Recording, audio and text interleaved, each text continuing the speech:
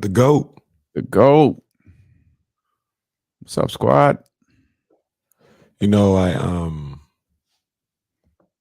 part of me is like complaining about how cold it is and all that other stuff, but it's about to go away real soon. So I'm just gonna shut my mouth. Yep. Because I saw what's going on after Thursday. Goodness gracious. No buffer period? I'm more of a, never is, man. I'm more of a winter wardrobe guy. So I've spent like the last week and some change trying to figure out the summer vibes.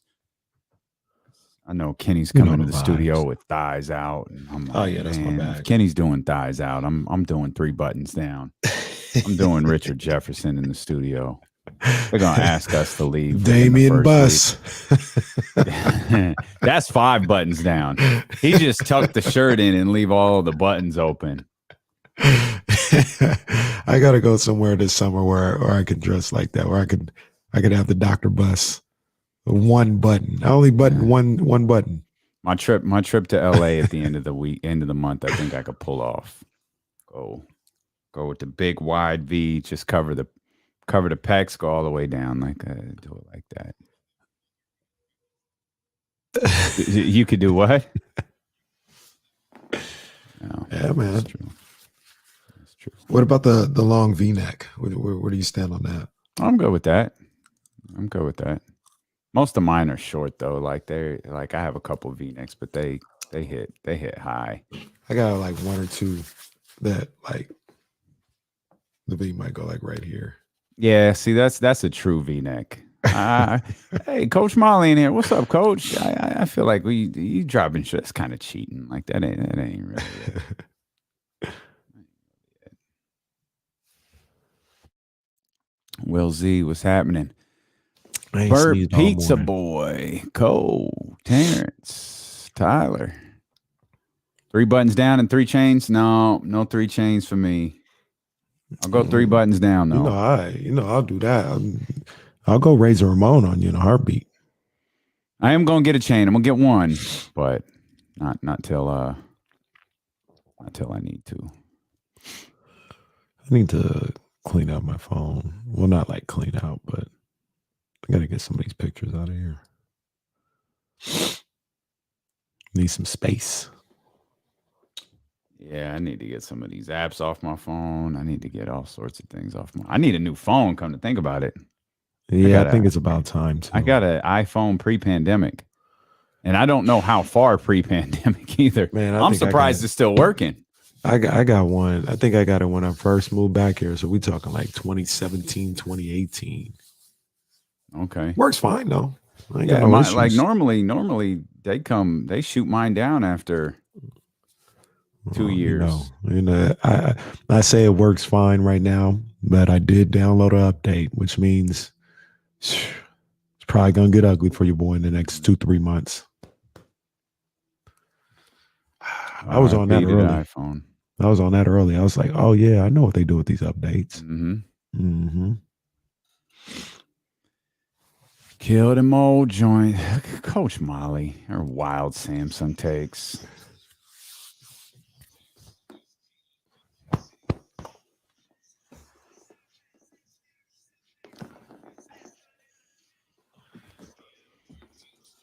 What's good, baby? Come on in and stay a while. Welcome into the May 10th edition D-Lo and KC. I'm Damian Barling. We'll run that back. We're not acknowledging them today. We're running back. I'm Damian Barling. Acknowledge me. Acknowledge me. He's Kenny Caraway. Yes, sir. Acknowledge me.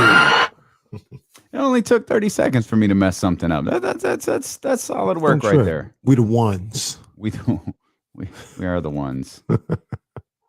That's a Jay-Z song, and I was trying to think of the next lyric and couldn't. So that's 2 messes. I am. Well, it's 3. 3 Jay-Z songs? No, I'm saying it's 3 misses because that's the bloodline. Bloodline. That's what they say. We the ones. But I'm thinking of the Jay-Z song. We can't sing that one anymore. I just realized what song it was. It's that's it. Where do we stand on that? Like, what if it's a feature? I do wrong? They're just standing there. He didn't even throw the ball back in.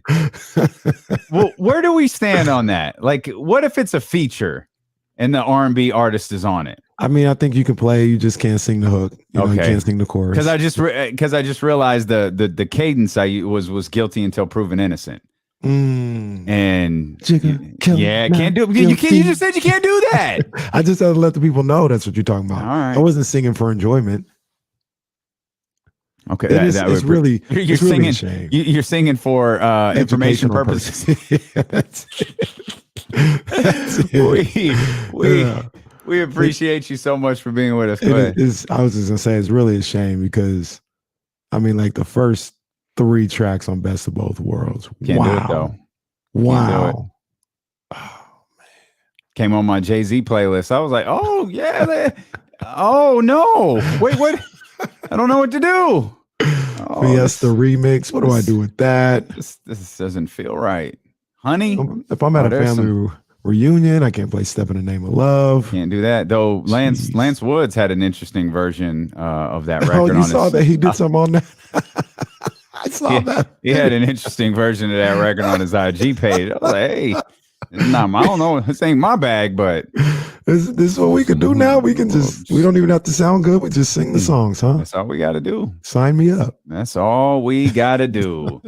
The jokes are flowing here 3 minutes into the show, and the jokes were flowing last night, both at the expense of the Kings and in favor of the Kings, as we found out just after the show ended that Mike Brown would be filling in for Steve Kerr in Game 4 of the Warriors-Grizzlies series. And, of course, once Mike Brown wins, it's the playoff drought is broken. I don't think any less than 50 people made first Kings coach in 16 years to win a playoff game. And I thought they were going to get when they made that. Well, my favorite is when someone thinks they're the only one who's going to make that joke. Like everyone's timeline isn't going to be flooded with the same. Oh, I got one. You typing it out? Send. Boy, these kids are some circus clowns. They think they're getting that laugh. They're getting the Floyd laugh. No, I've seen it 12 times now. They're getting the Janet Jackson eye roll. That's what they're getting. Shout out Danny in San Francisco. Danny in San Francisco taking shots at the Sacramento Kings. Charles Barkley taking shots at the Sacramento Kings. There's a debate as to whether Steph Curry was taking shots at the Sacramento Kings. And I'll say this. Shout out John Sterling. What did I do wrong? What did I miss? Did I miss the shot that Charles Barkley took at the Kings? Oh yeah, no. I thought it was funny. This is Charles Barkley here. We go to the breaking news desk and Charles Barkley. Hey, if Mike Brown loses this game, he's going to get fired by the Sacramento Kings tonight. Breaking news. Hey, Mike, you better not lose this game. You better go to Steve Kerr house tonight and catch COVID and beg for your job back. That's the funniest thing Charles ever said in his life. Like he laughing it up after that. I thought it was funny because it's a fair. Good. I didn't think it was a shot at Sacramento. That's why. That's definitely a shot at Sacramento. No, you lose. You're gonna lose your job. We picked the wrong guy.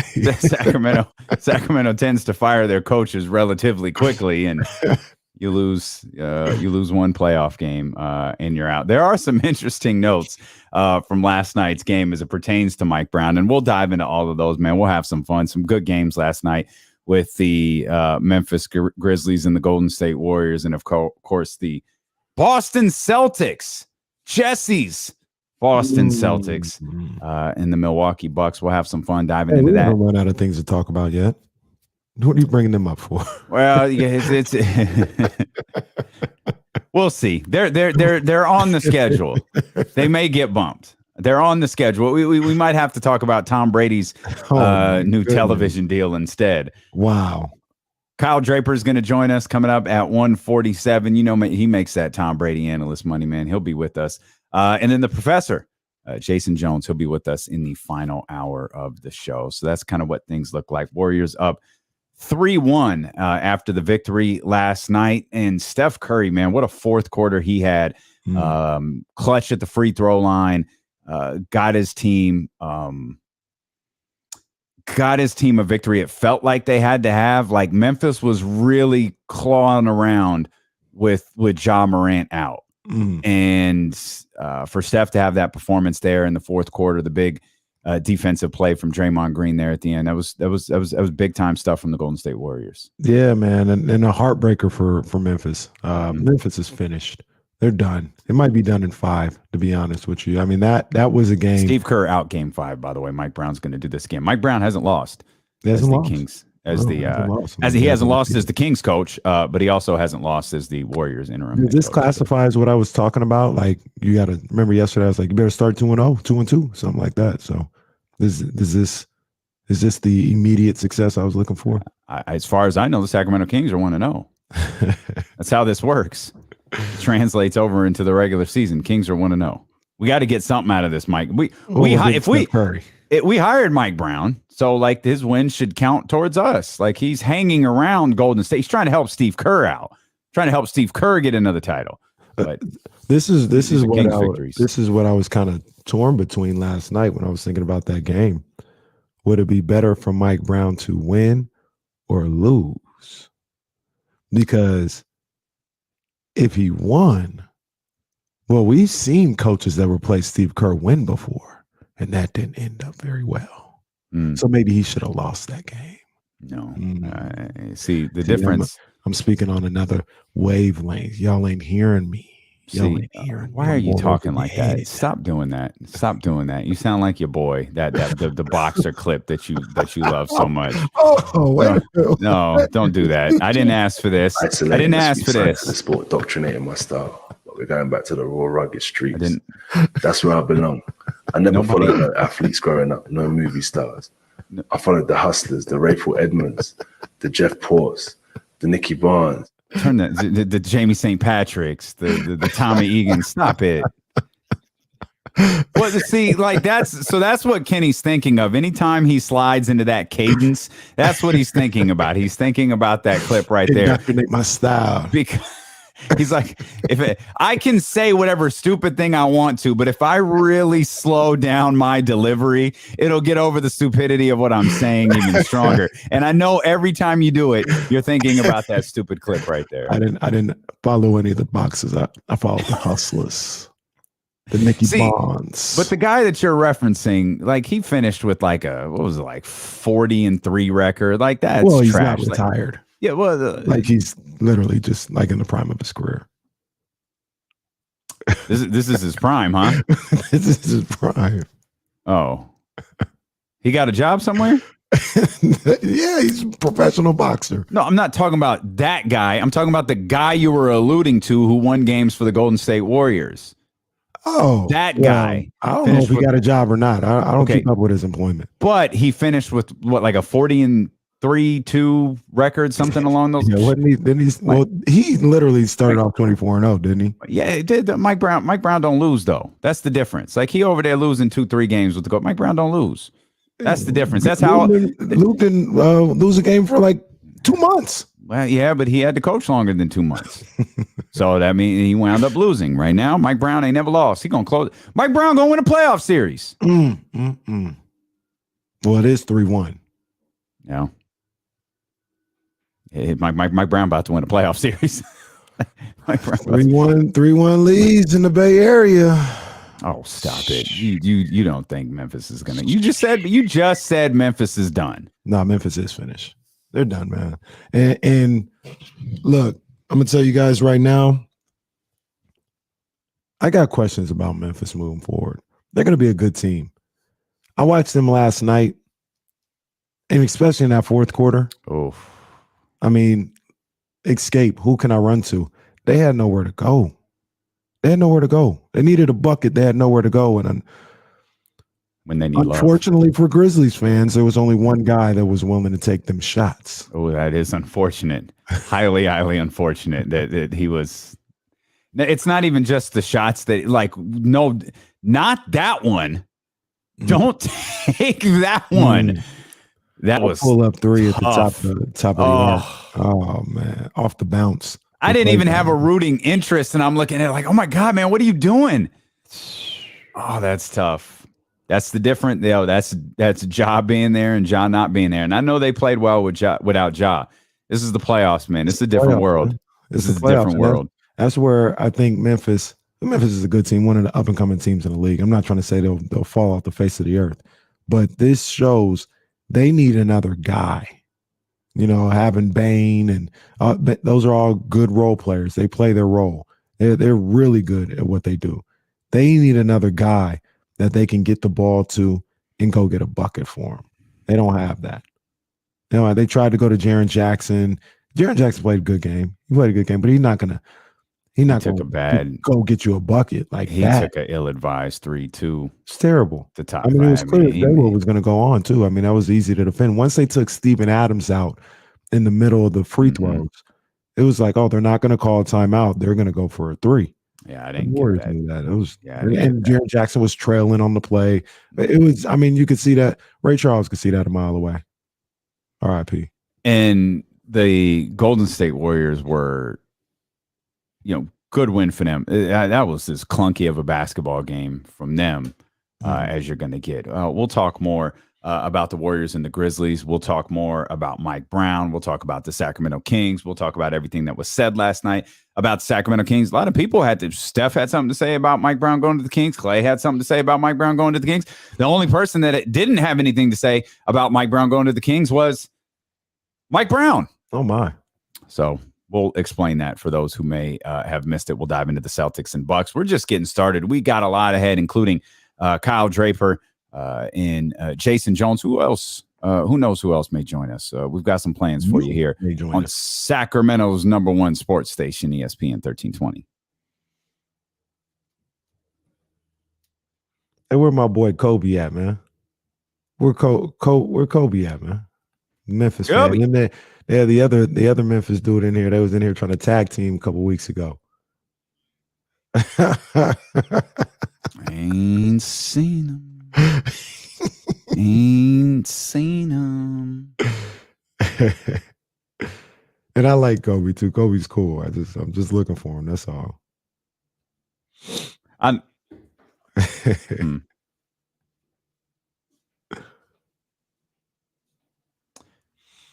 Boy, that 6th inning for the Giants was something. Hey, man. Big ups, man. Big ups. Big ups, big ups. Rasta now. They're flexing. Nah. Me out of respect. No.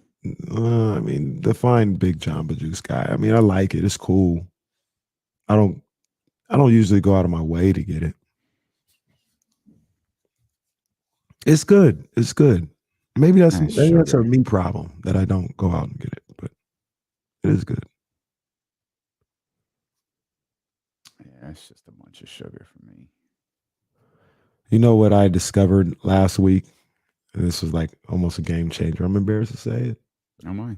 But ordering Chipotle through the app or online. And I get it. And then I drive up to the Chipotle and I just pick it up. Mm-hmm. Like I don't even have to wait in line. It's sitting right there on the takeout desk. Just come get it. Come get the bag. Mm-hmm. I said, what? Bastards. The only thing about Chipotle, the only thing about that, like I learned the last time I went to Chipotle, I actually don't like it anymore. But two, I need to see you make my food. Because not all burrito bowls are created the same. And if why don't you put a little more rice on that dog, right? See, I tried to do that one time. I almost smacked the hell out of the guy because I was like, "Hey, man, can I get a little more carne on there?" Mm-hmm. He's like, "Did you pay for more?" I said, "Excuse me." I said, "What'd you say?" I almost smacked the hell out of him right there at Chipotle. That would have been problematic. Little teenage kid. I was Chris Paul on his ass. I'm a little teenager. I'm gonna see you. I'm gonna see you. I told him I'm gonna see you. That is underrated right there. It's underrated. The little dude had to go back and get the purse. There was a great still shot of the lady with her hands on her son trying to get him to go upstairs. And it said, that's the look of a woman who's seen this before. Oh, badass kid.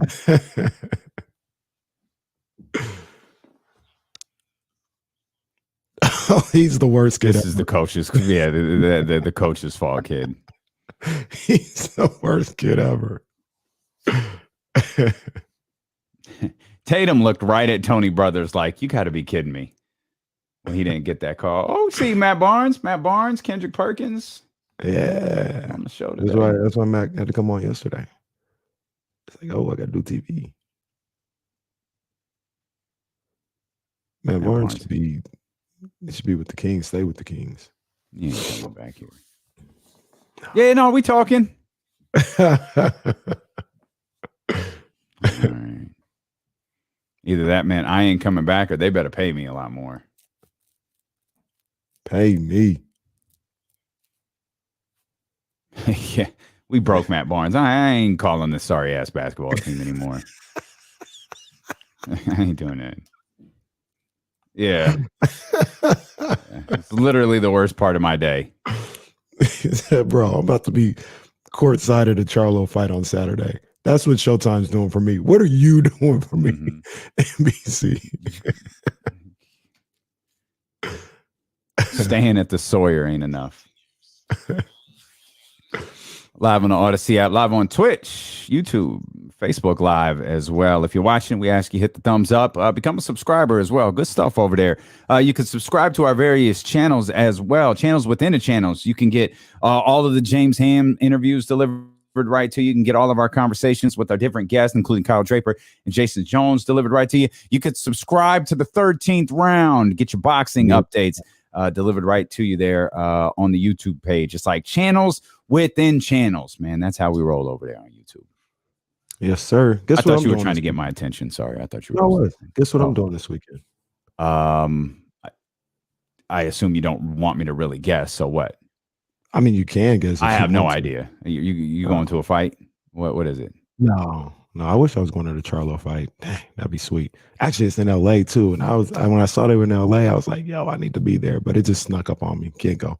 It's neither here nor there. I'm golfing on Saturday morning. Okay. Yeah. First time? First time. Well, like I said, I did a 9-hole course in Compton one time. So I don't know. I don't even know if I think this is an 18-hole course. I don't know if I'm doing it. I don't know. I have no idea. But I'm golfing the other day I went to, I got to get the gear. I can't come out there in Jordan shorts. I can't come out there in, my Georgetown shorts. I gotta look the part. Yeah. And, I'm not going out there with no disrespect to nobody. I'm not going with no Asics. Can't do it's that. Gonna be some Jordans or some other kind of Nikes, and they got the Roshi golf shoes. Seen that? Man, I don't even golf like that. I'm gonna but drop you did this it. for that. You did it. It's fine. Well, I didn't do it yet. It's gonna happen. I'm just saying, it's gonna happen. But yeah, I'm gonna be out there. Okay, hacking the ball around. Ain't that what they say? Just I think that's what they say. That's good. You got a set of golf clubs and everything. It's a big moment for you. Going out with Doug Christie and Bobby Jackson. No, shout out Coach Chris. He gonna let me use his extra pair of clubs. I have to get some clubs though at some point. I'm not gonna have to buy this weekend, but what I need somebody my clubs to do. Are so old. The company who made my clubs don't make clubs anymore. Oh no, I got old Nike clubs. You couldn't tell me these were bad clubs. They were Nike clubs. I was like, oh man, let's rock. Some of them still new. I think some of them ain't even been swung yet. I don't even care if they are bad clubs. I'm still using them. They're Nike. I'm just using them because I ain't buying a whole new set of golf clubs. So I'll hit, if I ever go out golfing again, I'm hitting with the classics. And this is what I need the people to do. One time, I think I might have saw this one time too, but one of the homies, he found like some brand new golf clubs, might have been Callaway or something like that, at the Goodwill. Spent like $50 on them. I need anybody if you're going around to these played against sports. I don't even know if they still have played against sports. All this other stuff. Keep an eye open for your boy real quick on some golf clubs. I'm not looking to spend more than $50 at one of those spots. Okay. So I can tell you that's probably not going to happen. You're not going to get a set of golf clubs for $50. I've seen it happen. First of all, I just need that magic to happen again. Like I said, I just want to be clear. Your boy got a full set of golf clubs for $50. Yeah, for real. It was at the Goodwill. Like I said, it wasn't like he went to Dick's Sporting Goods and got it for $50. He was at the Goodwill, and you never know what people give to the Goodwill. Apparently, somebody gave some damn near brand new golf clubs. A whole set of golf clubs to the Goodwill. I have given plenty of damn near new shoes that didn't look quite like I thought I would on many occasions to the Goodwill. Online ordering. Hey, I'm like, hey, yo, can I see this in person? No, sir. You've got to, like the new thing now, you got to buy cars online. Like you can't even go somewhere and buy a car anymore. On, it's like, can I see it? Car online. No, in fact, you can't. Really, I can't. My car or my house online. I'm not doing it. I can't see the car. Nope. Just trust us, pal. All right. Oh, I mean, I guess that's 2022 now. David Jackson said Casey got a new segment, the 19th hole on the way, and Dr. David stating what we all suspect: Kenny out there golfing this weekend with Vivek. I mean, if Vivek want to come golf, he can. I ain't got no problem with Vivek like the rest of you. We know you don't. Do. We know you don't. Like, hey, courtside and you're out there golfing with him. It's good stuff, man. I'm here for it. I'm excited for it. I'm gonna need some pictures. I'm gonna need an IG story of the fit of the shoes of the clubs. I'm gonna be out there on the links. Ain't that what it is? The links. Yep, that's it. I'm gonna need to see this. I'm gonna need to see the swing too. I mean, my swing is all right. That's fine. I just said I'm gonna need to see it. I'm not asking you to evaluate it. I'm saying we're gonna need to see it. Yeah, that's no problem. That's no problem. I just don't have no touch. Well, yeah, I don't think that's something. If you're not playing regularly, backspin and all that other stuff. I don't know nothing about that. See ball, hit ball. You're probably not gonna develop one unless you start playing more regularly. Shoot, I just need to go to Talk Golf and use that in the morning. Yeah. And it's going to be hot too. Yeah, this ain't a 2-hour adventure you're on there, pal. Like you're going to be out there for a minute. Remember when Tiger started at like 10:50 and his round was wrapping up when our show ended? Yeah, that's a good golfer doing that. Imagine what it's going to be like when you hitting the ball 2-3 times as much as Tiger. Man, just give me the Kenny. By the way, Kenny's off Monday. He's got to finish his round of golf. So Kenny will be back with us on Tuesday. Just give me the cart. I'm not walking nowhere. Put the clubs on the back of the cart. Let's keep moving, man. Where are you playing? I don't know. I thought I was playing at Valley High Country Club, but I looked at the flyer again. That's not where it's at. So I don't know. I think it's at Valley High Country Club. Okay. Yeah. Well, good stuff, man. We're anxious to hear about your golfing ventures for sure. Warriors went up last night 3-1. I think we both think the Grizzlies are done.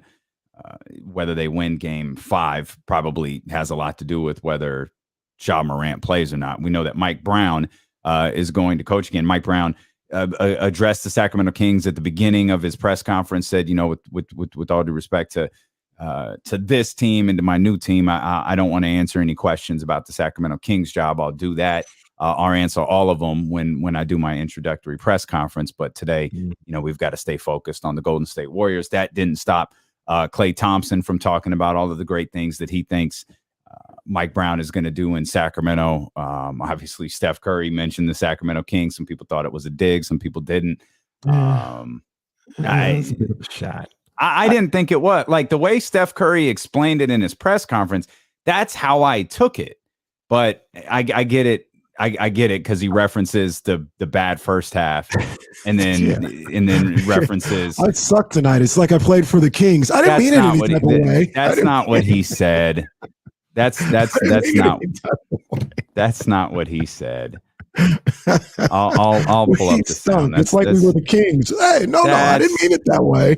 That's not what he said. He said it. I'll find the sound for you. Talk amongst yourselves here for a minute. Here it is, right here. And I'll say this: I don't think he was intentionally trying to shade the Kings, but it was absolutely shade to the Kings. I don't think it was. Coach Mike Brown is now 12-0 coaching you guys in the playoffs. Is there any conversation to keep him from going to the Kings next season? You talk about historically bad shooting, and a lot of history was made. He's named head coach twice, 24 hours. I felt like we got traded to the Kings overnight. I don't know how to explain all this. We're obviously happy for him and his next gig, but for him to step up with the last minute call with Coach Kerr out, so it's what we're about. Coach Kerr and his staff, they all do it together all year long. So I know coaches at home right now super proud of the way that we performed, the way Coach led the whole staff. So we've had to keep doing it until Coach gets back. Oh, there it is. Come on, man. He said, you talk about historically bad shooting. It's like I got traded to the Kings. Okay, so here's what Steph said later.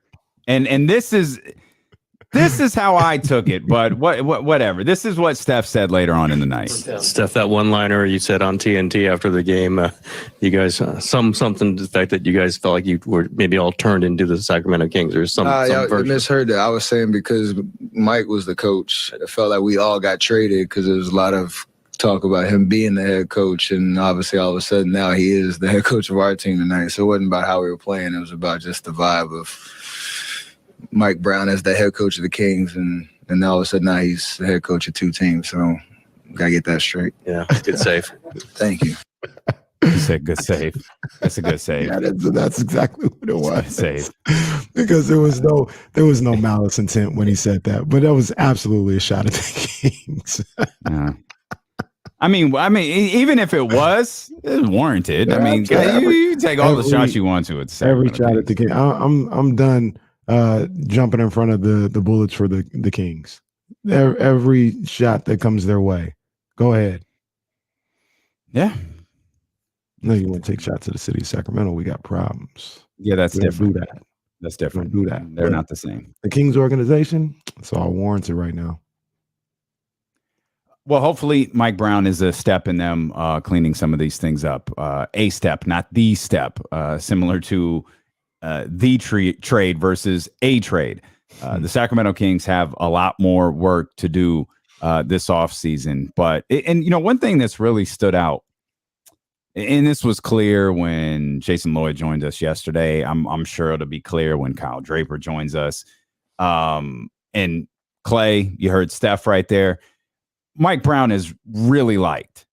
And I think when you like someone, you're more likely to respect that person. I think that I think that bodes well. Listening to Jason Lloyd talk about, how he thinks Mike has grown in his time with the Golden State Warriors. It's going to be interesting to see, because when you read the stories about Mike Brown in Cleveland and even Los Angeles, Matt Barnes talked about this a little bit yesterday, kind of the OCD personality, the 3 hour, I think Jason said there was a 3 hour summer league practice one time, the attention to detail. And that's the interesting thing with this squad, man, is this Sacramento Kings team, it's not young.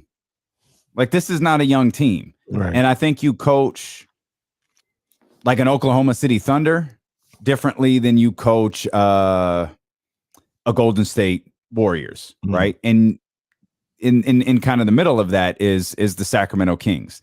You have a team with some young guys on it, with some veterans on it. You can't coach them all the same way. In 3 hour practices for a guy like Harrison Barnes or Domantas Sabonis or probably even De'Aaron Fox at this point, that ain't gonna fly. Maybe it's cool for Davion or whoever they draft in this upcoming draft. Maybe it's cool for Neemias Queta. But that's a fine line that'll be interesting to see if Mike Brown has learned to walk, because from what we've learned over the past couple of weeks, he didn't know how to walk that line before. Let me ask you a question. Let me ask the people a question. I want to see what you guys think, because we all say that the Kings aren't a young team. Would would we say the Grizzlies are a young team? I don't think so. I would say they're a young team, but are they? They have a good little mix. They got your Steven Adams, but I guess they got your Kyle Anderson. But is Ja young? Like I guess that's also what I'm getting at, right? So, like people say Ja's young. He's like a year younger than Fox. Yeah, I don't know how to define young anymore. I don't know, and it gets blurred too because some people look at age, some people look at how long you've been in the league.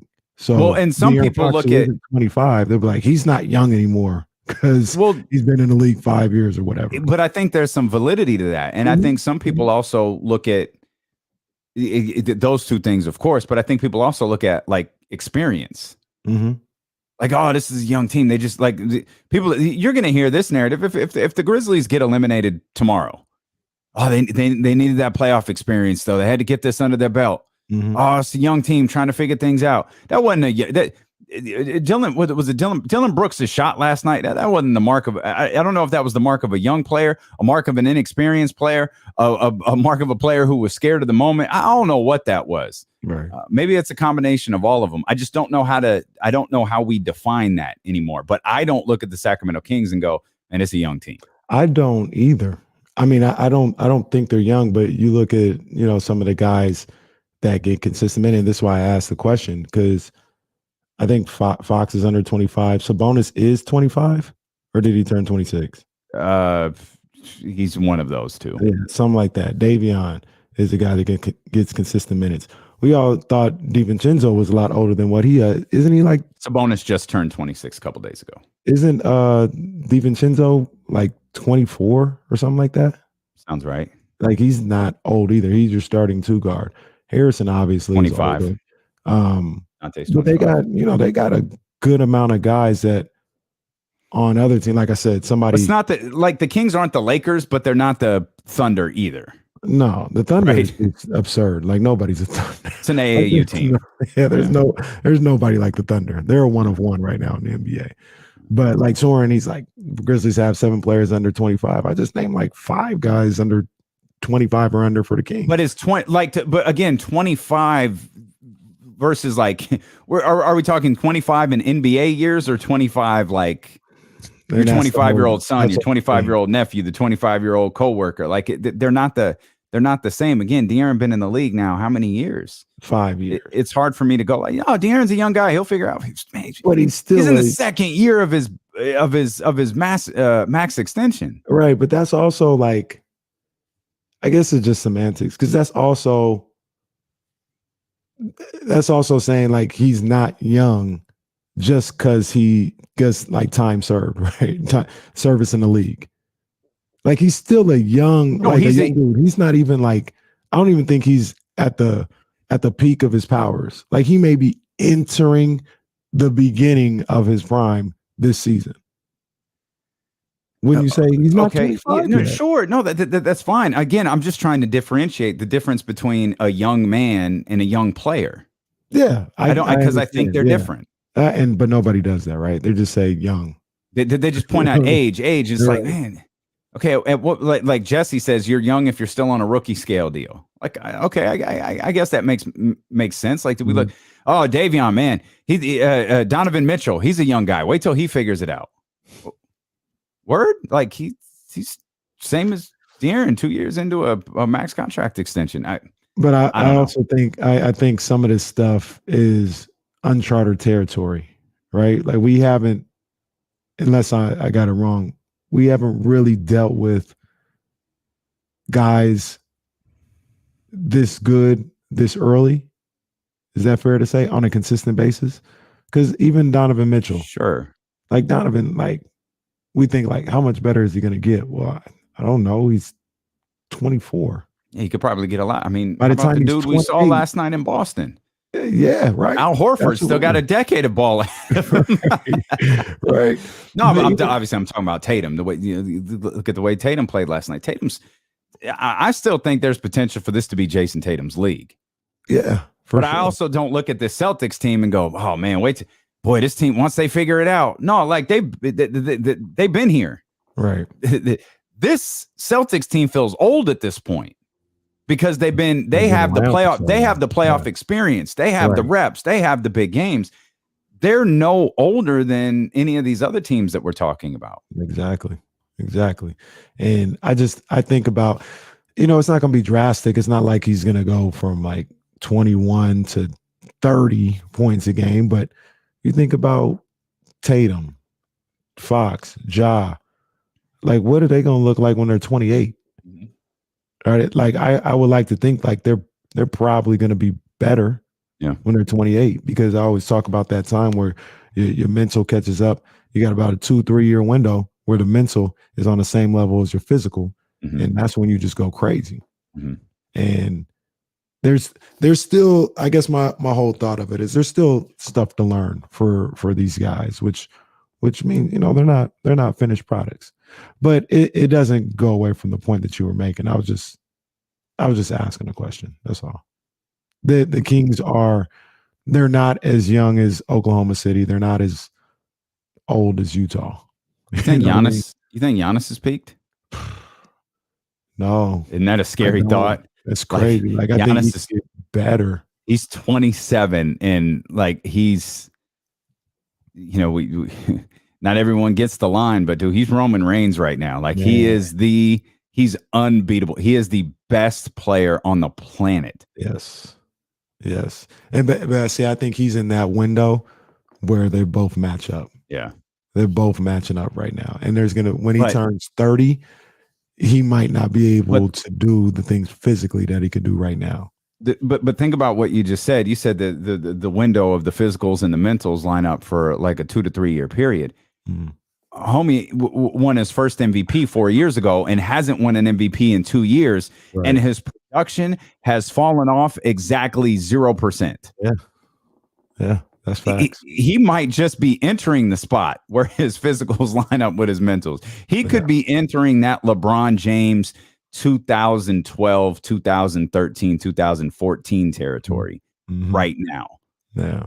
And because he's one of those special guys like that, right? Like even him and LeBron, like we feel like we just started to see some physical decline from LeBron, and it really didn't change his production. Yeah, right. I was right. He's still producing at an unbelievably consistent and high level, but now we're like, he can't do this the way he used to. You know what I mean? He can't do five. He can't do 5 chase down blocks a game anymore. He could do 2. Right. Okay. So I don't know how I got on this. I heard something. I don't either. I don't even know what led us into this. Because we were talking about how. But it's a fascinating conversation. Mike Brown and the way he coaches. There it is. Like a young team versus an old team, and I think the point you were making where the Kings aren't young, like how impressionable are they going to be? They're not young. They're not old. Like he can't, you coach, you just have to adapt your style based on your roster. Like every player can't be coached the same way. Every player can, there are guys who would eat up 3-hour practices. If Mike Brown walked in and said, we've got a 20-hour practice today, Davion Mitchell would be hyped. Everyone else on the roster would leave. Like you've got to be able to recognize those things. What gets the most out of my players? You've also got to, you've got to factor IQ into it too. Basketball IQ. You got a lot of smart basketball players on the Golden State Warriors who can pick things up in short practices. Again, that's going to be a difference between that team and the Sacramento Kings team. And I guess what it all really, really boils down to is it's awesome the way Steph seems to feel about Mike Brown and the way Klay Thompson seems to feel about Mike Brown. And certainly, Steve Kerr's remarks yesterday. He's not the boss. It's different when you're the boss. And I'm sure all of those guys think highly of Steve Kerr too, because they're winning. But when you don't have that level of excellence, like everything is about to change for Mike Brown. You just hope he can command that same level of respect from his players as the boss as he got from this roster in Golden State. Absolutely. And then on the flip side of that, I would say and this is maybe not real life, maybe it's a fantasy land, but this Kings team whatever he's trying to do, you should have no objections to it. What have you done? That's right. Yeah. As far as winning, not taking a shot at anybody's personal skill or nothing like that, but as a team, as a franchise, is winning. What has anybody on this roster done to look at it and be like, that's ridiculous? I'm not doing that. Excuse me? You're part of a 16-year playoff drought. Mm-hmm. The man said we having 4-hour practice, we having 2-a-days. You need to be trying that because what you're doing ain't working. So I'd have, like, personally, if I was on the squad, I'd have a problem with anybody that had a problem with anything he was talking about doing without seeing it work or not work first. Like, if he's trying to do this in mid-January and they're 10 games below 500, yeah, all right. Hey, coach, this isn't working. But come training camp, summer league, whatever, like, all right, need to be looking at the possibilities and doing that. By the way, this you talk about players objecting to stuff. I think there was a time where players in Sacramento Kings uniforms in very recent years have objected to stuff. It has gotten you absolutely nowhere. It got the best coach that you've had in the last however many years fired and replaced with Luke Walton. And that got you absolutely nowhere. Mm-hmm. Yeah, this isn't, the Kings don't get the democracy. The true way to walk in is like, hey, y'all suck and I'm here to fix it. Obviously, Mike Brown can't say anything along those lines, nor would he. I'm sure it'll be, more of the lines of, hey, let's get out there, let's fix this thing together. But in Mike Brown's mind, he's got to be thinking, man, this team is a disaster. I'm gonna go in there. We're gonna get this right. Mm-hmm. I'm gonna be the one to turn this around. I'm gonna be the one to get this team back cooking again. We'll talk more Kings basketball. I got a question too on Kings basketball related. Just all right. We'll open up with that. Want to talk about the Celtics and the Bucks as well. That's a fist fight. I got a question for you regarding that series. And if you want to get in on these phone lines, man, we'd love to hear from you as always. 916-349-1320.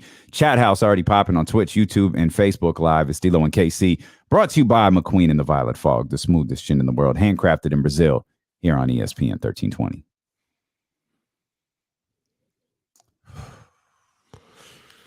Hey, young Kobe. Like I said, I like to ask these questions from time to time. No dig, just genuinely curious. Why do you listen? Why you tap in to the show? He's in here every now and then. Maybe he's in here when he doesn't respond either. But what brings NBA young Kobe to the show? Especially considering the fact that all he does is come in here and argue about what we say or what anybody chat. Like, young Kobe don't agree with nothing anybody ever says. So I'm just curious, like, why do you keep coming back? We appreciate you. I ain't saying leave. I mean, Tyler's right, though. Be nice on them keyboards. I mean. Okay. Are you in Sac or where you at, young Cole? You ain't got to give me your address or that. I'm just trying to figure out.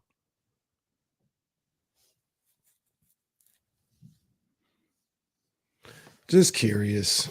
Al Horford.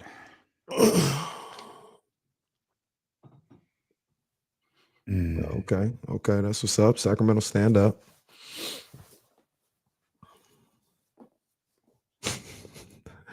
Oh my God. They retired them jerseys up in Boston. They're running out of numbers. They're gonna start giving out letters.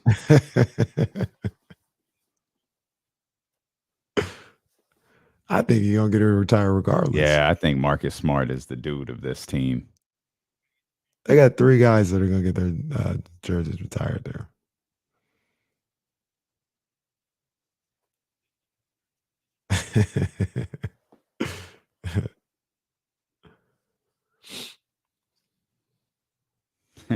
That underhand shot was wild. Rolls over, looks right at Tony Brothers like, bro, you've got to be kidding me.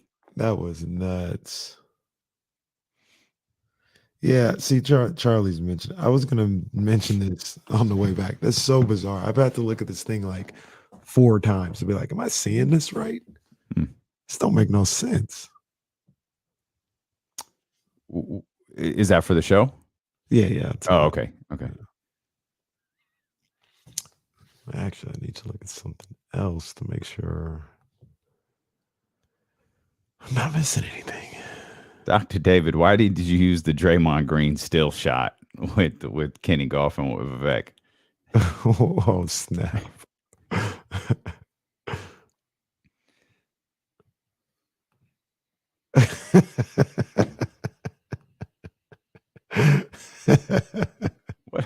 What is happening? What is Park doing here? I need to see. Brian Windhurst is standing way too close to the camera. Oh man, that is just too much. Can you how's that bark go again?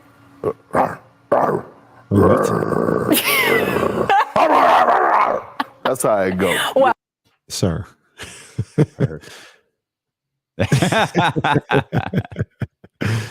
and now I'm seeing it. Yes, Brian, why are you that? Why? Yeah, like why? How come no one? How come? No need for this. How come no one's like, hey, fam, just back up?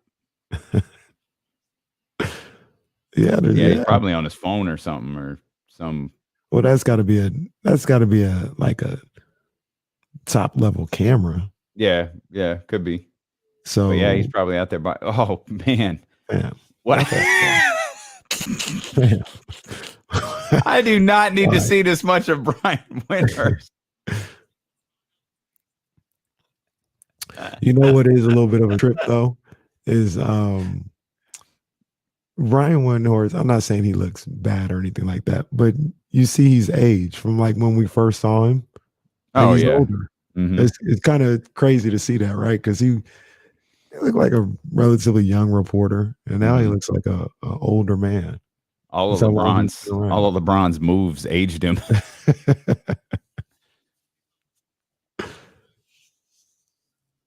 No, what? I vaguely remember it.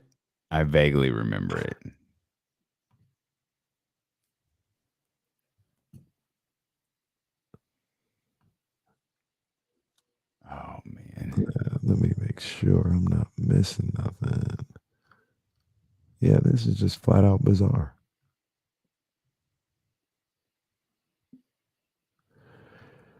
I'm not going to complain though.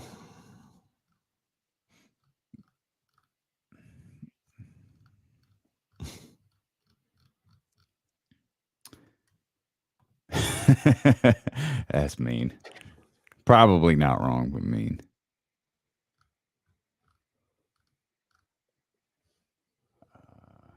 Let me see.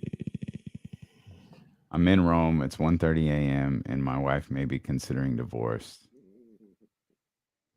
I leave. Analysis of Cavs Celtics. Oh man, we're over here. We seeing people just grow up, grow old. We're watching. They're not old people. We're watching NBA TV, or what's the show called? NBA Today. Yeah, and they did a remote shot of Brian Windhurst that he was just standing so close to the camera. And they do the two shot. For those who are watching, that is exactly what Brian Windhurst looked like right there. What Kenny Caraway just impersonated. That's what Brian, like, he was just so uncomfortably close to the camera. I'm like, hey, what's wrong with you? Do we have a problem? I felt like Chris Paul, like, I'm going to see you. Brian, I'm going to see you. Like, you won't back up. Like, you look like your TV is about to challenge you to a fight. Like, Brian, back up. How come no one told him? Mind your business. Yeah, like, told him, just fam. Yeah, I don't know. I don't personal know space. I have no idea. I know there ain't no way they weren't laughing on the set the second they went to commercial. Come on, is Matt Barnes in there with Kendrick Perkins? There ain't no way they weren't laughing the second they went to commercial. Absolutely. Malika Andrews probably asking, why is this dude in my face like this? They cracking jokes left and right. Dude, they probably talk to him about it. Like, Brian, you were like uncomfortably close to the screen.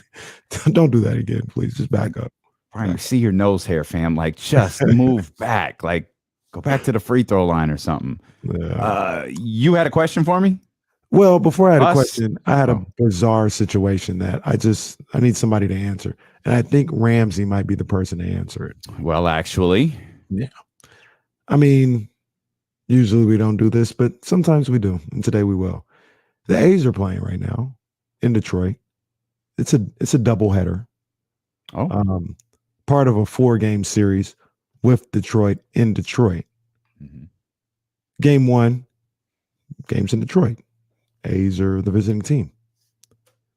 Okay. Game 2, the A's are the home team. They're flying back to Oakland after the game? I questioned it. I was like, is that what's going on? No. They're just the home team in Detroit. And then for the next 2 games, it'll go back to Detroit being the home team.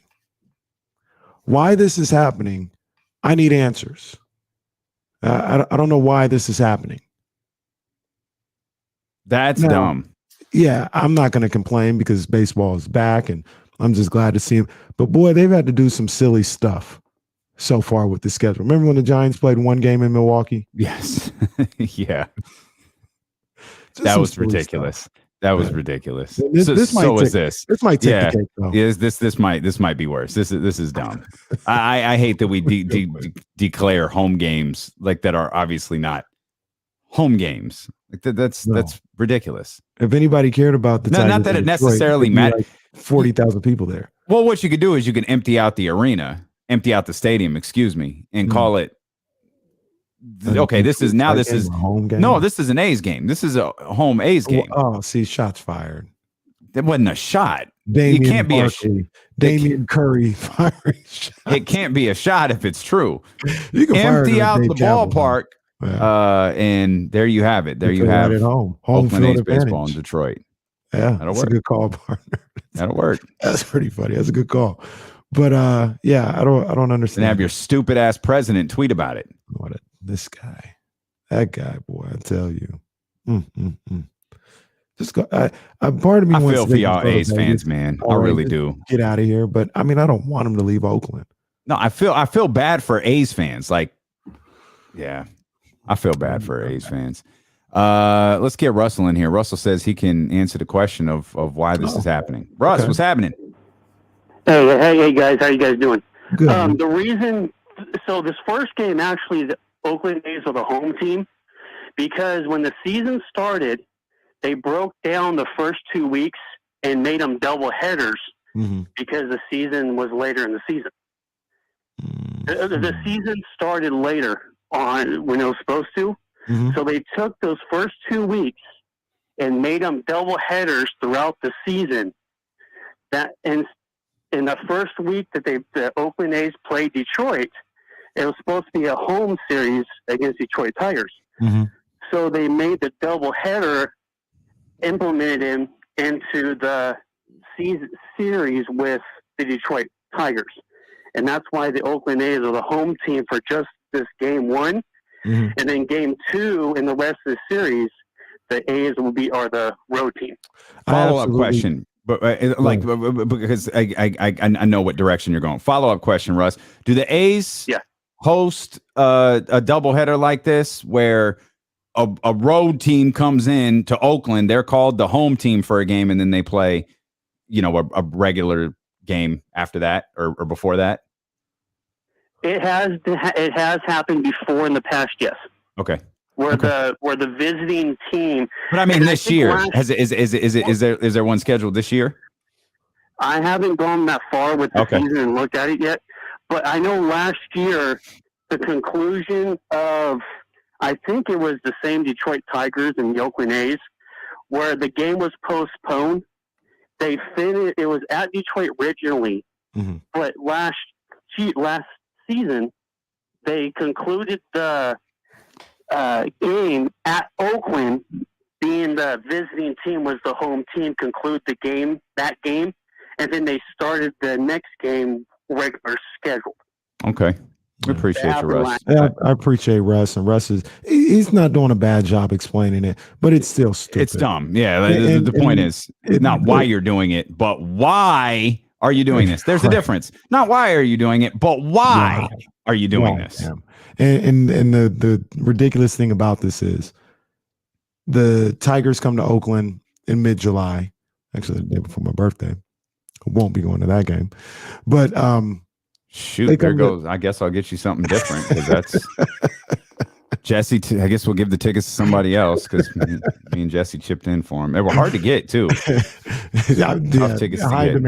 High demand. Yes, in Oakland. But they're coming for a doubleheader, a 2-game series against Detroit. Essentially, this game that they're playing in Detroit, where they're the home team, that is, making up for that being a 2-game series. Like, essentially, that's your third home game against Detroit. But you're not at home. So no need to call it. Just say you play 5 games on the road and you play another. They're not getting the revenue. The A's aren't getting the revenue from Detroit. So just say you play 5 road games, 2 home games against Detroit, and keep it moving. You're listening to D-Lo and KC here on ESPN 1320 KIFM West Sacramento, KRXQ HD2 Sacramento, and Odyssey Station, and driven by Lasher's Elk Grove Dodge. We got Kyle Draper set to join us. Later on this hour, we got Jason Jones, the professor, culture writer over at The Athletic. He's going to join us in the final hour of today's show. You can join us anytime you'd like, 916-349-1320. Now, you had a Kings-related question for me. I did. We had Matt Barnes. Yeah, for everybody. We have Matt Barnes on the show yesterday, and like Matt Barnes, this is why we like having Matt Barnes on. Matt Barnes he say what he feel. Mm-hmm. No filter. Literally, if he has to curse, he has to curse. So no filter. He's gonna tell you how it is. Excuse my language, though. And he talked about Mike Brown as he's a good basketball guy, but I think one of the things he was saying was, there's some guys that he looked at him as a lifetime assistant. And this was a guy who played under Mike Brown and played on a team where he was the head coach. A lot of people didn't like that. A lot of people kind of dismissed that. And I just ask, why would we dismiss that? Why would we just kind of be like, because I heard a lot of, Matt played for him 8 years ago. How can he possibly know if he's changed or not? He didn't really say that. He just said, this is my concern that I get from spending a whole season with him and seeing how he is as a head coach. And I want to say he probably saw him as an assistant coach too, right? Was Mike Brown on the teams where Matt Barnes was in Golden State? Feel like he might have been. I don't think so. Was Matt Barnes hasn't been on these Warriors runs, has he? Yeah, he won like one of the 2 Kevin Durant teams. He was on that team. Then Mike Brown's been there for all of them. So yeah, because Mike Brown's got 2 rings with the Warriors. So the only one he wasn't there for in both settings. Yeah, Matt's seen him as a head coach and seen him as an assistant coach. And I just feel like that kind of got dismissed, or it was like, what does Matt know? He hadn't played for him in 8 years. And I was just, I didn't realize that people took it that way. I took Matt's words very, they kind of hit me in the chest, like, well, damn.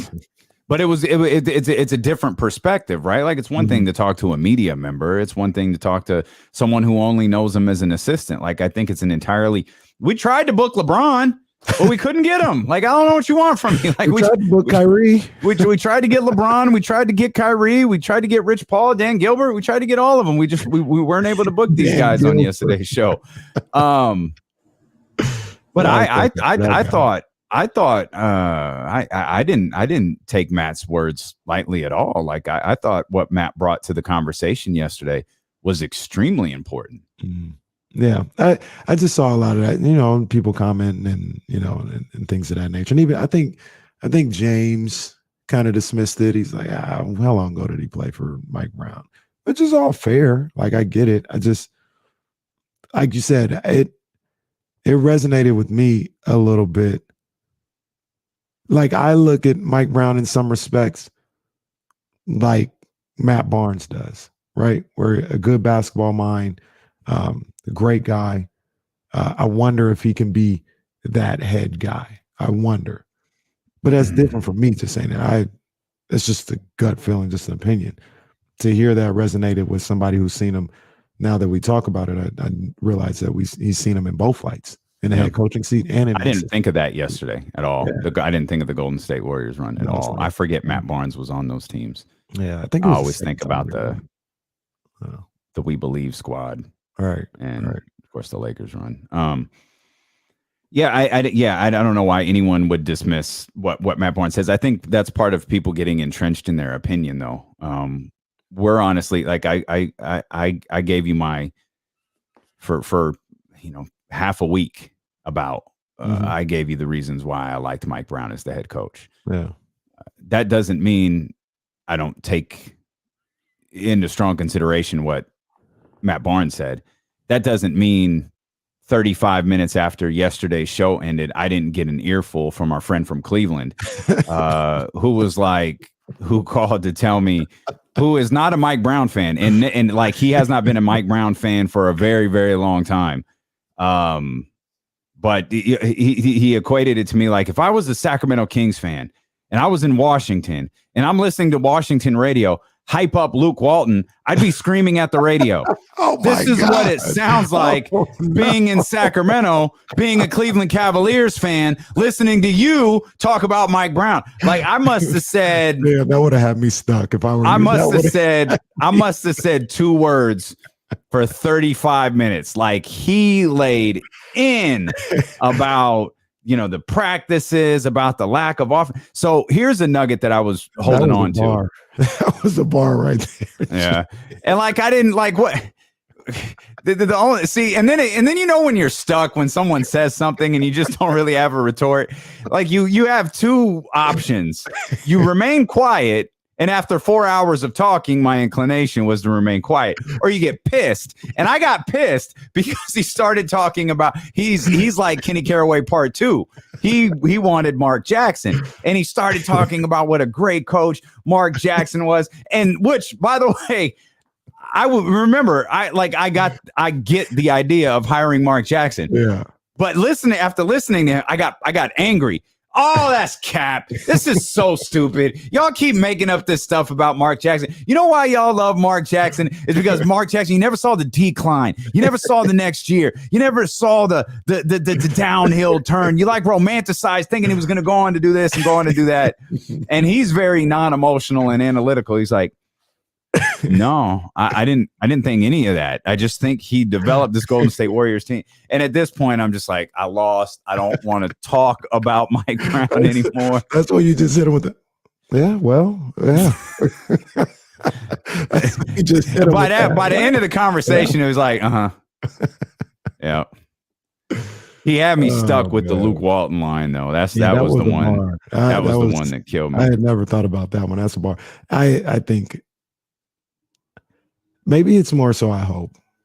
I got to be honest. Maybe that's what it is. I hope Mike Brown is as good as I hope he can be. I think he can be. I'm telling you, the confidence isn't there though. That's just the gut feeling. I'm not here to. I don't think he's going to do bad. It's just a confidence. But I also feel like for me personally, I could see any coach going wrong. And that would be kind of what my thought is right now in Sacramento because they haven't done nothing. We haven't seen it turned around from anybody in the last 16 years, and that encompasses like 8 or 9 coaches. So I don't think they could hire Pop. They could hire Phil Jackson. I would be like, yeah, he's going to fix it. I'll be like, this is going to be George Karl. This is going to be the one spot where he couldn't get it done. You know what I mean? So I don't look at George. I don't put George Karl in that equation though. He's not, but I mean, the facts are this is the only place where it didn't get done. He was the same George Karl. Go ahead, do your voice. Do your voice. I wish you tell the whole story. I wish you tell the whole story. You know, when you talk about George Karl, I wish you tell the whole story. Thank you. And the whole story is he was at the end of his career. It was a bad hire. It was. They shouldn't have done it. Like and God bless him, man. I don't believe he's a very good person, but like you don't wish the type of battles that he had on anybody. Right. And like that's taxing. Mm-hmm. That's taxing for you, me, an accountant, a restaurant worker, a regular person. Man, how taxing is it for a professional basketball coach to go through all of that stuff? Yeah. And I don't know, man. If obviously if Mike Brown doesn't work here, it's a failure. But it's not. I won't equate it to George Karl. George Karl wasn't a George Karl failure in my mind. It was an organizational failure of hiring George Karl. Do you think, and I don't want to say in the same respect, like it was a fail for hiring Mike Brown, but if Mike Brown doesn't work, do you think that's more on Mike Brown or the organization? History would say it's the organization. Because I don't think Mike Brown gets another chance, though. No, but I don't think he gets a job after this, a head coaching job. This will be the one place where he didn't succeed, aside from that one Cleveland year. I guess I guess I have to count it, but I don't really count that 1 year. But this he succeeded in Cleveland the first time, succeeded in LA. He got here, and when Jason Lloyd said that year was playoff or bust, I was floored. Like that, did Dan Gilbert know who was on that roster? Man, y'all thought you thought Kyrie was going to do that then? Kyrie, TT, who was the free agent he said they got? I can't remember. I got to look that up. But yeah, but I guess I kind of vaguely remember that now because that makes sense. Like that makes sense that they would try to be enticing to LeBron coming back. Like, in the cold piece, the cold piece was LeBron didn't want to play for Mike Brown. Like, I mean, and it's not the trade me, I don't want to play for him. It's that dude's got too many shortcomings. And I think there's a difference, and that's why I've tried to be careful in how we like evaluate all of this, because I do think LeBron needs a specific type of coach. I think Kobe Bryant needs a specific type of coach. I don't. Does De'Aaron? You know what I mean? Does Domantas Sabonis? Like they're not on the same level here. And so I think maybe you have to have like there's a specific way you have to coach LeBron James. I have no idea what it is. Ty Lue was very effective in the way he coached LeBron James. I guess Eric Spoelstra was too, but I don't know if that was more Pat Riley in the way he managed LeBron James versus the way Eric Spoelstra coached him. Yeah, and I don't want to take away from Spoelstra because he did a great job, but Pat Riley being there, being like, you guys better get along because he's not going nowhere. I think that had a lot to do with like it indebted all that. Like with LeBron, figure it out because I'm the man, and I'm telling you he's not going anywhere. With LeBron, you have to be able to tell him no, and he respect that. And I think Ty Lue told him no. I don't know what Eric Spoelstra did, but we know Pat Riley told him no. And the off one is David Blatt. I don't know if David Blatt told him no and he didn't respect it, or David Blatt told him no and he didn't care. I don't really know what the David Blatt equation is. And Frank Vogel, I feel like he was just, that's kind of my, at this point, it's whatever. I don't care. Luke Walton, he didn't even listen to. No. David Blatt gives off vibes of not the real person, but the actor in Winning Time who plays Westhead. Just jittery and just I don't know. That's a super famous actor too. What's that dude's name? He's from I know a lot of people know. I didn't recognize him, but he did the Forgetting Sarah Marshall movie. Like he's super famous. I just the role and the way he plays that character. Oh, he's so that is like David Blatt with LeBron. And I've had Paul Westhead was good friends with Mike Tebow. And so I've had the opportunity to sit down with Westhead. Like I've talked to Paul Westhead a lot. He does not come across like that at all. And of course, like I'm talking to retired Paul Westhead, not whatever that version was. But like I'm like, this is not Paul Westhead right here at all. That's how I feel Blatt was in Cleveland. Just constantly stressed. He got like irritable bowel syndrome. Like passing out in the locker room. Poor David Blatt, 916. The David Blatt ain't never come back to America again. Like he's just like he's done with this country in this league. I'm leaving. What's up, Chris? Hey, how you guys doing? Hey, so I'm sitting here listening to you guys, and I just wanted to call and so that with this Mike Brown, I've been thinking about the last couple of days about the hire, and I don't think really no one really knows until the next season's over. But I'm excited because the Kings actually went with a defensive-minded coach this time. Mm-hmm. But I was listening to what you guys were saying a few seconds ago about who blame would be if Mike Brown doesn't succeed. Mm-hmm. And, I'm just saying, like, it's got to be the players. Like, eventually you got to stop blaming the coaches, the GMs. Like, players play, right? Like, Mm-hmm. coaches coach.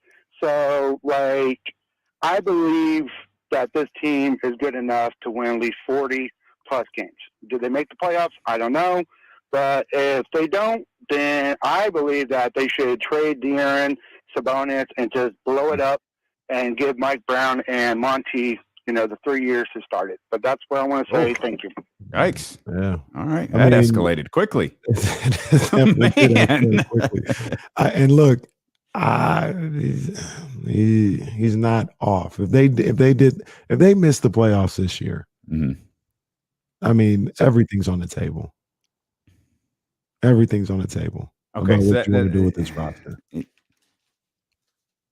I need to take a note because I want to ask you something along those lines. Okay, and it has to do with this janitor-sized key ring that we got here for De'Aaron Fox.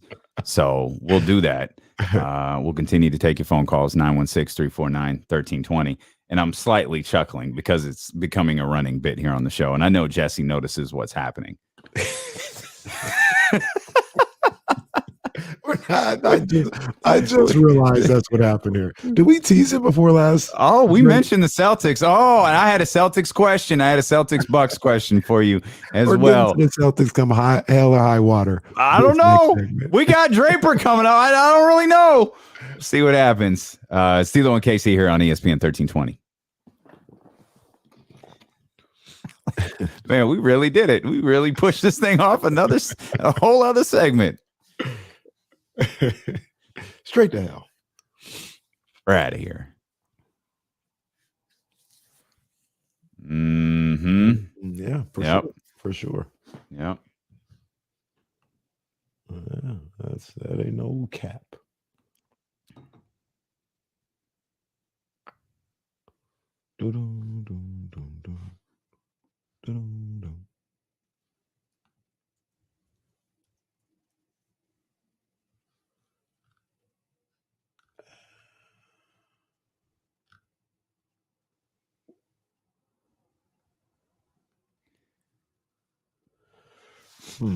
What to expect from Jameis Winston and the Saints?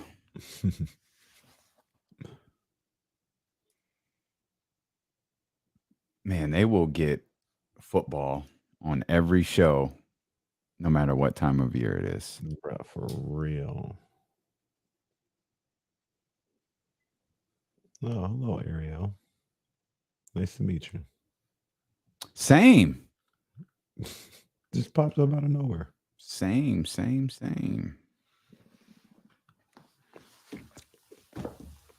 Oh, boy.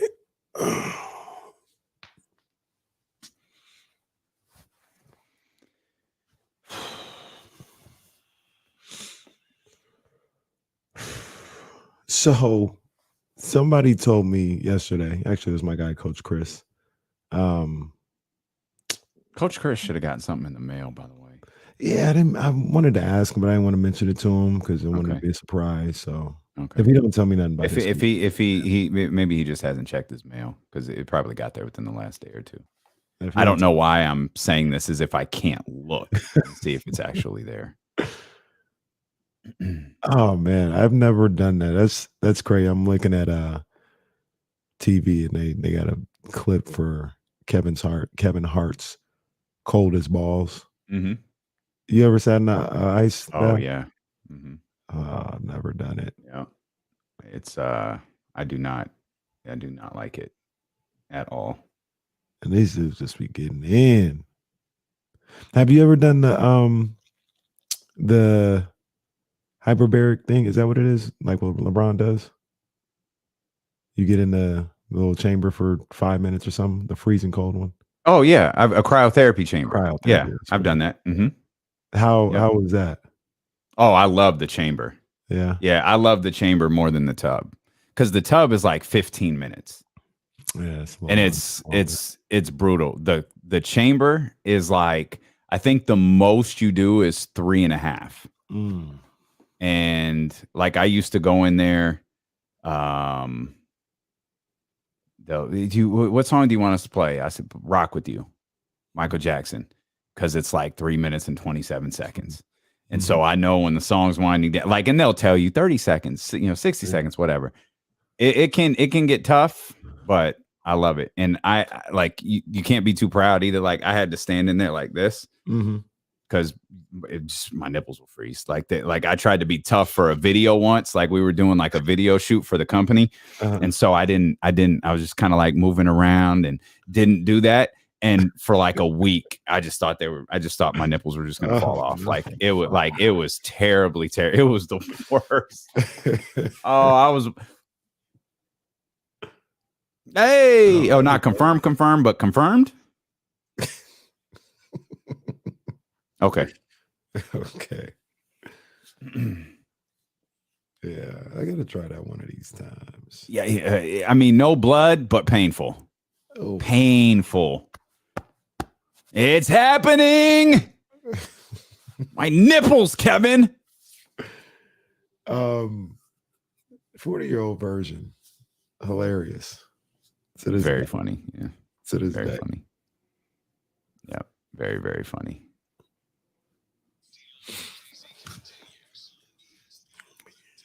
Isn't Kevin Hart in that? Isn't Kevin Hart goes into the store? Yeah. He Kevin wants the hookup. That's Kevin Hart, right? Yeah.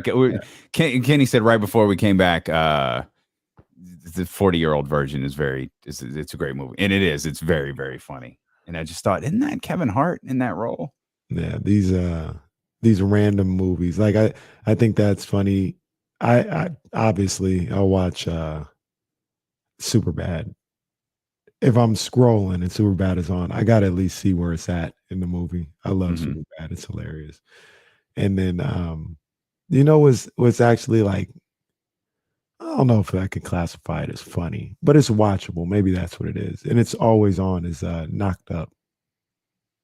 You like Knocked Up? It's okay. Yeah, that's how I feel about it. But it's always on, and I end up turning to see what part is it's on. Yeah, it's all right.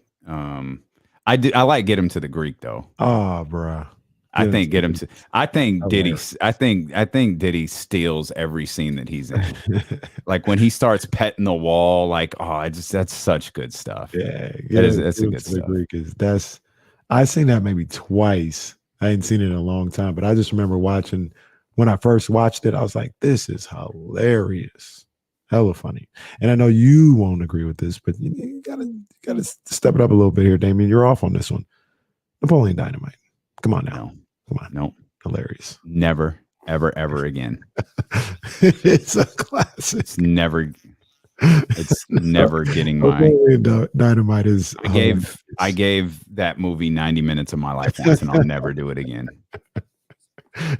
See, that's leave me alone.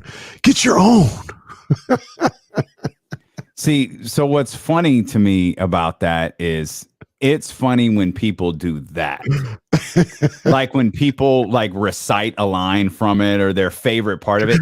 That's funny to me. I remember very vividly watching it going, this is far less funny when I'm watching the actors do it versus when people recite it. People at work do it. Uncle Rico, bet you I could throw this football over those mountains over there.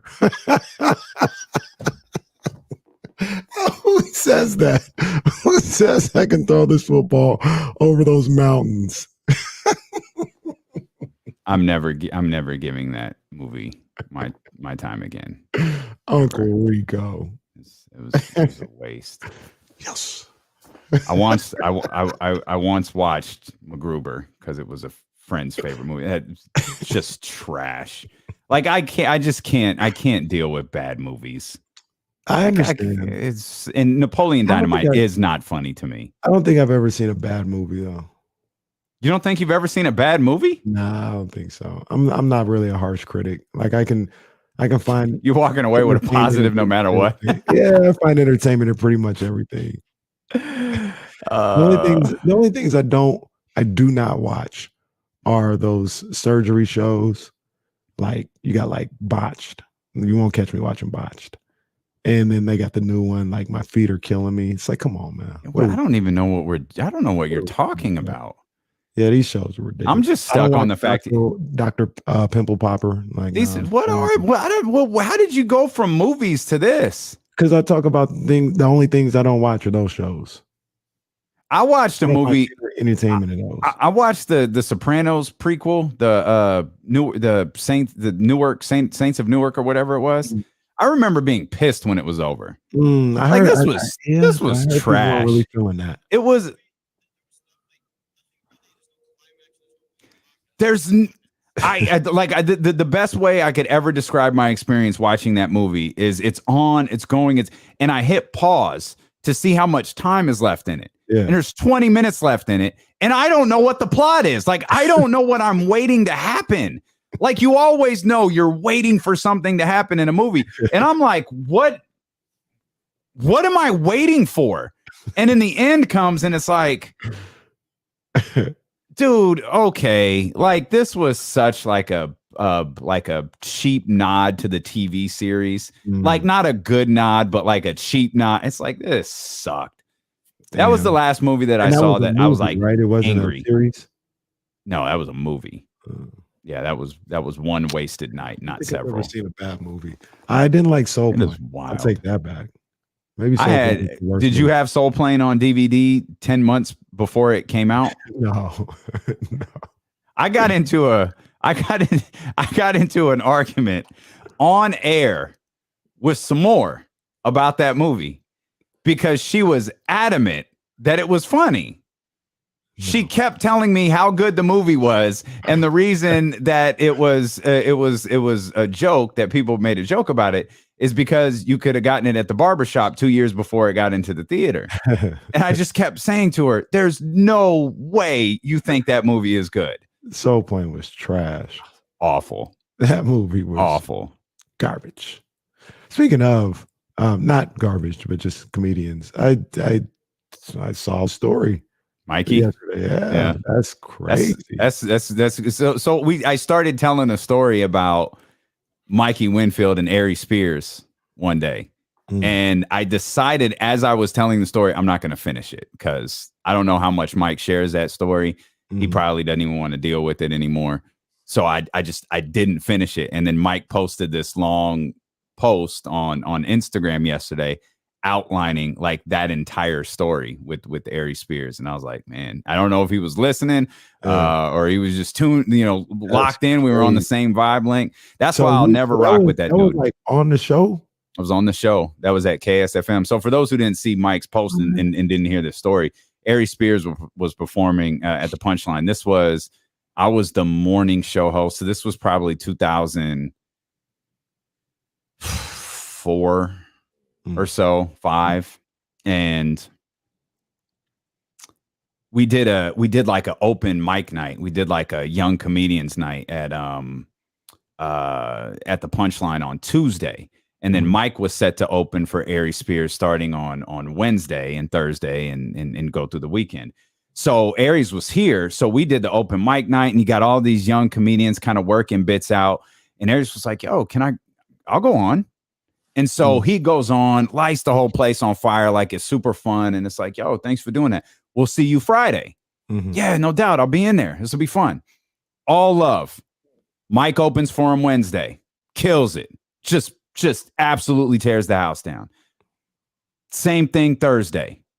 Mike calls me Thursday night and says, yo, I got kicked off the show.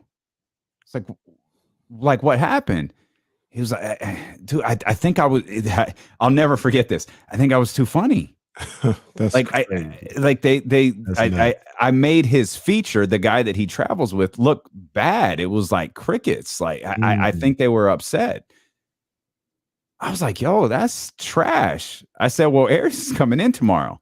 And Mike is family. I was like, yo, come in. And he had been doing the show with me a lot. I was like, come in and do the show tomorrow. But sit like as you're the host, like sit in my chair. And I'll just kind of like linger. When Aries gets there, you sit in my chair and talk to him. Talk to him about being a young comedian. Talk to him about what happened. Yeah. And so Aries comes in and I catch his eye looking and he spots Mike. And I can immediately see he's like, oh, didn't think I was going to see this dude again. So he comes in and I fall back and I let Mike do the interview. And Mike does a hell of a job asking him about being a young comedian and how do you get better? And like, is there a such thing as being too funny? And Aries is getting agitated by these questions. So I kind of nudged Mike and like, ask him. And so, cause that was just kind of our thing. Like, and he says, why did you kick me off the show? And he goes, it wasn't my call. And then he freezes up and doesn't say anything. It's like, nah. And Mike, pressed him. It wasn't my, it was your call. Like, I know it was your call. Nah, it wasn't my call. All right, this is going nowhere. So I took over. We played like some sort of clip, got through the commercial or got through the bit, tried to, I pushed the club. I said, yo, we'll be back. Aries Spears is here. Mikey Winfield. The world famous morning show is what we called it. Yeah. Go to commercial. He flips.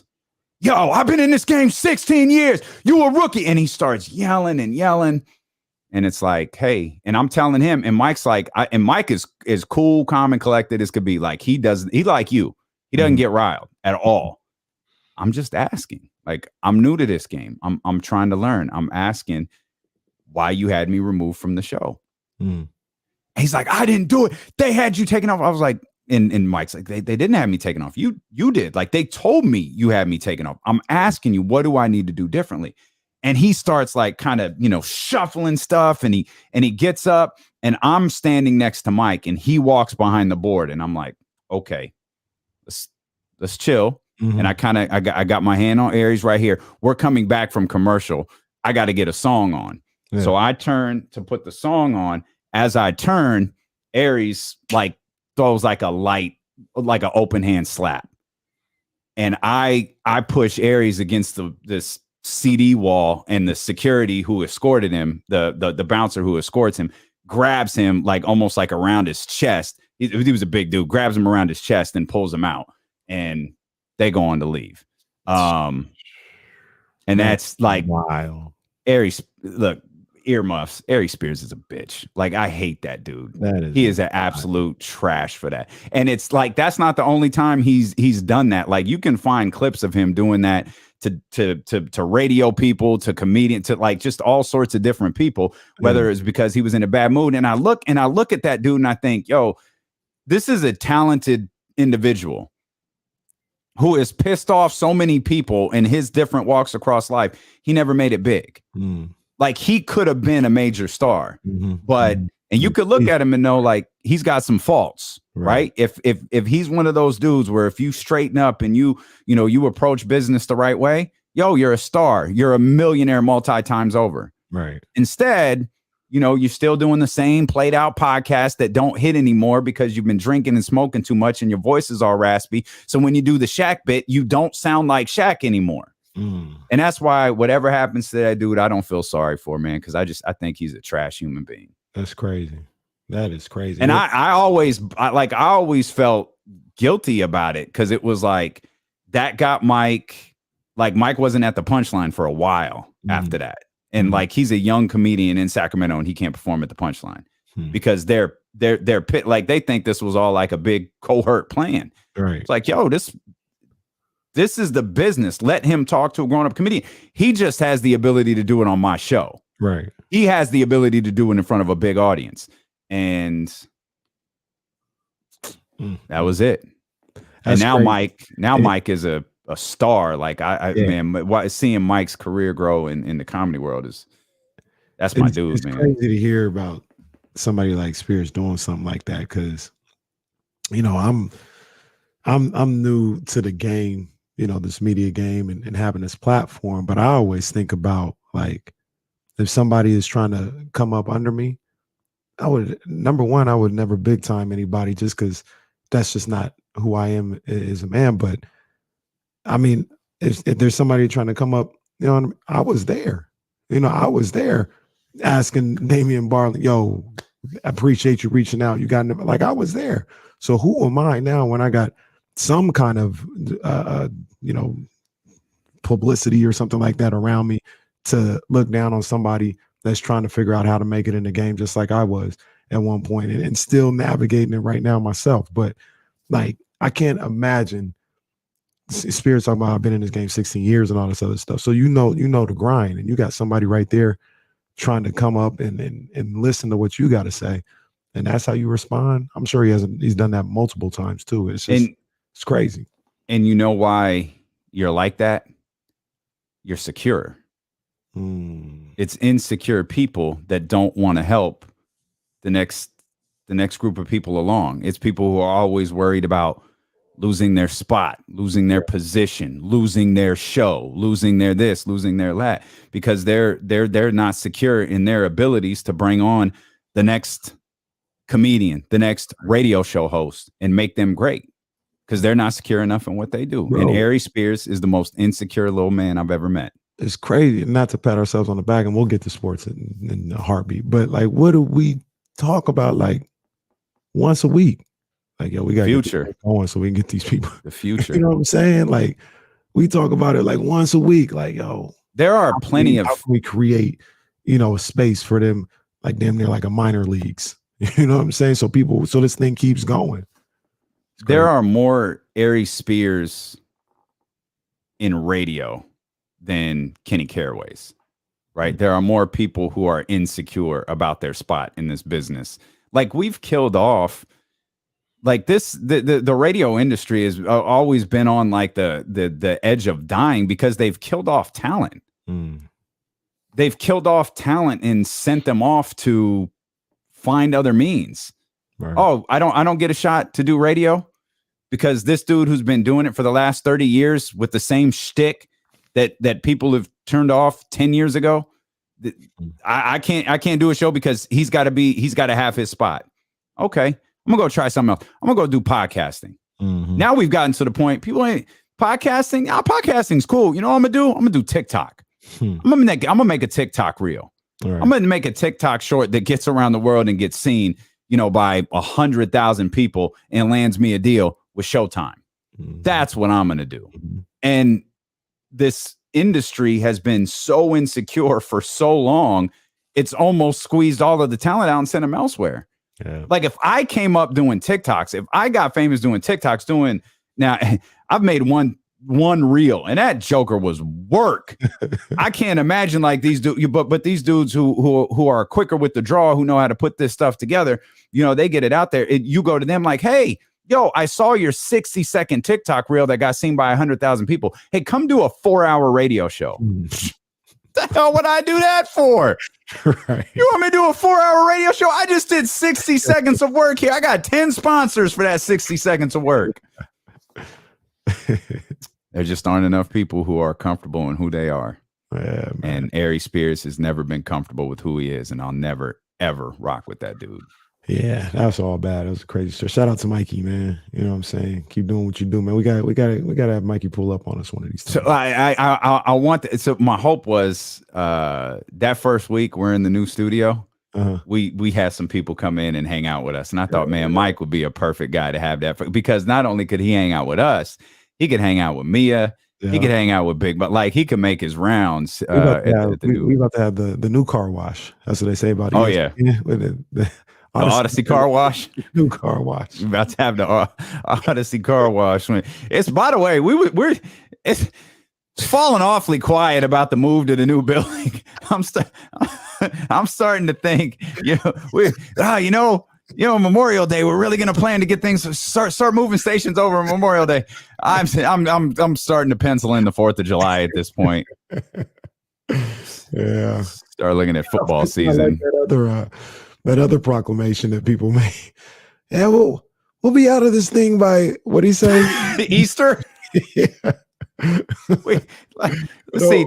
Donald had Easter, and Biden. Did Biden say he said July 4th? No, yeah, but Donald had Easter, and then Joe had 4th of July the following year. And yesterday, Steve Kerr misses the game because of COVID protocols. Oh man, Joe gonna come out. Have the same fate. Joe gonna come out. I meant 4th of July, 2022. Yeah, y'all didn't read the fine prints. Oh, there's that voice again. There's that voice again. Kyle Draper set to join us coming up in about 10 minutes. And unconfirmed reports have Ramona Shelburne joining us at 2:50. So we'll talk to Ramona Shelburne of ESPN. Okay. All right. Game 4 in Milwaukee last night, Damien. Game 4 in Milwaukee. I kept looking at the clock like, could we pull 4 more minutes? Because if we got like 5 more minutes, we'd have to push the Celtics segment off again. Then we'd have Kyle Draper. Then we'd be pushing the Celtics off. And we could actually get through one more segment. We could not mention the Celtics today. And I know Jesse's broken that Will Kane picture behind him already. So let's get into Will Kane. The Will Kane picture. Oh man, you got to take a picture of the pictures that are behind you so we can tweet them out and people see what that studio you're in every day currently looks like. I don't throw it in the trash is the first thing that comes to mind. We do not need to bring a picture of Will Kane over. Bring him over. I was about to say, auction them all, give them away. Sign pictures of. You want us to sign pictures of Will Kane? Will Kane here. Sign pictures of Golick and Wingo. We could put. There you go. We could send the pic. We could sign the picture of Damon Ratto and Kolsky and send it to Danny in San Francisco. There we go. Or send it to Damon Bruce. Be like, hey, buddy. Damon Bruce, who the hell are these guys? It's cool, Damon. It's fine. Don't worry about it. Hey, we love Sacramento. No, we just started airing the best of D'Lo and KC for 2 hours. Like, don't worry about it, buddy. Like, it's cool. All good. All good. Game 4 in Milwaukee, Kenny. Milwaukee. I got a simple question for you, Damien. Okay. Did the Bucks blow this series yesterday? Absolutely not. I don't think they absolutely did, not. But man, they gave the Celtics life that they were almost dead. They're almost DOA. It might have been done in 5. I'm sorry, Jesse. If they would have won yesterday, it might have been done in 5.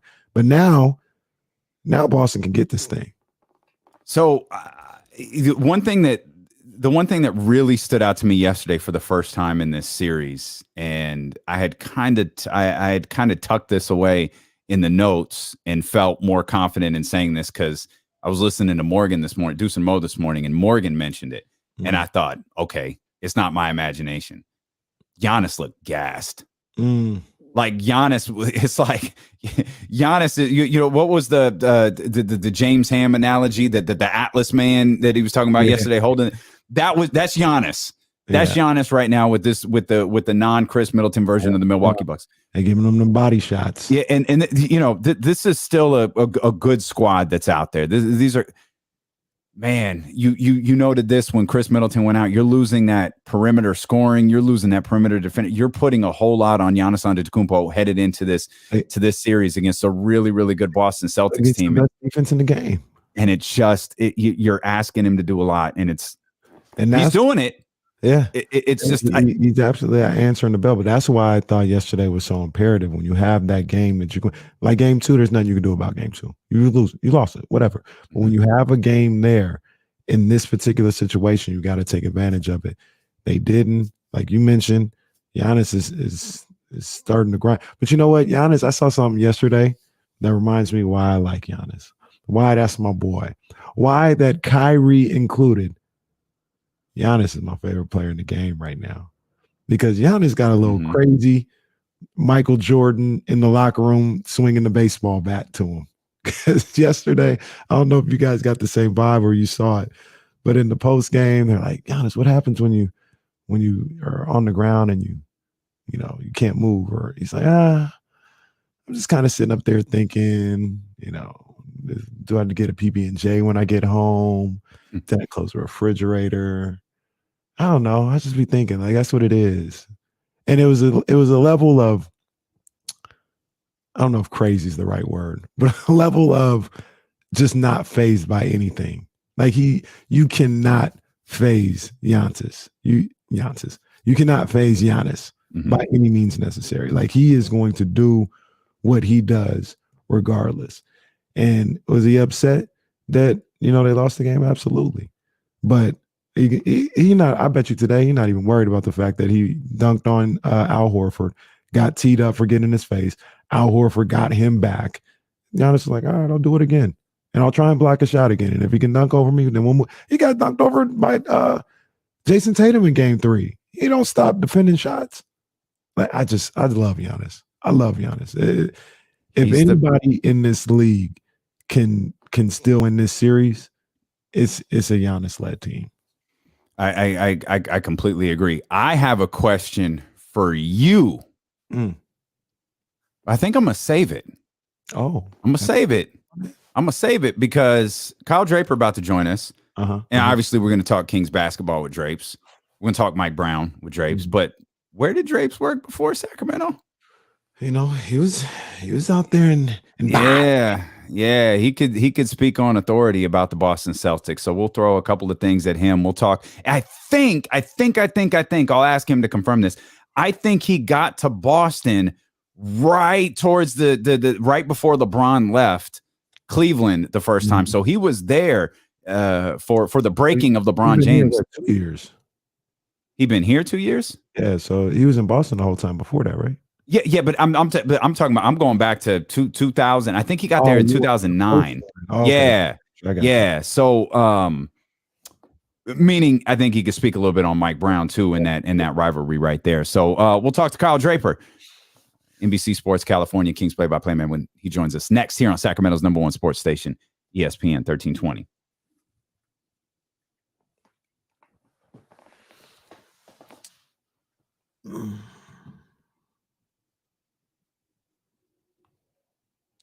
I said we pull up at the after party. It's Joe real quick.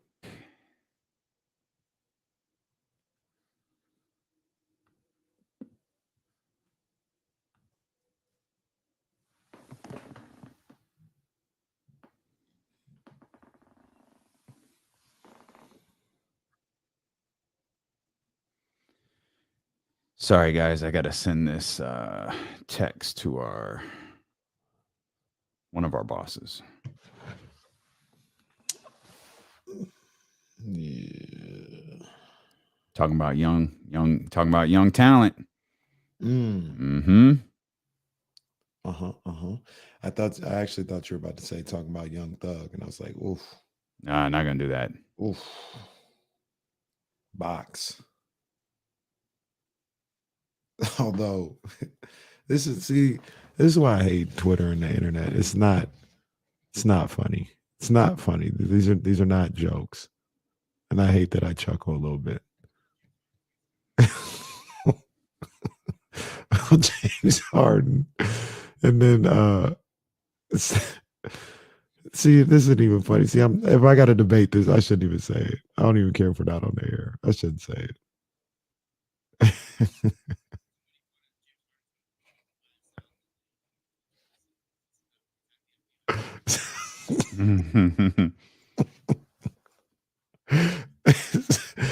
Okay, I'll say it, man. Y'all know my heart, man. Y'all know my heart. Y'all know what it is, man. I don't think this is okay at all. But somebody was like, I feel like I heard Vivek say he was down with YSL. It's like, come on. Come on. If you don't leave the owner of the Sacramento Kings out of this completely, it has nothing to do with this.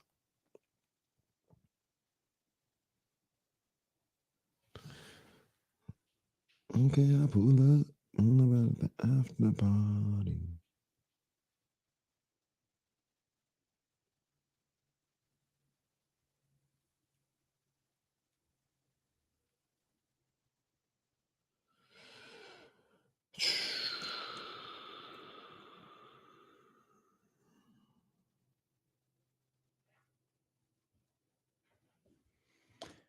All right. That's all right.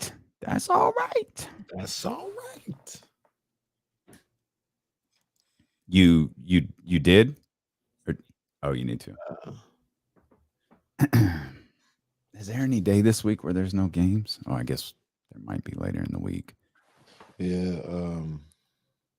We almost had everybody tied at 2.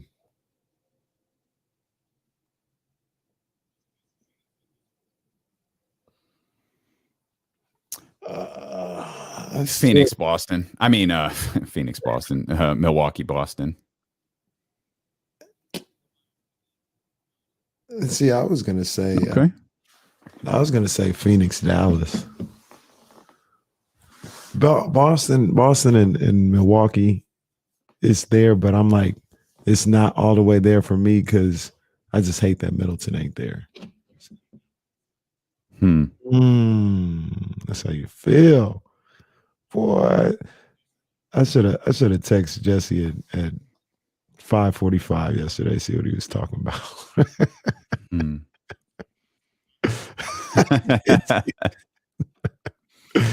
I did see that.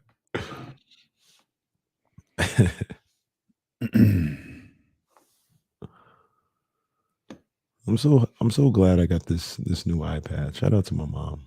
Got this for me for Christmas. Did you get the was not getting it done anymore. For what did you get a Pro? I think that's what it is. I don't know. Kyle Draper set to join us coming up here in just a couple of minutes. It's Stilo and KC, brought to you by McQueen and the Violet Fog, the smoothest gin in the world, handcrafted in Brazil. We'll talk Kings basketball with Drapes when he joins us. But I want to ask you this question about the Celtics-Bucks series. Mm-hmm. Is it possible these two teams are beating the crap out of each other and aren't going to have anything left for the Eastern Conference Finals, whichever one survives it? Yeah, it's definitely possible, for sure. I just think the one saving grace is going to be, hopefully, if it's Milwaukee, you're getting somebody back. You're getting some reinforcements. So that'll help them. Boston, they may just be running themselves into the ground. But the other saving grace is they're doing the same thing on the other side. So it's not as if Miami is going 4-0, 4-0. Yeah. It's a rested Miami team. But they're having to grind it out too. They got injury issues with Lowry. If anything, you might be able to make the argument that Philly might be the team that might come in the more refreshed team of anybody out of these four. Well, we'll talk about that as the day goes along, but I wonder if, like, I don't feel like that Philadelphia Miami series has the same feel as the Bucks Celtics does. Like the Celtics and they're in a fight every night. Yeah. They're just in a full on fight every night. And I wonder, I think these are the two best teams in the conference for sure. But I wonder what it looks like when we get to the Eastern Conference Finals as we welcome in our man, Kyle Draper. Drapes, where you at? You on vacation? You by a beach somewhere? Nah, man, I'm here in Folsom, man, chilling, holding it down, man, just doing my thing out here. Oh, that's definitely not a beach if you're out there in Folsom. Hey, we got a lake out here, player. Hey, don't No, hey, look, it's champagning and campaigning out there in Folsom. I know how it is out there. I got you know how it is. Hey, I need to get down to the city though, man. I'm at the Midtown or wherever y'all at, man. I gotta do some things for sure. Absolutely. Yeah. We're talking about, and we'll get to Mike Brown and the Kings here in just a heartbeat. But in your past life, you covered the Boston Celtics, man, and this is a Celtics team that a lot of us are feeling. This is just a tremendous fight with the Milwaukee Bucks. I just asked Kenny this question. I'll ask the same one to you. Is it possible these two teams in a slugfest for 7 games could deplete them headed into the Eastern Conference Finals for whichever one survives? Yeah, I think so, man. I just think, I was just listening to you guys. These are the two best teams in the Eastern Conference. And, you're talking about the defending champs without Chris Middleton at that, and you see the kind of fight that they're putting up. And then the Celtics, man, these guys are battle-tested. This is their time. Let's not forget, they've been in 3 out of 4 Eastern Conference Finals prior to the bubble. And so Tatum and Brown, they've been on the biggest of stages. Let's not forget, these guys battled LeBron James to a Game 7 when he was out there in Cleveland. And so, yeah, man, this has been a great series, and it's been a literal fight out there on the court each game. Drapes, you saw, Tatum and Brown when they were young pups, and we had a discussion earlier about like the service time of certain players. And you would think, hey, they're established veterans, they're all this other stuff. Nowadays, it doesn't match up with their actual age, because we've seen Tatum and Brown in these big moments since they came into the league. Tatum's still like 24 years old. Like, he's still in real life, like he's still a younger young man, right? So do you think like guys like Tatum, we talk about De'Aaron Fox, John Morant, those guys who we've seen for a while, who have been in the league for a while but are young in age, do you think there's still another level that they could reach, or are they kind of just, they're going to be at this level for the next 5, 6, 7 years?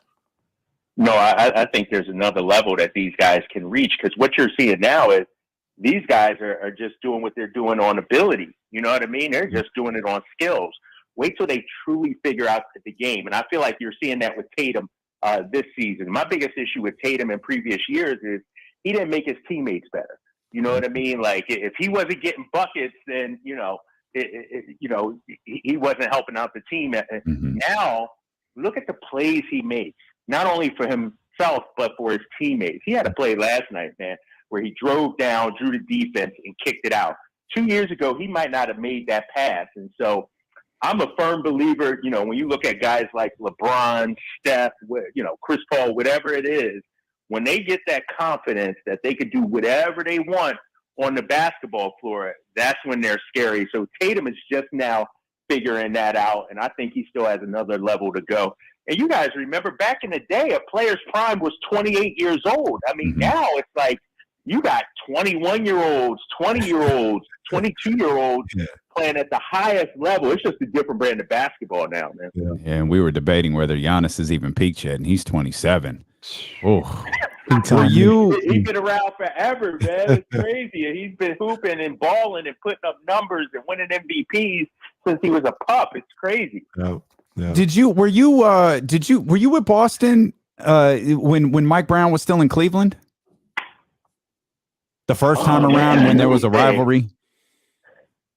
No, Mike Brown. When did Mike Brown leave Cleveland? The summer of 2010. When the big free agency class of 2010.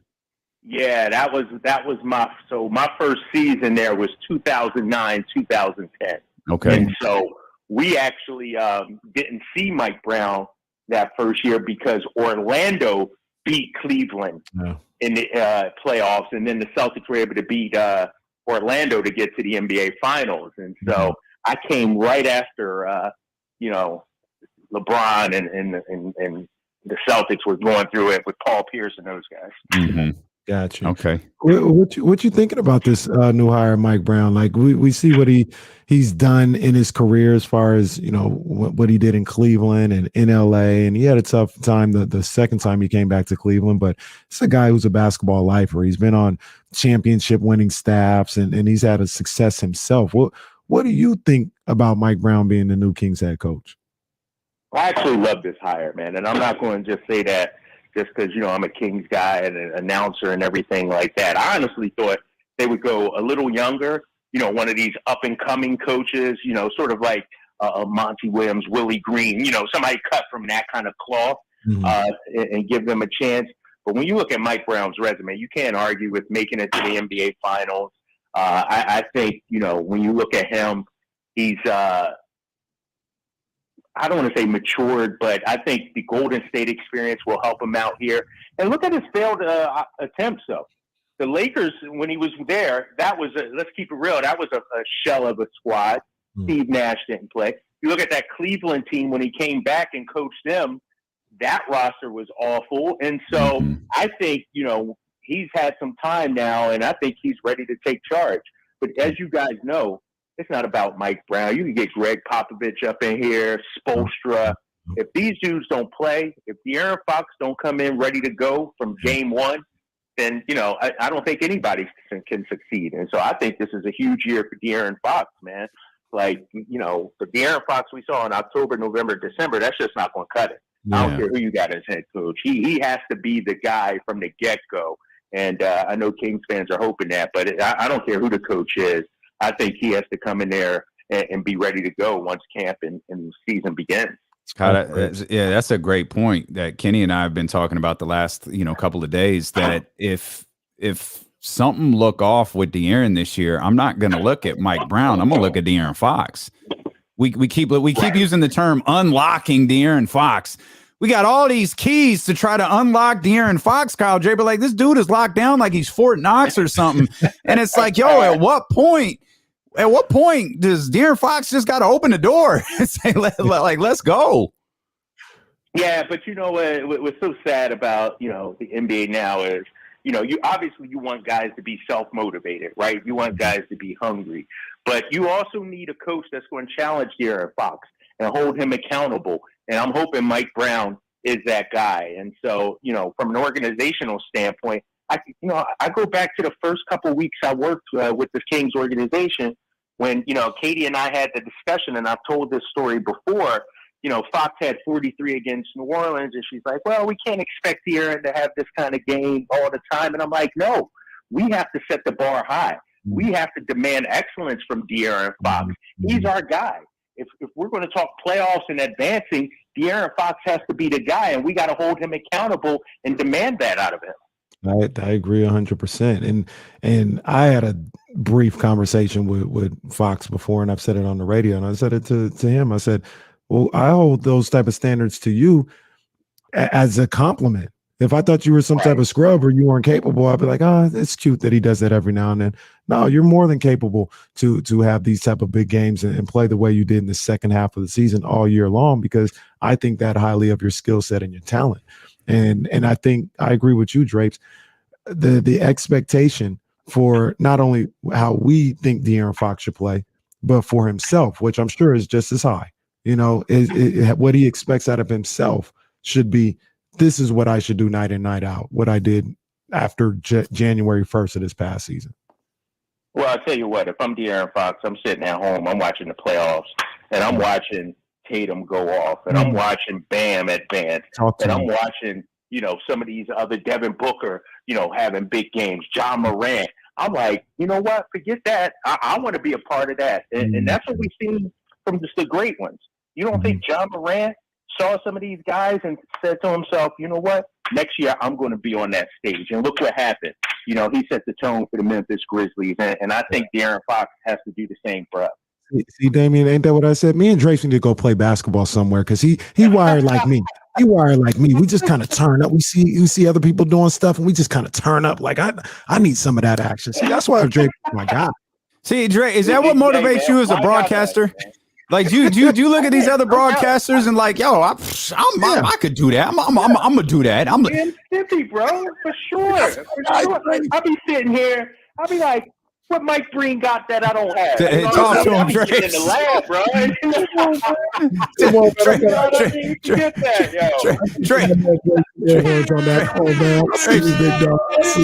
Drake woke up this morning, $37 million for Tom Brady. Give me a break. Exactly. What does he have that I don't have? That's right. Super Bowls and Giselle as a wife. What else does he have that I don't have? That's right. No, it's competition out here, man. Yeah. And if you want to be that guy, you can't, hey, all these people are my guys. And if I'm De'Aaron Fox, sure, you're my guys, but I want to be better than you. That's just the way I got to be. That's it. Kyle, we appreciate you, man. Thanks for carving a few minutes out to hang out with us. We appreciate it. All right, fellas. Talk to y'all soon, man. Take care, man. Kyle Draper, I could have sworn, man, he would have been off somewhere enjoying some time away. It's not Memorial Day yet. He's about to. I'm sure a guy like Drapes is about to pick up once his weather gets a little better. You're gonna probably see him on somebody's yacht somewhere. Maybe Mark Jones' yacht. Maybe he's going down the American River. Maybe he takes it out to Tahoe. Like, I know how Drapes get down, man. That guy, he be champagning and campaigning. You're listening to D-Lo and KC on ESPN 1320 KIFM West Sacramento, KRXQ, HD2 Sacramento and Odyssey Station, and driven by Lashers, Elk Grove Dodge. Shout out to our man, Kyle Draper. Ain't nothing wrong with being motivated by frustration or anger. revenge. Like, ain't nothing wrong with being motivated by any of that stuff. I think the concern is with De'Aaron, speaking specifically about De'Aaron, is like when you have those type of motivations, particularly, I think when you have any type of motivation, but particularly something like just straight out competitiveness, you've got to channel it properly, right? Because like it can consume you, it could get unhealthy, like and like it could shift your you could actually be so focused on it would like take your focus, like you can be too focused on something. I want De'Aaron to be any one of those at this point, because I don't know that he is. I don't know that he's driven by competitiveness with people in his draft class. I don't know that he's driven by frustration. Kenny Caraway's remarks on ESPN 1320, James Ham's remarks in the Kings Beat. I don't think he's motivated by that stuff. The thing, I don't know what he is motivated by. And when you talk about unlocking someone, we talk about unlocking De'Aaron Fox. Maybe the first order of business is to find out what his motivation is. Right. Yeah. No, I think you're right. I don't think, and there's different ways of going about all this stuff. So the way that I go about it, or my mentality, or Drape's, or yours, or whatever, like it works for us, and doesn't mean that it has to work for De'Aaron Fox or Sabonis or something like that. But I agree. I don't think that he looks at what's going on in these playoffs as fueling his off season. Like, I think Fox is like, maybe at the end of the season, he had an idea of what he wanted to work on, him and his team. Like, we're going to work on it. We got a game plan to work, this amount of days, this amount of hours. I'm sure they're organized and they set it all out, but nothing changed because of what's going on in these playoffs. It wasn't like, oh no, we need to add an extra day here and there, because I'm just really, hot right now that this dude has got to stay. Like, that's not really his thing. And like you said, finding out what his motivation is and what kind of gets him going and gets his juices flowing in a competitive way. I don't care what it is. Just unlocking that is going to be key. And if Mike Brown or any of the assistants or Rico or anybody, if they can figure out what it is that's going to keep him consistently motivated and engaged, that's going to be what takes this whole thing to another level, in my opinion. Tyler makes a great point over on youtube.com/ESPN 1320. He says he never liked any tweets saying to get him out of Sacramento, so he must not be motivated. He never. Oh, got you. Yeah. That's how one thing. You show your true motivation. That's the one thing that lets me know that I'm locked in. Just all the way locked in. I just saw Trey and I was just. There's that voice again. So motivated that I needed to like that tweet that said, "Get MB3 out of Sac." Doesn't talk like that at all. It's just you just slip right into that voice. So yeah, De'Aaron ain't motivated until he likes a tweet to get him out of Sacramento. You're right. You're right, Marvin. That was unfair of me. He does not talk like that. I shouldn't have said that. It is more like this. Isolating the sweet Okay, science. that's twice today. That's good. This is my fault. I recognize that. That's where I belong. It's my fault. That's where I belong. I think also too, we talk about, we're trying to like give De'Aaron these pep talks before the season starts. I think one thing that happens with De'Aaron is, and I don't know why this is, when we often praise his string of great play, but he rarely has like a couple of great nights, off night, regroup, back at it the next night. Like his off nights turn into like off weeks. And in some really unfortunate cases, they turn into off months. like we're a month into the season. Like, what the hell is wrong with De'Aaron Fox? And it's like, man, I think Steve Kerr, or maybe actually it might have been Mike Brown yesterday. Someone said recently on the Golden State, and I can't remember if it was Mike Brown or Steve Kerr, that Steph Curry has a terrible memory. Like he forgets how bad he played in the first half. And I think that given the way the first half went for the Golden State Warriors, I'm thinking it was probably Mike Brown last night who said, like, Steph Curry he just has a terrible memory. He forgets how bad he played, and he's able to. That's what De'Aaron needs. Yeah. De'Aaron needs that terrible memory. He just, I forgot I had a bad game. Well, it doesn't matter. I'm gonna go out. I'm gonna do this. I completely forgot. I stunk up the joint against Portland on Monday. I need to step out here on Wednesday and play a different style of ball. Play better. Do you think that's his issue though? Is like he gets caught up in playing bad for a game or two and he gets stuck in that vortex, or is it the flip where he's like never really, for lack of a better term, he's never really turned up enough to be like, he's never like pissed off enough. Can they both be even killed a little too much? Can they both be true? Because something like why does this keep happening where he has these incredible stretches of basketball at the end of the season? Now, this year you can point to the trade, you can point to Buddy and Marvin, you could point to DePontis Sabonis, the hug heard around the world. You could do all of that. You could do all that you want to. But like we've had 2 years now where his final weeks of the season have just been incredible. But they were preluded by he's okay.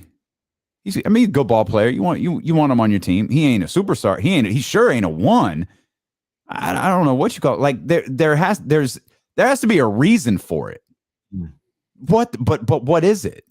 Is it a combination of everything you just mentioned? He doesn't get pissed off. He doesn't get turned up. And I'll take what you just said. I'll rephrase it. He doesn't get motivated. Not saying he doesn't care whether the team wins or loses. Maybe he's not even motivated by wins and losses. He's a fascinating individual in that he's really good. There's no denying he is a really good ball player because you see it, but you don't see it very often. Or that's not true. You see it in like weird stretches.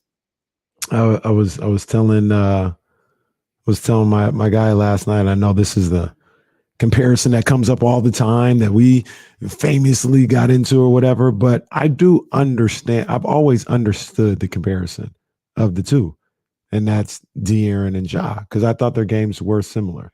And I always look at it like this, and currently now, because he asked me, he's like, well, is Ja better than him now? I was like, yeah, he's better than him. Absolutely. But to me, it's not a skill set side situation. It's not because, De'Aaron isn't athletic or he can't jump or he's not fat. It's not that. To me, the thing that separates the two on a consistent basis is just the consistent aggression that Ja has no matter what. Like, no matter what. Every night, he's coming at your neck. And Fox doesn't have the I'm coming at your neck gene every single night. And if he did, I really believe he could do the same things that we're seeing from Ja Morant. Now, the issue with that is it almost feels like it's not something that you could say, all right, I'm gonna do that this year. It's kind of just in you or it's not. You know what I mean? That's the question. Sometimes it does happen. Sometimes it does happen where somebody's like, something clicks and they say, you know what? I'm gonna remember this moment from the off season. I'm gonna remember D'Lo and KC. And they kept getting on my head about this. And every time that I slow up, I'm gonna remember that. And I'm gonna keep going, maybe that we are the ultimate motivators. But I don't know. I don't know if that's something that you can develop this late into your career. And I don't even mean like your NBA career. Like you've been playing basketball for 20 plus years now. Like you kind of are who you are. You can just work on your skills and your knowledge of the game a little bit. But what inherently makes you who you are as a basketball player, I think that's already kind of set.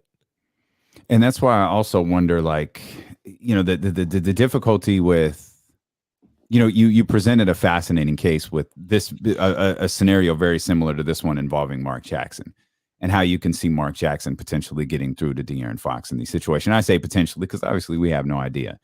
But I think about Mike Brown and wonder, we talk about unlocking De'Aaron Fox again. What can Mike Brown say? Mike Brown has the ability to say, I coached with LeBron James. I coached LeBron James. I coached Kobe Bean Bryant. The difficulty in that, especially with Kobe, is Kobe was already Kobe. LeBron grew underneath Mike Brown for sure. LeBron grew with Mike Brown, absolutely. But I have never heard anyone on the planet credit Mike Brown for anything LeBron James did. You know what I mean? Like you hear in a point, like you hear a lot of credit given to Phil Jackson for things that happened with Michael Jordan. I think there's one of the videos we love. I don't remember if it's Come Fly With Me or which one, where Phil's telling, you can't score 40 a game and win this way. Like, we're not going to be able to win like that. You've got to be able to get these other guys involved. And that shifted the way Michael did certain things. But you don't think Doug Collins said that? You know what I mean? Like, no one ever said. Get out the way. Maybe he didn't. Yeah, maybe he didn't. Maybe it was very much like kicking and screaming. Will Ferrell was like, hey, just give it to the Italians. Let them score. Just give the ball to Mike. And Phil was the first one who was like, let's utilize the other four guys on the floor. It's hard for me to believe, but obviously it's possible. Who's going to be the person who can get through to De'Aaron Fox that way? Whether it's, the way he plays on offense, the way he plays on defense, whether it, I don't know. I mean, Jordan was in his 5th, 6th season when Phil took over. I feel like it might have been his fifth season. That's my thought. I mean, I don't know. We'll see. I don't know what. We'll come back. We joked about Tom Brady's contract. We got to talk. Let's talk football for just a minute, because Ramona Shelburne probably is going to join us at 2:50. There's a couple other things we want to talk about. We're going to get back to Kings basketball. We got Jason Jones coming up. Lots more ahead here on Sacramento's #1 sports station, ESPN 1320. 13th round. David and Ramsey. Hold on, it's just a little later in the week. We still have some unfinished business to talk about here before we get into that. 13th round with your main man, Kenny Caraway. Shout out to my people over at Meister, Ryan, the whole crew. What's going on with you guys? Yesterday, we talked about Dimitri Bivol defeating Canelo Alvarez this past Saturday night to retain his 175-pound championships in the light heavyweight division. Today, I want to talk about what's next for Canelo Alvarez. A lot of people are saying right now, 175, just give up that pipe dream. It's not happening. You were able to beat Kovalev, who's kind of washed, who's actually fighting this weekend. I don't know why. But you were able to knock down a washed Kovalev. But other than that, 175 is probably a little bit too much. And I agree, because Canelo, he walks around at the same weight as some of those other light heavyweights do when they walk around. You're talking 180, 185 or something like that. But the difference, once you start going up in height, isn't necessarily like the weight. It's the way it's distributed throughout your body. Canelo's a short dude. So I don't know if that's going to be able to work out with him at 175, and he's not going to grow. So I wouldn't stay at 175. If I were him, immediately what I would do and what I would tell him to do if I was his advisor, I'd go ahead and continue fighting Triple G in September. I'd get that easy bag, because you'll finish that off. They'll put that on your resume, and you'll have a definitive win there, and you'll get that bag. And then I will go out and maybe I'm being biased, because these are the fights that I want to see and I think the people want to see. In 2023, I'd be in 168, and I'd look to shut up everybody. I look to finally shut up everybody who's been talking all this crazy stuff, the KCs who have been talking crazy for the last couple of years. And I'd fight Benavidez. I'd fight Jamal Charlo. And hell, if need be, I'd fight Demetrius Andrade. And I look to shut them all up and dominate 168. Will he do that? I doubt it, but that's what he should do if he's listening to me. That's 13th round.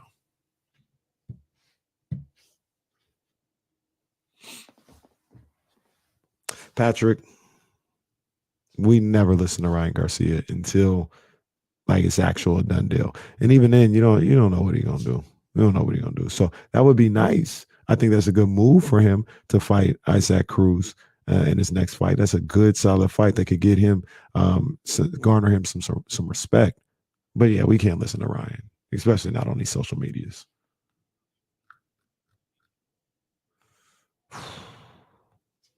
Yeah, and Haney gonna beat up Kambosos. Haney gonna beat Kambosos.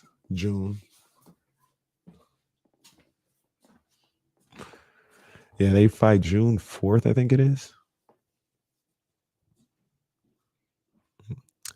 There's like, it started about three weeks ago, but boxing every week until like, I want to say end of June is crazy. Like every week there's a fight and like somebody you want to see. Who's tweet? Oh my, now that is, wow. Wow.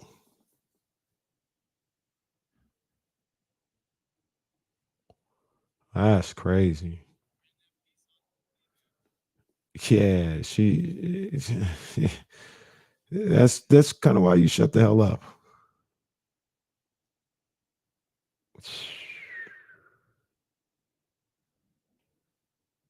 And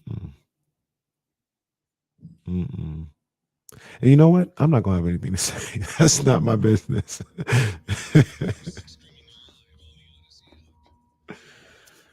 Live on the Odyssey app, live on Twitch, YouTube, and Facebook Live as well. Appreciate you so much for being with us. Hey, what do you think Canelo should do next? Should he stay at 175 or should he go to 168 and go back and defend those titles? What? This is one of my great bits when I come back from the 13th round and I asked Damien to comment on anything involving boxing.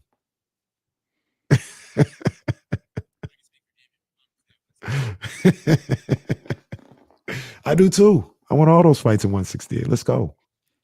So was that really a big deal? Like a huge deal that he lost? In the grand scheme of things, I don't think it is. It's fun. It's kind of fun, but yeah. We haven't seen that happen in, what was the Floyd fight, like 7 years ago or something like that? Yeah, we haven't seen him outbox like that in a while. But in the grand scheme of things, like he didn't lose any belts. Every other big fight that he wants out there is still on the table. He's still looked at by a lot of people as number one pound for pound. And if not, he's still in your top 3 or whatever. And so it wasn't a big deal. This wasn't like, Buster Douglas. This was nothing of that caliber, was it? This guy's the guy he lost to was like really, really good. Really good. He didn't necessarily come. He was a world champion. So, but he wasn't supposed to lose. No, Canelo was like a 4-1 favorite. Yeah. Okay. Yeah, I don't know what he should do, man. I'm sorry. I have no clue. Like I need you to say, just repeat after me. Mm-hmm. He should fight Benavidez and Charlo. He should fight Benavidez and Charlo. You heard it there, Jesse. This is what the people want. It must be it. Like I am the definitive voice of boxing. David is taking over the 13th round starting tomorrow. Starting tomorrow, yes. This is my show. We are taking over. This is my show now. You want to get in on the show? You can. 916-349-1320. We believe Ramona Shelburne's going to join us coming up in about 30 minutes. Jason Jones, the professor, Jason Jones, going to join us about 1 hour from right now. A couple of NFL notes before we dive back into the Kings, before we dive back into the NBA, because I got some questions about tonight's games as well that we want to throw your way. Monday Night Football doubleheader coming up in week 2. ESPN and ABC. That's a very different type of doubleheader. It is. Let's go though. It's time. Although when I always advocated for the doubleheader, I was like the opening week doubleheader. Like, give me the 4 o'clock start and the 7 o'clock start. Let's do it that way. They're overlap right now. I'll take it. I guess the big story is also that going back to ABC, was this already supposed to happen, or did they kind of just break this news?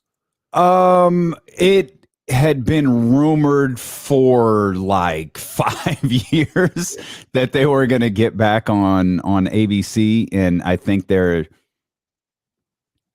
was a push by the NFL to get the games back on ABC, and given the amount of money that's being spent on broadcasters right now, this is the right time. What they say, they used to say, parents teach your kids how to be a pitcher. No, just teach them how to talk. Teach them how to call. Yeah. How about that? Yeah. Teach them how to call the game. My goodness. Money being I mean, to be fair, the biggest money has been spent on the guys who played the game. So Troy Aikman has made significantly more money as an analyst than he made as a quarterback. And now I believe Tom Brady is going to make more money as an analyst than he did in his career. Jesse or to be close. Group chat, they out here making baseball money. Man, that's real talk. Yeah. 10 years, 375. That's crazy. Wow. What is Tom Brady's career earnings? My guess is he didn't make any more than 150 million. 175. That's what I'll say. 175. Oh, you're not even close, pal. What's his career earnings? So this is I'm not using Spot Track for this, by the way. So I'll click over to Spot Track in a second. Brady has made, so at the end of this year, counting the 15 million he's got this year, Brady. So what was this deal? 375 million. $317.6 million. Yeah, he got paid in his 23-year career. 23 years. He's going to make more than that and not get a single concussion in the next 10 years.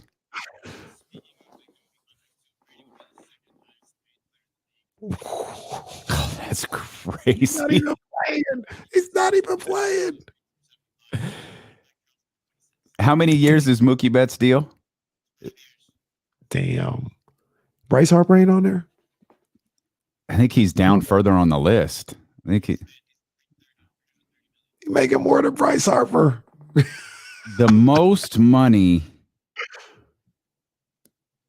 Oh, this is difficult to read because I just said he's getting 15 million for this year. Spot Track says he's getting 28.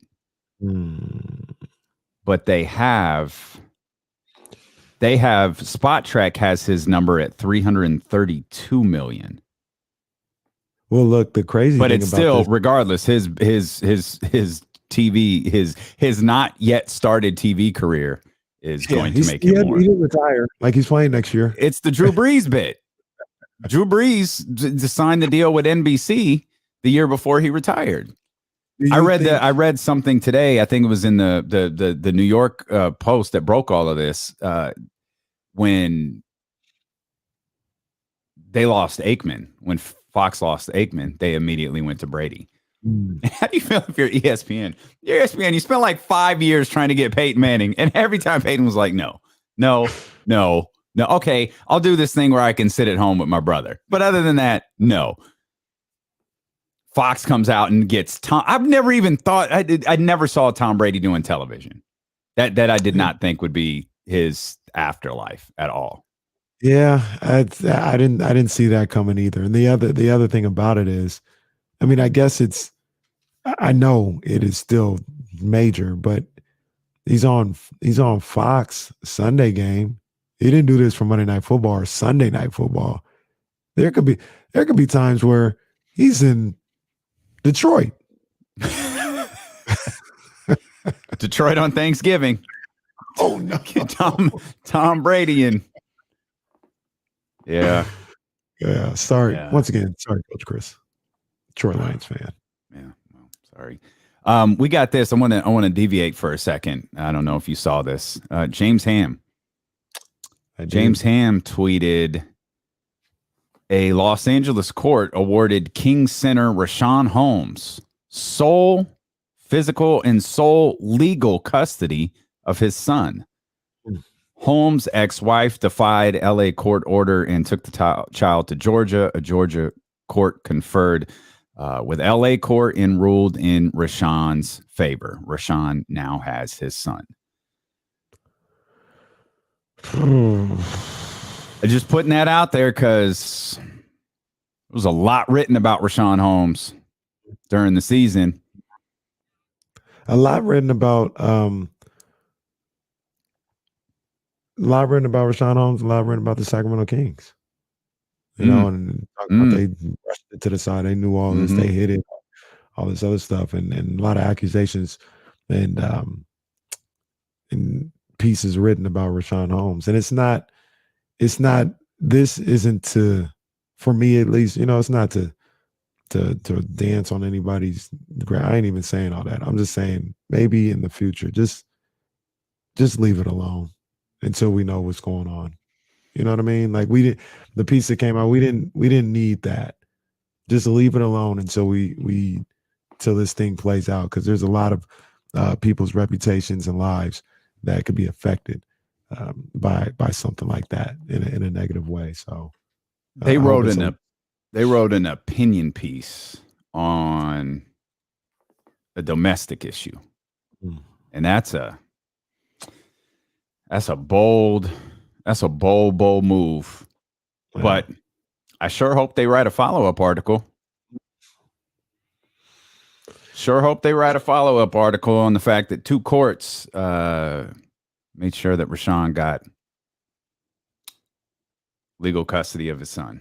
So, and that's something Richaun and his family can put behind him now. Absolutely, and everybody involved, man.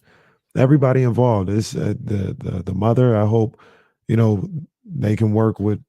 I don't know. I don't want to see anybody on the outs, especially when you're talking about a kid. So, you know, I don't know everything that's going on, but I pray that, you know, the mother can be involved and Richaun can be involved. They can work together for the sake of this, for their child, man. Because you don't play around with that. Ain't time to dance on anybody's grave or anything like that in a situation like this. We want to make sure everybody wins. On another note, the Kings had their first pre-draft workout today. Oh, James Ham was not invited. He was not allowed to be there, nor was any media allowed to be there. But we get a broadcast live from there. Sure, we could have. It doesn't look like any of your favorites were there, though. Jaden Shackelford, Johnny Juzang. You like him. Yeah. Tyler Burton, Keon Brooks, Justin Mutz. They were all there.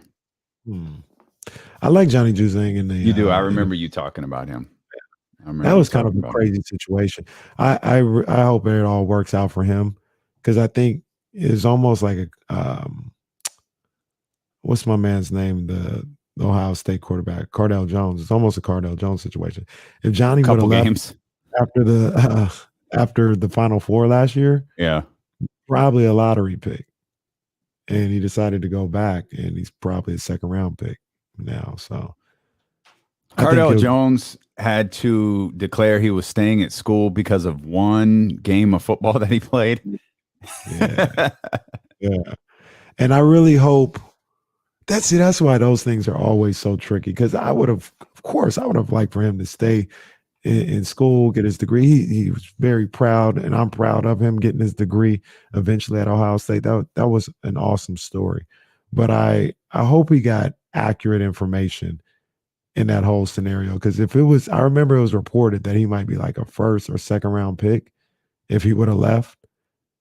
And yeah, I just hope that he was given that information was accurate, and it was given to him, and he can make whatever decision he wants, because he lost out on the opportunity to get to the league. Yeah.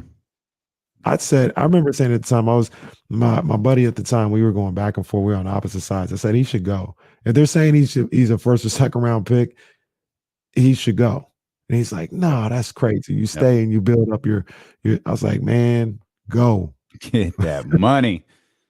Get that money. No, it's more like this is more like Kenny Caraway class. Well, it's important to the show. Ramona Shelburne will, in fact, not be joining us. So I love this show.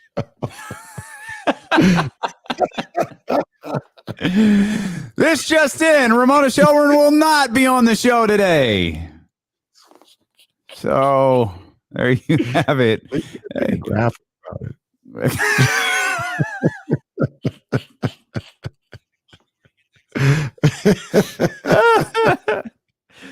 Oh man. Yeah, Ramona won't be with us. Oh well. We knew it was. Yeah, she's always great to us. We knew it was sketchy. She was trying to fit us in between a couple of different things that she's got going on. So we'll just grab her at a different time. You're funny, dude. What's wrong with you?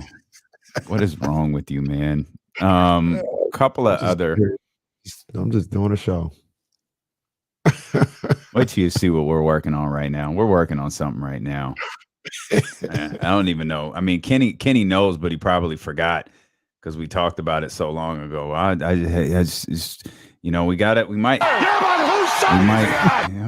we keep working. Hey, I don't even know. Yeah, well, we'll find out.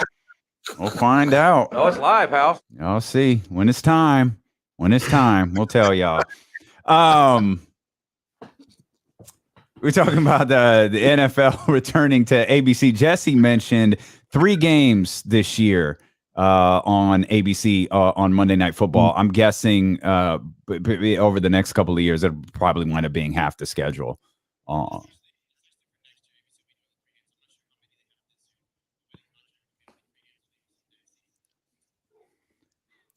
Okay, so next season, not inferring to the next season, but the season after that. I got you. Okay, no, okay.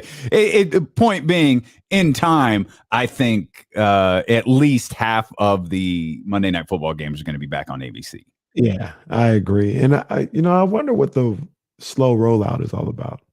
I mean, I don't even know what's going on ABC on Monday nights. It's probably that's ESPN's biggest entity.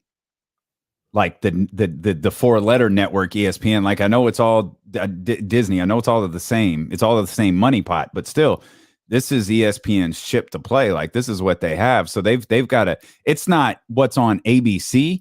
It's what does ESPN do? Like how does ESPN build their programming? When do they switch to? We're going to Monday Night Football. Does Monday Night Countdown air on ABC? There's probably a lot of things that they have to figure out. Do we keep the entire Countdown show on ESPN and then send everybody over to ABC for essentially the Joe and Troy introduction and kickoff? And I also wonder when you talk about that, those are all great points. Because the easy answer for me is, ESPN, you just hand it over to ABC. You do Peyton and Eli, or you do the MegaCast, and you have the coaches room, the film room broadcast. You do all that. Yeah. But ABC might be like, you're not doing any of that. Okay.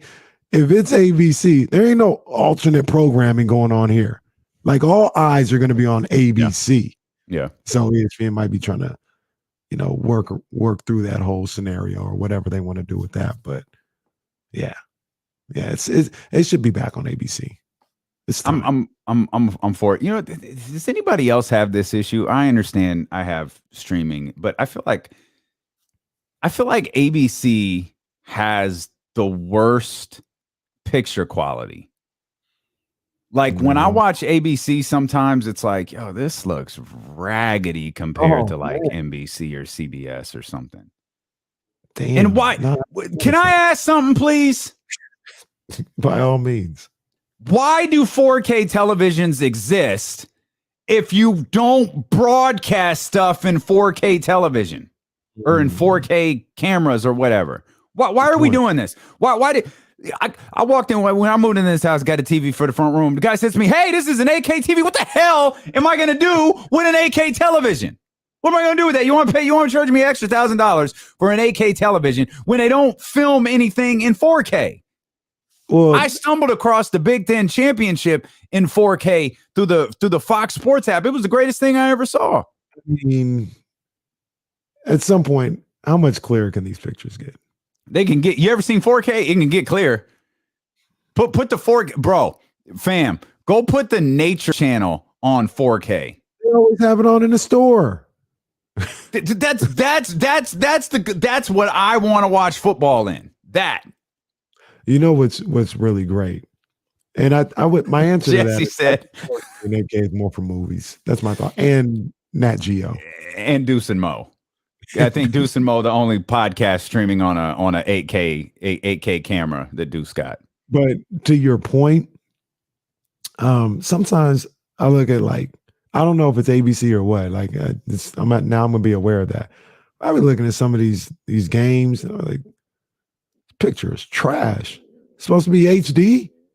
This is trash. Step your game up. And on the flip side, shout out to Maybach O.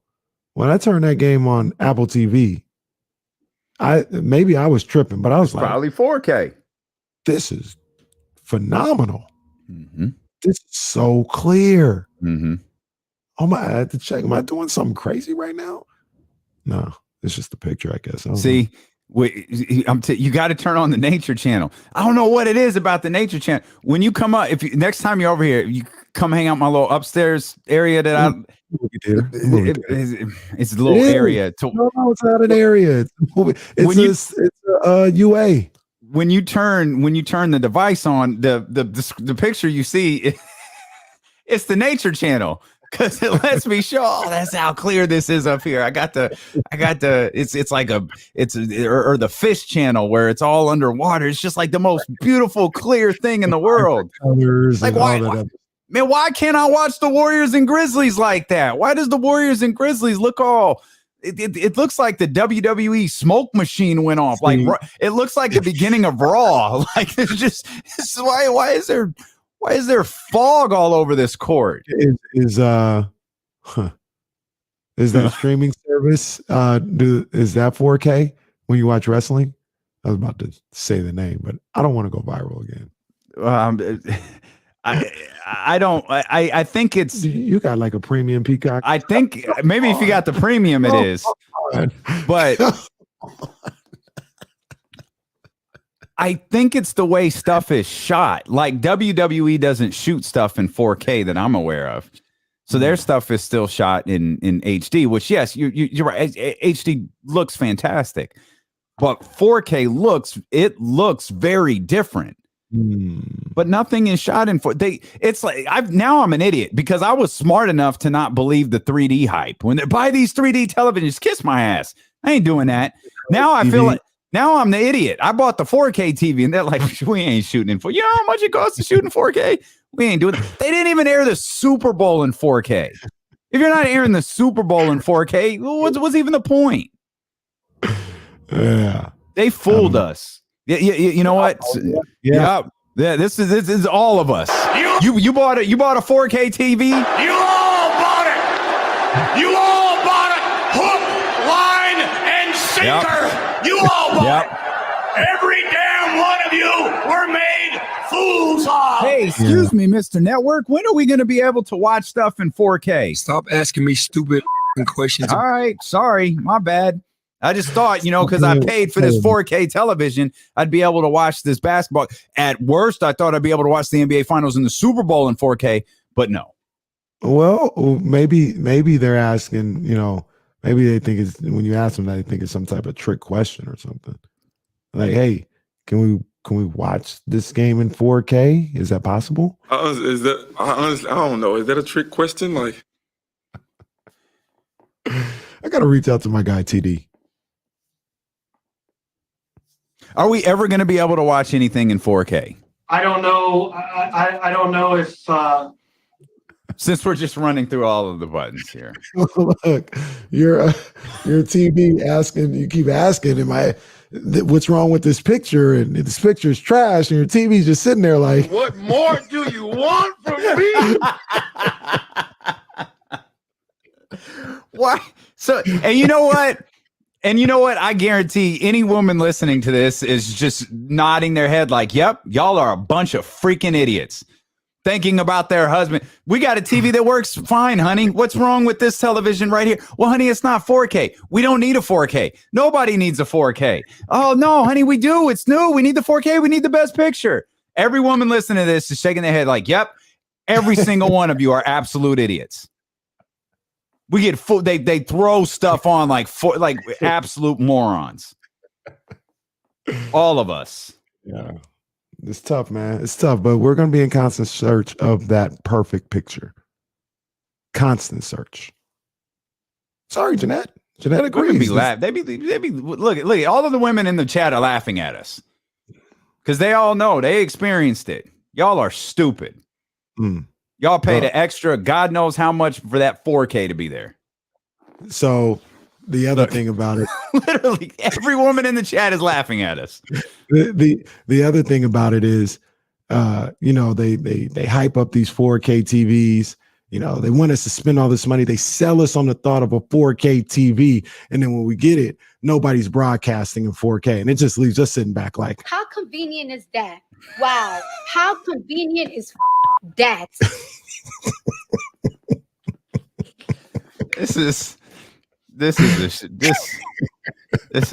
We're such an interesting show here. That's all I can say. We're an interesting show here. I wonder how many people who work with us are like listening to us right now. Because they be at the party at every party. I'm listening to us. We'll come back. As a reminder, Ramona Shelburne is not joining D'Lo and KC today, but the professor, Jason Jones, is. We'll come back. We got him coming up in about 30 minutes. And who's in more trouble tonight? The Heat or the Suns? We'll dive into that when D'Lo and KC return here on Sacramento's #1 sports station, ESPN 1320. Gonna need a new tagline. Right.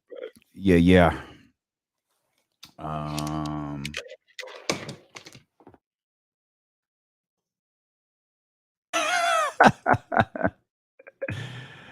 Oh man, that's good stuff.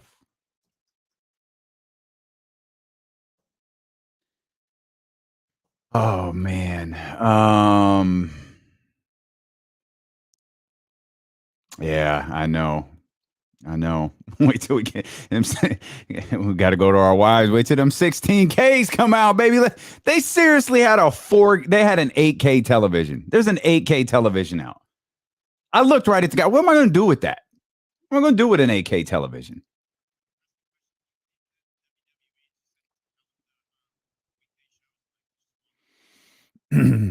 Jesse just asked me if I think the WWE said the hell with the weekday shows, the weekly shows, and put it all and said let's put it all into pay-per-views or premium live events. No, I don't think the business of wrestling means what it used to. Like, I think the way that we consume wrestling is different. Like, televisions used to build to pay-per-views. Like, everything was to build to that pay-per-view. Like, even when they went monthly, like everything was to build to that next pay-per-view. Then I think there was a point where wrestling got so hot, the pay-per-view started to build to like the TVs. Like when remember, I don't remember what pay-per-view it was, but remember the one where Stephanie got in the limo and the Undertaker turns around and says, "Where to, Stephanie?" and it drives off. That's to build up. Well, you got to tune in on Monday and see what happened when the Undertaker kidnapped Stephanie McMahon. Now I feel like everything is on equal like footing, except for like big events like SummerSlam and WrestleMania and probably the Royal Rumble, and that's it. Like, everything is just it's just like the next show. I don't feel like anything in wrestling.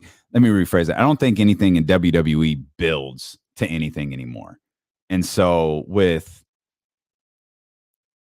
3 hours plus, and I'll leave NXT out, plus 5 hours or plus 2 more hours for SmackDown. I don't feel like they build towards something anymore.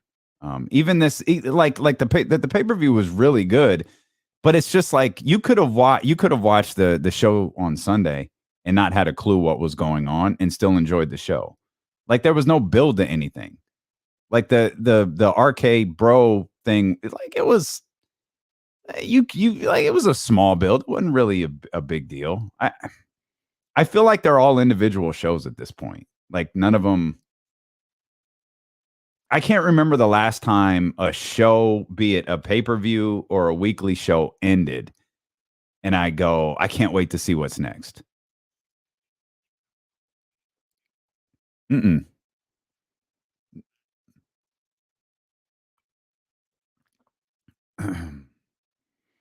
wonder how Freddie Prinze Jr.'s wrestling promo will do. He started a wrestling promotion? I didn't know he started a wrestling promotion. I knew he worked for the WWE, I think in the late, I don't know how to phrase it. It was like 2008, 2009, I think he was with the WWE then. And I know he's... What's that? David Arquette? There you go. Man, I don't think so, Julio. I'm sure it's going to be awesome. I don't think I'm going to be locked into that one, though. I'm sure it'll be a really fun show, but I'm not sure. I don't think so. But they're building it well. I think AEW builds stuff better, and that's probably because their pay-per-views are more like quarterly versus monthly.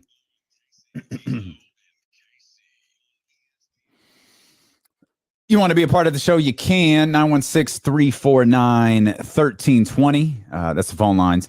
Of course, you can jump in the chatty house as well. Twitch.tv/ESPN1320, YouTube.com/ESPN1320. We're on Facebook Live as well. You have a chance to win 2 VIP tickets to the Golden Sky Fest, the 2-day music, beer, and food festival at Discovery Park, this October 15th and 16th. Enter on the contest page at ESPN1320.net. I'm sorry to laugh. What's going on here? I've been reading that for 2 weeks. Uh-huh. It just dawned on me how far away October 15th and 16th are. It is a strike. Like it's May 10th. Like, man.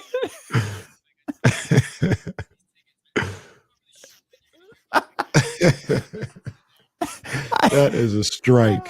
I did not make that connection until now. Like, yeah, this Golden Sky Fest, October 15th. Ooh, that's man. Shout out to the people who can long-term plan. Man.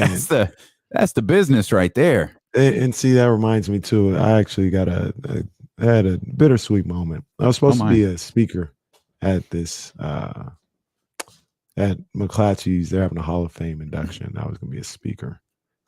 That's what they asked me to, but I actually got to go out of town for a wedding that day, and that's October 22nd. That's why I knew that. I'm sorry, pal. Shout out CKM doing their Were thing. you going into the Hall of Fame game today? No, I'm not going to. You're already in there. No, not there. I mean, I am top 5 alumni, a famous alumni, but that's neither here nor there. My guy, Aaron Lawrence, was going into the Hall of Fame. It's my guy. A-Law, okay. Stand up. Great ball player. Okay. All right. Yeah. We posed this question over on youtube.com/ESPN1320. We asked, which team do you think is in the most trouble? Miami or Phoenix? We'll dive into the reasons why, but quick one-word answer. Which team is in the most trouble tonight, Miami or Phoenix? Miami. Jesse?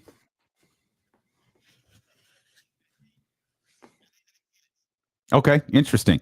The poll question results say 67% Miami. 67% of the people think Miami is in more trouble than Phoenix is. And I think that's interesting. I actually, if I were to cast a vote for my own poll, I'd go Miami too.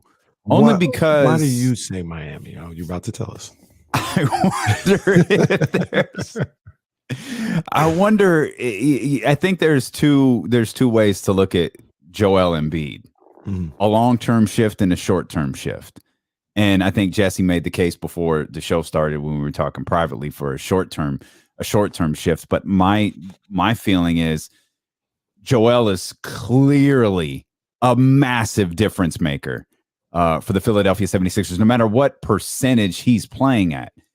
And he has it's the old, I joked about Willis Reed yesterday. It really is the Willis Reed like syndrome, in that, like, except he's having much better games than Willis Reed does. It's the effect of Joel just being there.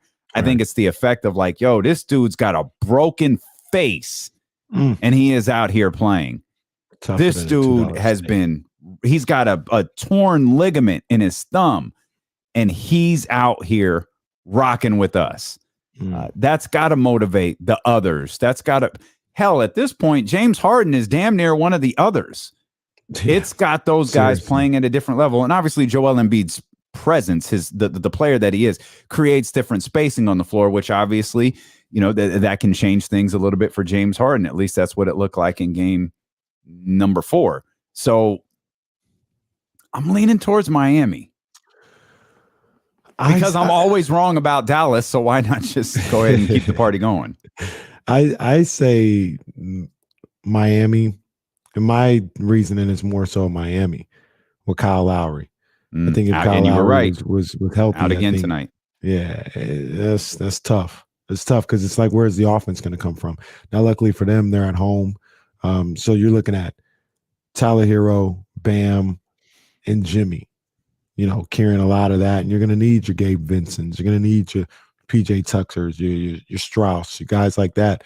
They're going to have some games. Even Dwayne Dedman might have to come in there and hit a couple of shots because, if you're getting 25, let's just say you're getting 25 from those three, Hero, Bam, and Jimmy, it's only 75 points.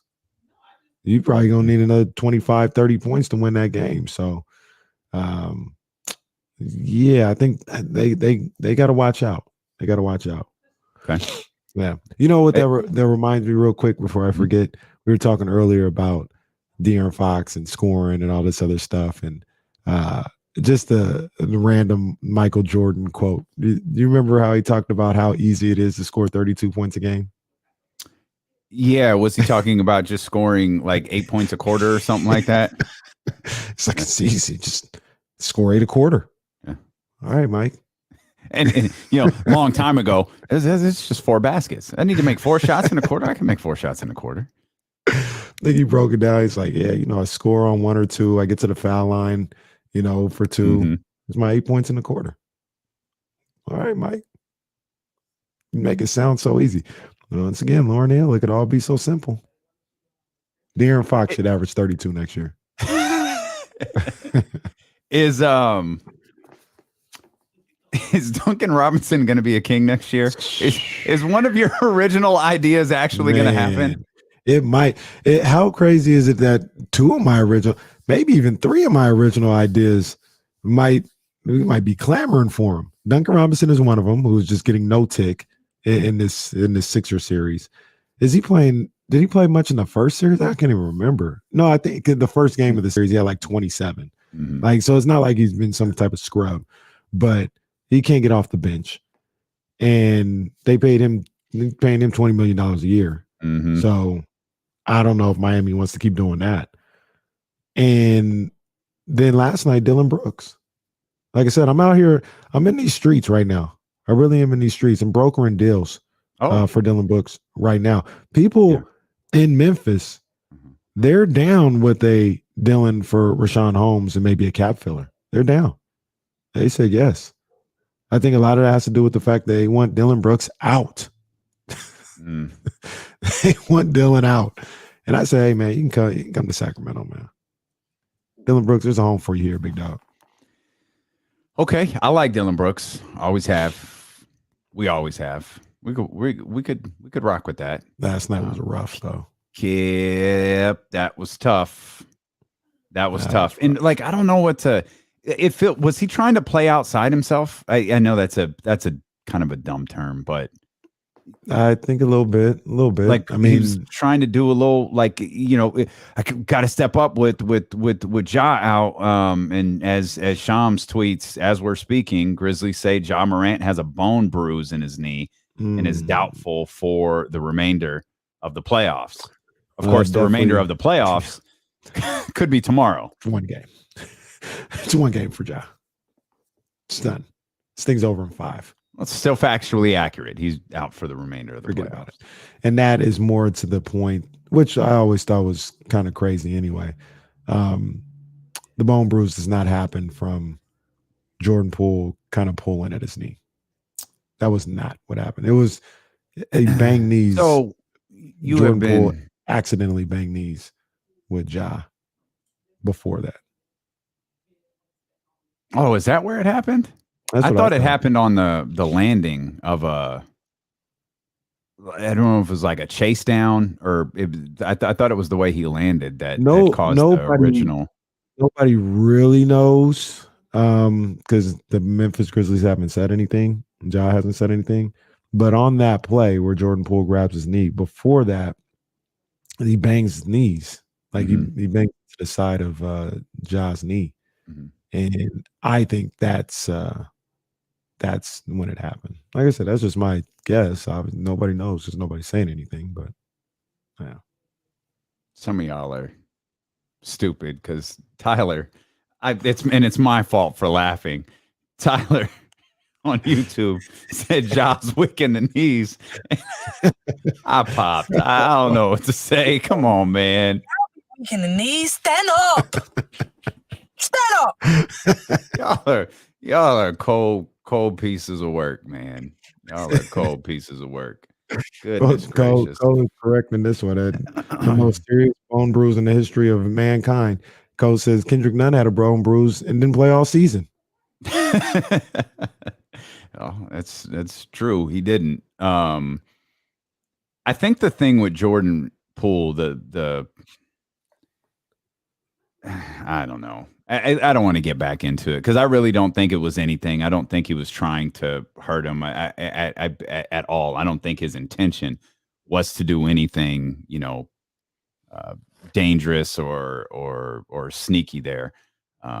So yeah, we'll just leave that alone. It's super unfortunate though. I love that all of the push notification apps where Ja and Poole dapped it up before the game.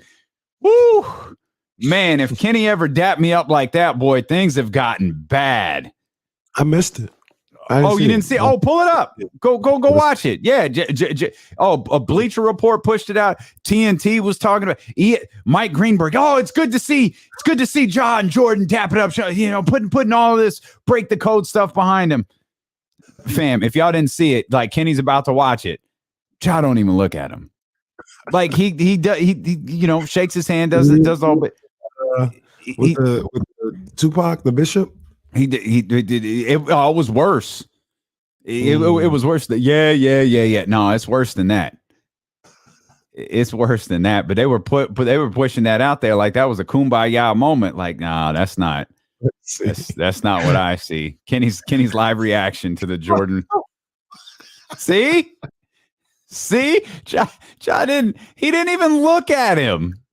He just walked right past him and threw his hand out. He wasn't. I don't know if he got a problem with him, but it ain't like that wasn't love. Cool. Yeah, like, we're cool. Don't trip off of nothing. It wasn't that. It wasn't that.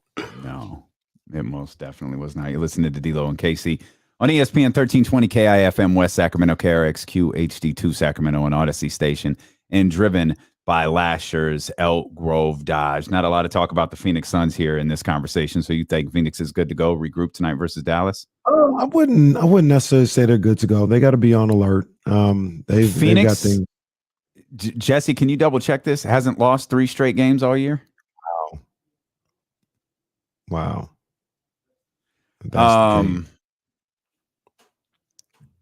Mike Brown and Steph Curry led the Warriors to a 3-1 lead over Memphis last night with Ja Morant not being, well, I guess, eye for an eye. Ja Morant's out. Steve Kerr is out. All right, we're even. Good thing new Sacramento Kings head coach Mike Brown is there to step in and run things for the Golden State Warriors. It is funny to me that last night's game was the lowest scoring game in the series. Man, I tweeted it out. I said, hold on, man, because I joined the game kind of late. I said, hold on, man. They only got 64 points in the fourth quarter? Oh, come on. Oh, man. I was like, oh. And of course, you have, because you know jokes are going to be made either way, right? You know jokes are going to be made when they win. Jokes are going to be made if they lose. Like, no matter what, like, jokes are going to be made. And Jesse confirmed Suns haven't lost 3 straight games this season. Obviously, they've lost the last 2 against Dallas. I'm looking at this like, man, Mike Brown, you can't lose. And 2, you can't lose with having an offense this bad, because Charles Barkley might have been telling the truth if it had gotten that ill. Like, hey, man, maybe let's reopen this thing. Monty McNair would have been sounding like Kanye at the end of College Dropout. Can we still get that deal with Rockefeller? Been asked about that from Mark Jackson or Steve Clifford, because it's like, I ain't signed up for this. But they turned up. What they have, like, because they had 64 points in the fourth quarter. I don't think they started. They had 39 in the fourth. They scored 39 in the fourth quarter. Yeah. to get it to 101-98. Again, what did they have? I think they had like 140 the other night. Yeah, they did. So that's is that the drop off from Steve Kerr to Mike Brown? 30 points. That's just funny, man. They scored.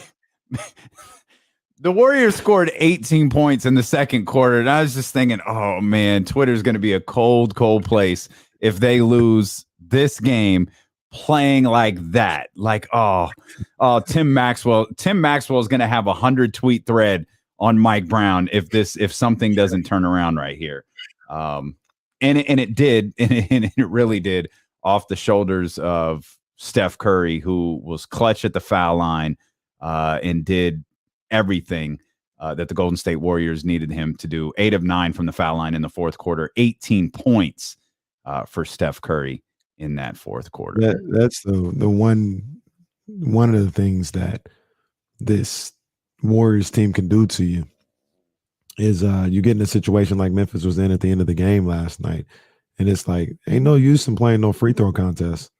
Nope. Ain't no use in that. You better jack up the 3 when you can. They just took a bad one, but yeah, they were. The thought of, like, they're not missing, especially Steph Curry. You got Steph Curry and Jordan Poole out there, they're not missing.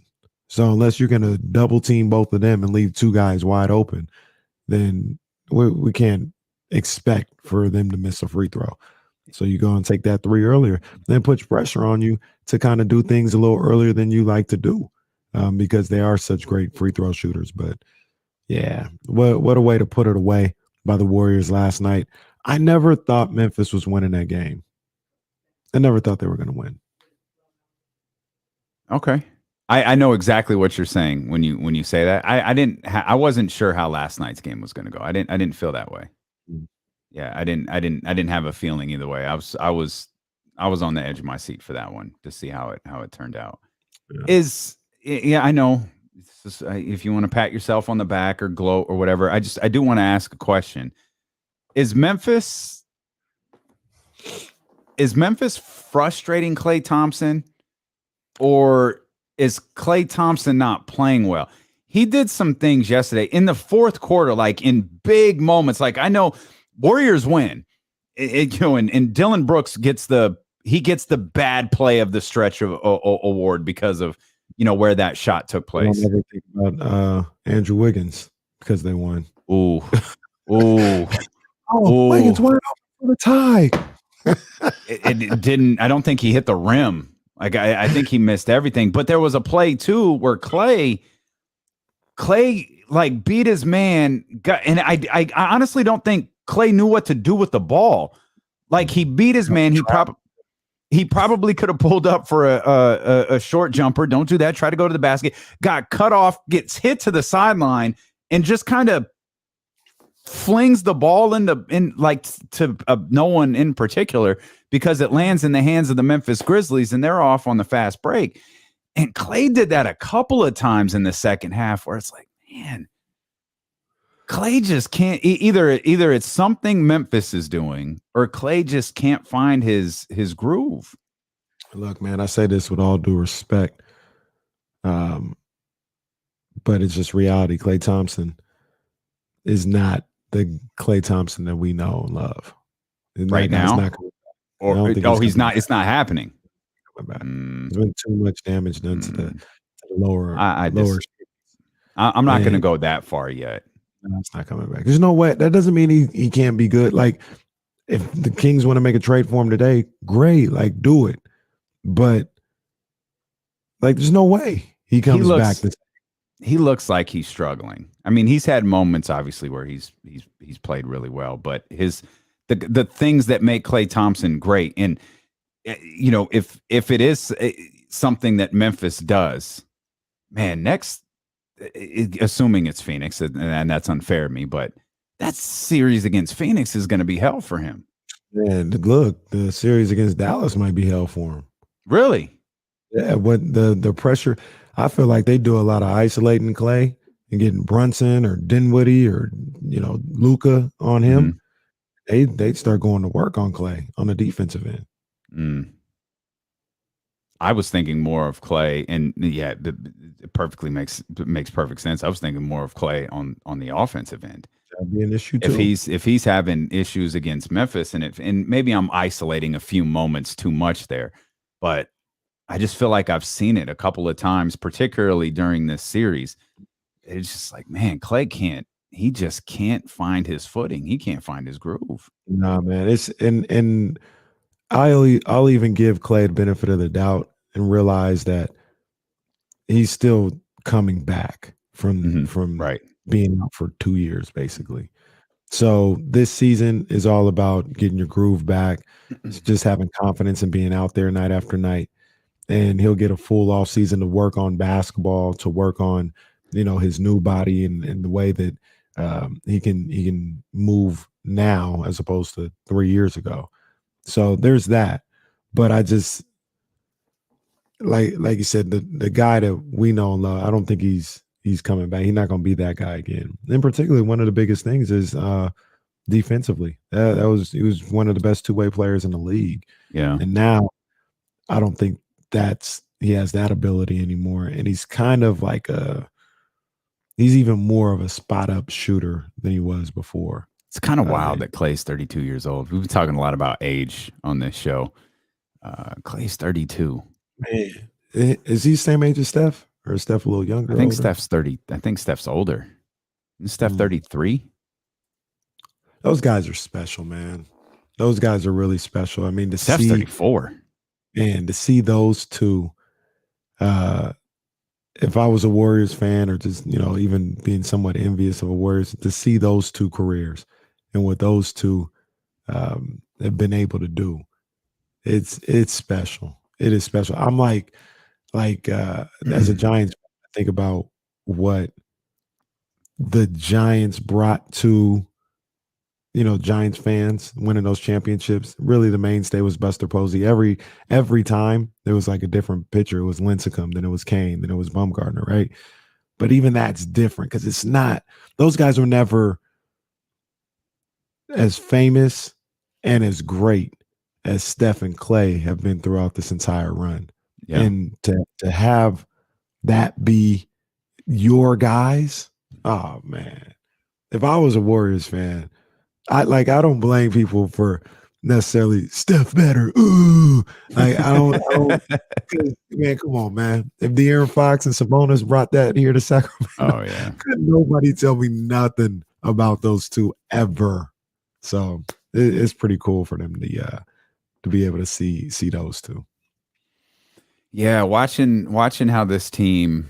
I mean, they're the favorite. Like Caesar Sportsbook has moved them up to the favorite right now to win the NBA Finals. That's fair. Absolutely. Do you think they're better than Phoenix right now? No, I don't think they're better than Phoenix. That doesn't mean they can't beat them. I Milwaukee? think that would be Milwaukee without Middleton. Maybe Boston. I think they'd have a problem with Giannis though. Boston, I think Boston is better. You think Boston's winning the championship? They could. They absolutely could. I didn't believe it months ago. People saw it coming down the pipeline, but I'm looking at it right now. Remember, I picked them. I couldn't go with the courage of my convictions and pick Milwaukee to win this series. I picked Boston to win it. And yeah, I think they could easily. Yeah, a good call. Well, I mean, do I get to pat myself on the back? I said pick them to win the series. What are you talking about? You don't. No, you don't. No, you don't get to. No, you don't. Absolutely not. You don't get to go serious. I know Jesse and I have been talking about the Boston Celtics being the best team in basketball for the last 3 months. You don't get to pat yourself on the back. You hopped on the train too late there, pal. I still think Phoenix is the best team in basketball. They might be, but they might not even be the best team in the Western Conference. They might not even be the best team in their series. They are in some trouble. Jesse, why did you say Phoenix? Because they got some things that they got to figure out.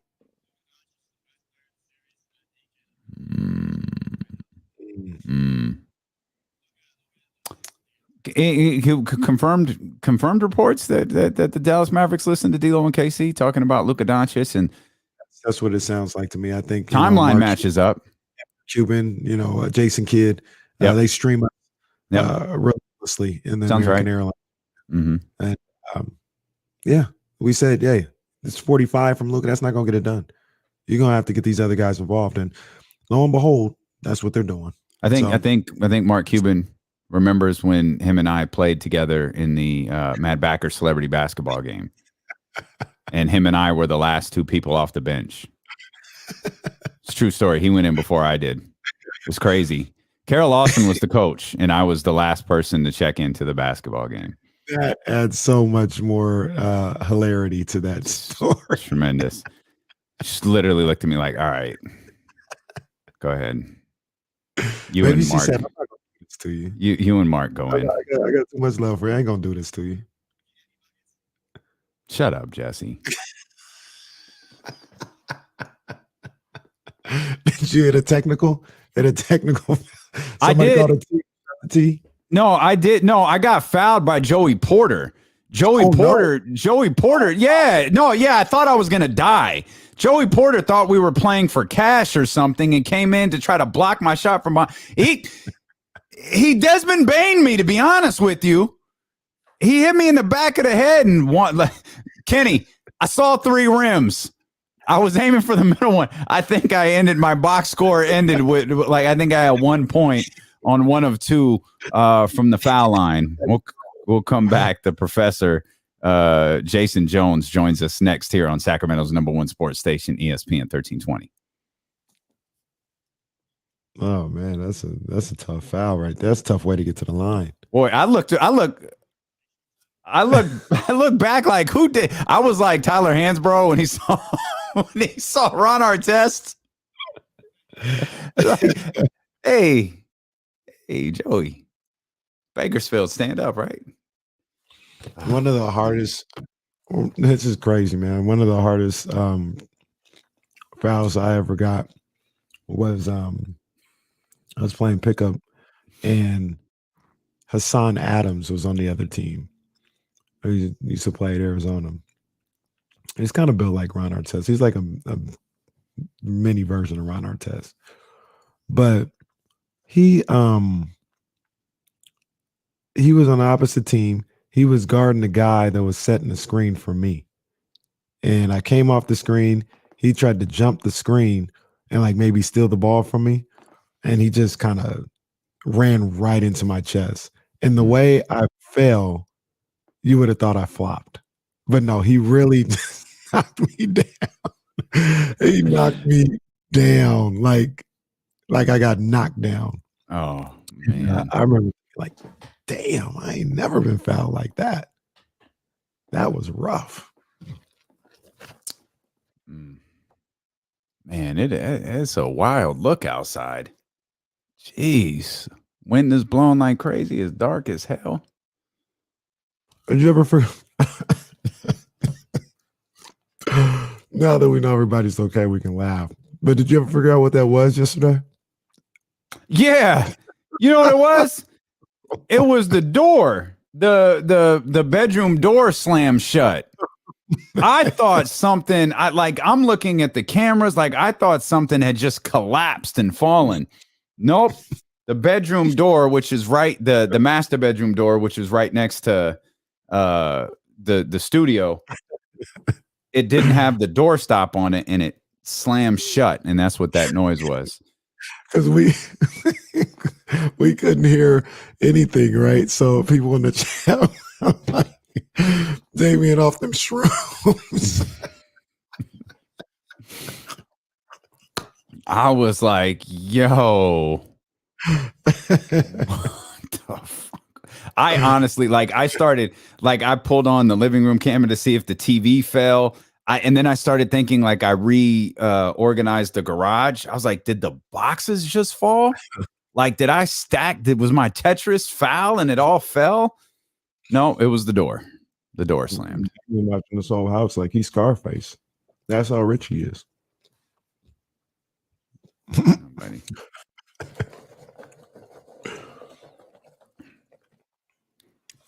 Yeah, guys. Oh, I don't know if I don't think I sent Jason the thing. I can't remember. I'm gonna send it to him again just in case.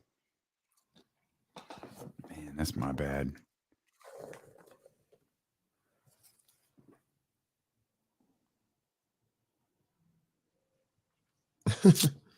Track. Come on, Mike. Come on, Wilbon. We should be able to highlight him one time, huh? Yeah, I think we definitely could. Mike Wilbon on. Uncle Mike. I have it. I've been to Mike Wilbon's house in Scottsdale.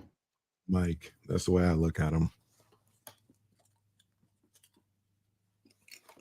Let me make sure I still have it. Michael Ray Wilbon. Michael. Yep, I got it. I got two of them. Uh-oh. Yeah, we can ask someone which one is the correct one. Oh, Michael. Share contact.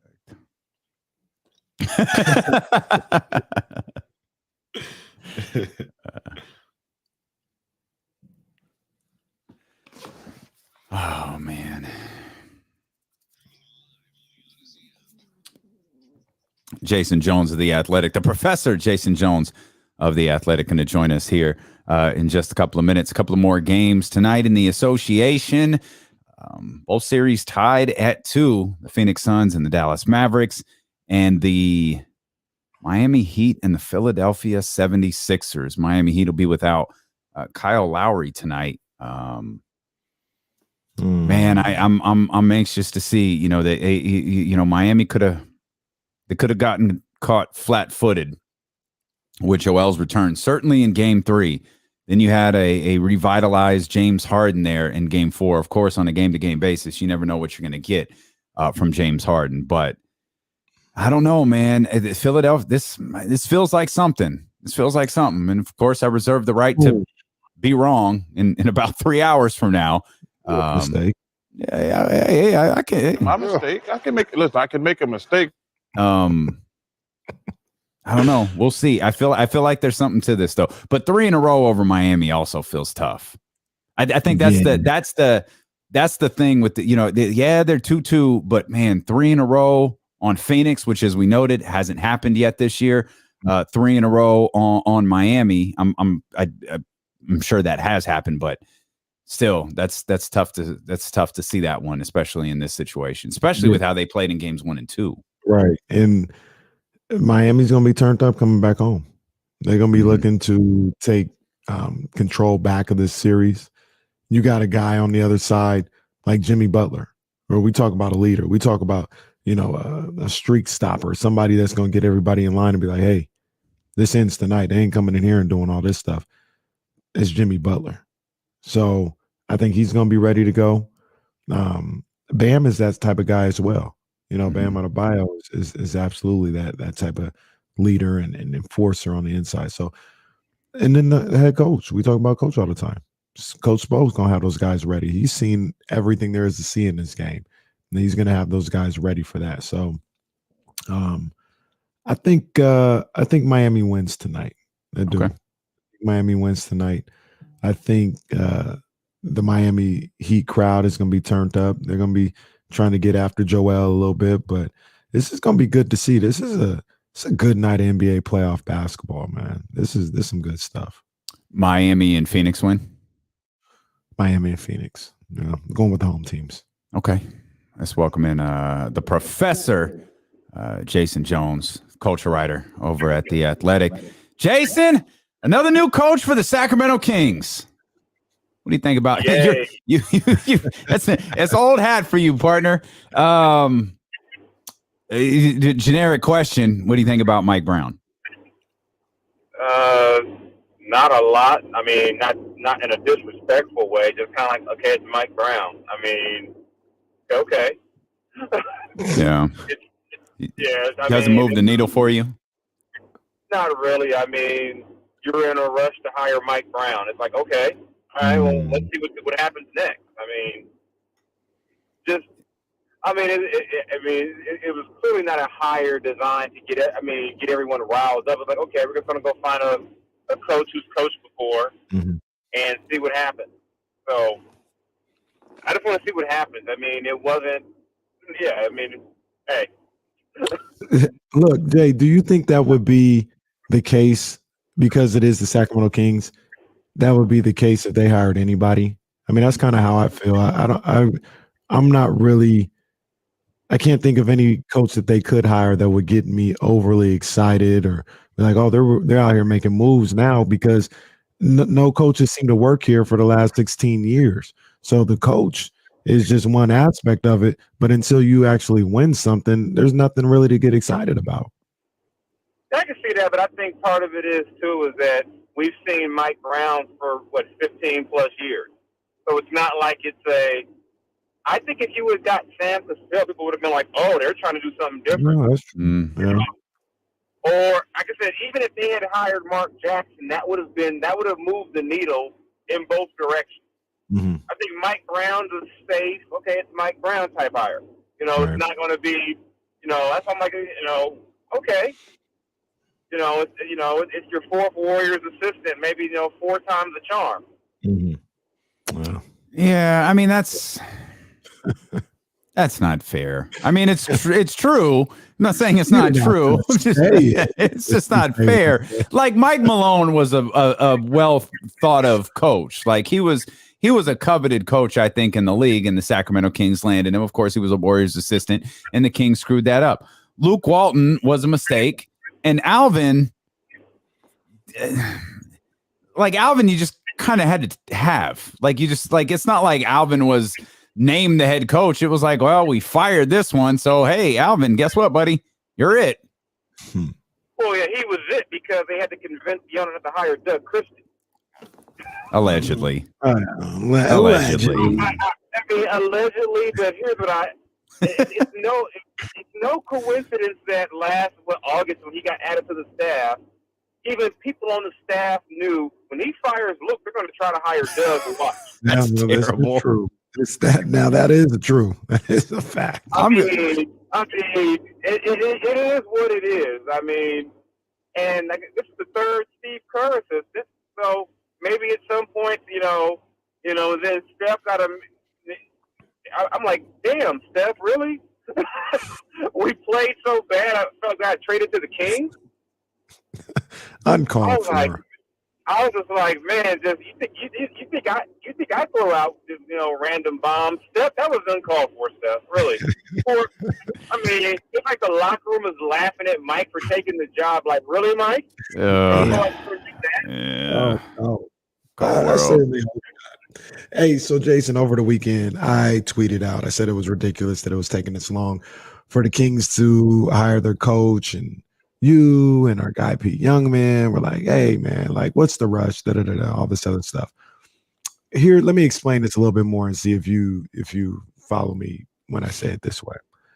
When it's not necessarily like that Saturday, or if you go from the end of the season to that Saturday, like, yeah, that may seem like a rush. My point was, you should have been going through candidates and background checks and all this other stuff a month before the season was over.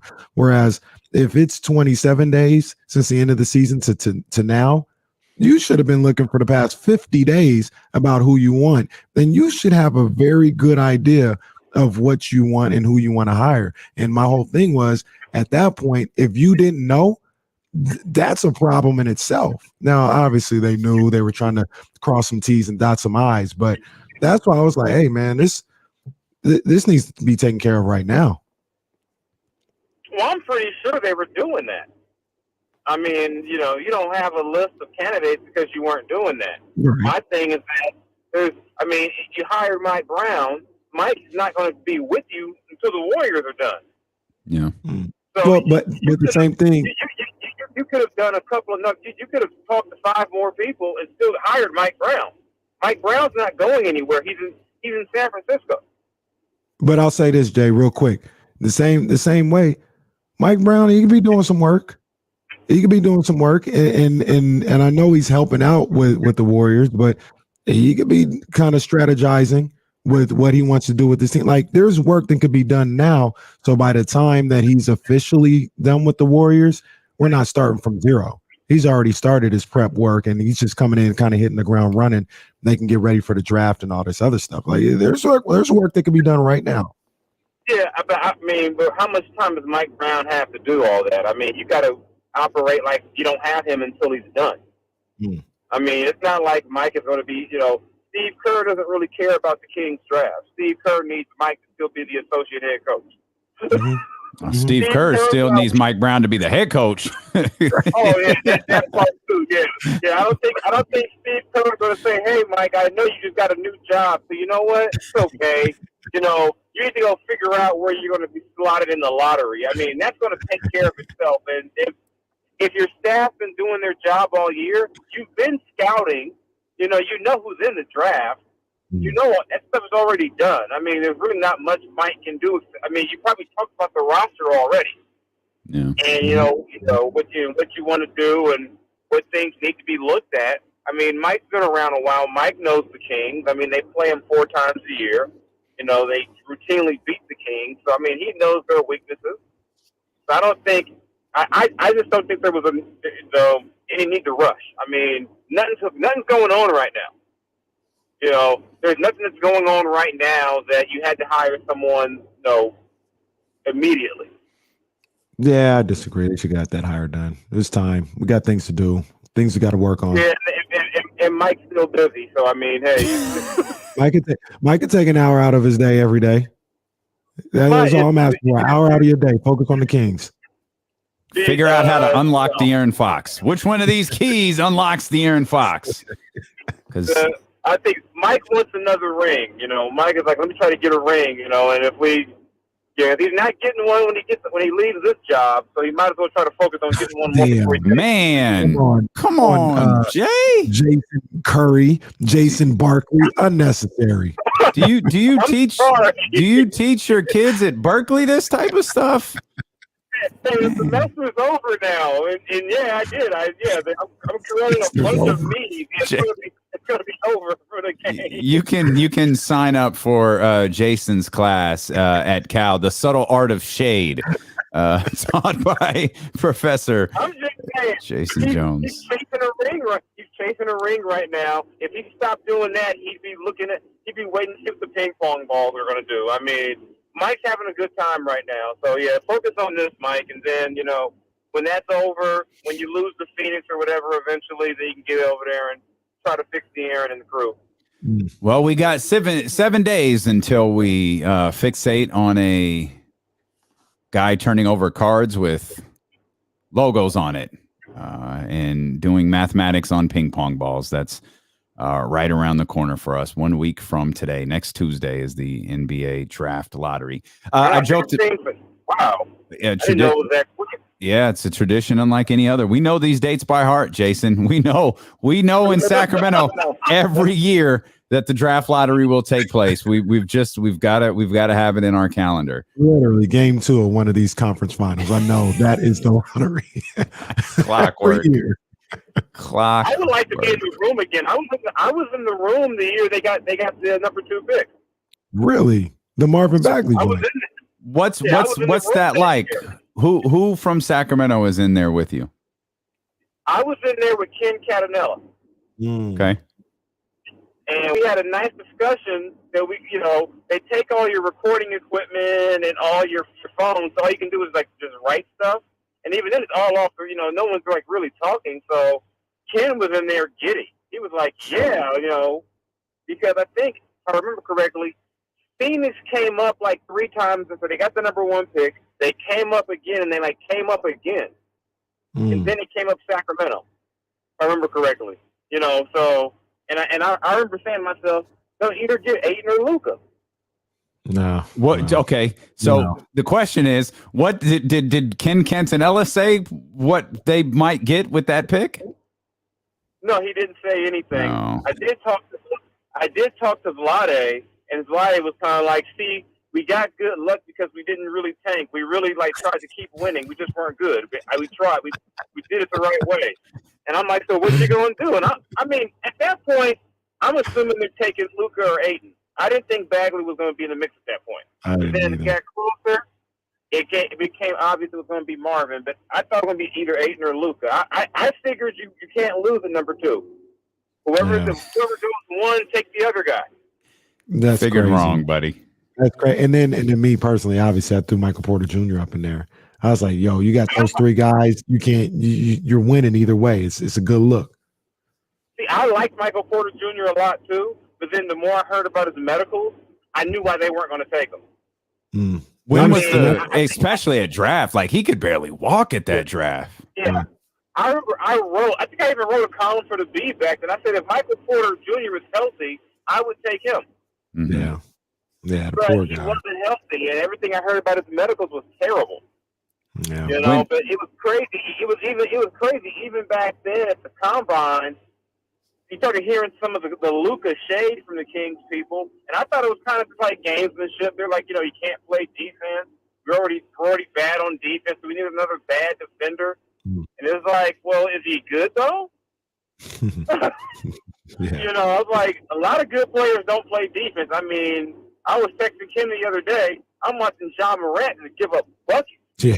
I was like, I'm sitting there going, is this? I'm like, I didn't know he was that bad on defense. I'm like, I know Steph is good, but man, could you pinch him? Man, he's right. He's so unaware sometimes on the defensive end too. But like I told Jason, I said if he keep putting up 47, he can never cross half court if you don't want to. He putting up 47. Yeah. But no, I want to ask you a fascinating thing about you being at this draft, and this is the lottery. So when you were with Ken Catanella, are you in like a room where they got lock you in the room until the actual broadcasted lottery takes place? Because those people up on the stage, they don't know, right? Yeah, we don't come out till it's all over. Okay. So we're in there the whole time. We know for a good 30, 45 minutes. Wow. So we're in there eating and talking, and like you see some like the Celtics guy had his some lucky Celtics jacket in there. Because that's back when they still had like all of Brooklyn's picks forever. Yeah. So it was so it was an interesting experience to actually be in there because it's crazy. At that point, think about it. Unless you're on a plane in our business, you don't go an hour plus without your phone. Right. And it was like if you had to leave for something or like whatever, you had to get escorted. Like there was like you were in there. So we were in there eating, just chopping it up, chatting with everybody, talking to the other execs, and some teams knew they had no chance at number 1, so they were just in there just to have a person in there. But yeah, it was I would love to be in there again and kind of just see how that thing goes. But it was a fun experience for sure. And like I said, I left the room thinking either Luka or Ayton is going to be a King. It sounds like the Kings need to send you to the lottery. You're the good luck charm. Let's go. Hey, it was either me or De'Aaron. De'Aaron was there. De'Aaron was on the stage. Oh, that's right. That's right. Yeah, so you need to send De'Aaron back. Well, I think we got to send De'Aaron and Jason. Don't take any chances. This send the professor. Send the Fox. Let's go. secure that number 1 pick by hook or crook. You know, do what you got to do. You know, hey, if the Kings want to, spin the bag and get me out there, I'm all for it. I like Chicago. We need to get that done. We need to replicate that and see if we can get the pick right. Jay, we appreciate you as always, brother. Thank you, my man. No problem. I'm out and about. I'm going somewhere this weekend. I'll be back in California though soon enough. Well, you're not in California? Well, I'm in Southern California now. I'll be in Vegas this weekend. Oh, okay. Oh, okay. Getting another tour. Yeah. Going to the stadium. Going to see where his Raiders are going to play. Like I got you. Put it all on black. But maybe I'll run into Devontae Adams. You never know. It's good stuff. Have a good time. I'll go out there and bring Kenny back a Mookie Betts jersey. You know what I do. There you go. Even though Mookie Betts, that's my boy right there. But no, we're not cool right now. We're not cool. That crazy. NL West is a problem again. Oh man, it is wild. Colorado acting like that is wild. NL West is just—it's not fun. It's fun. It's fun. I'm enjoying it. It's fun. Oh, please. We appreciate you, Jay. Have fun this weekend. That boy. All right, yeah.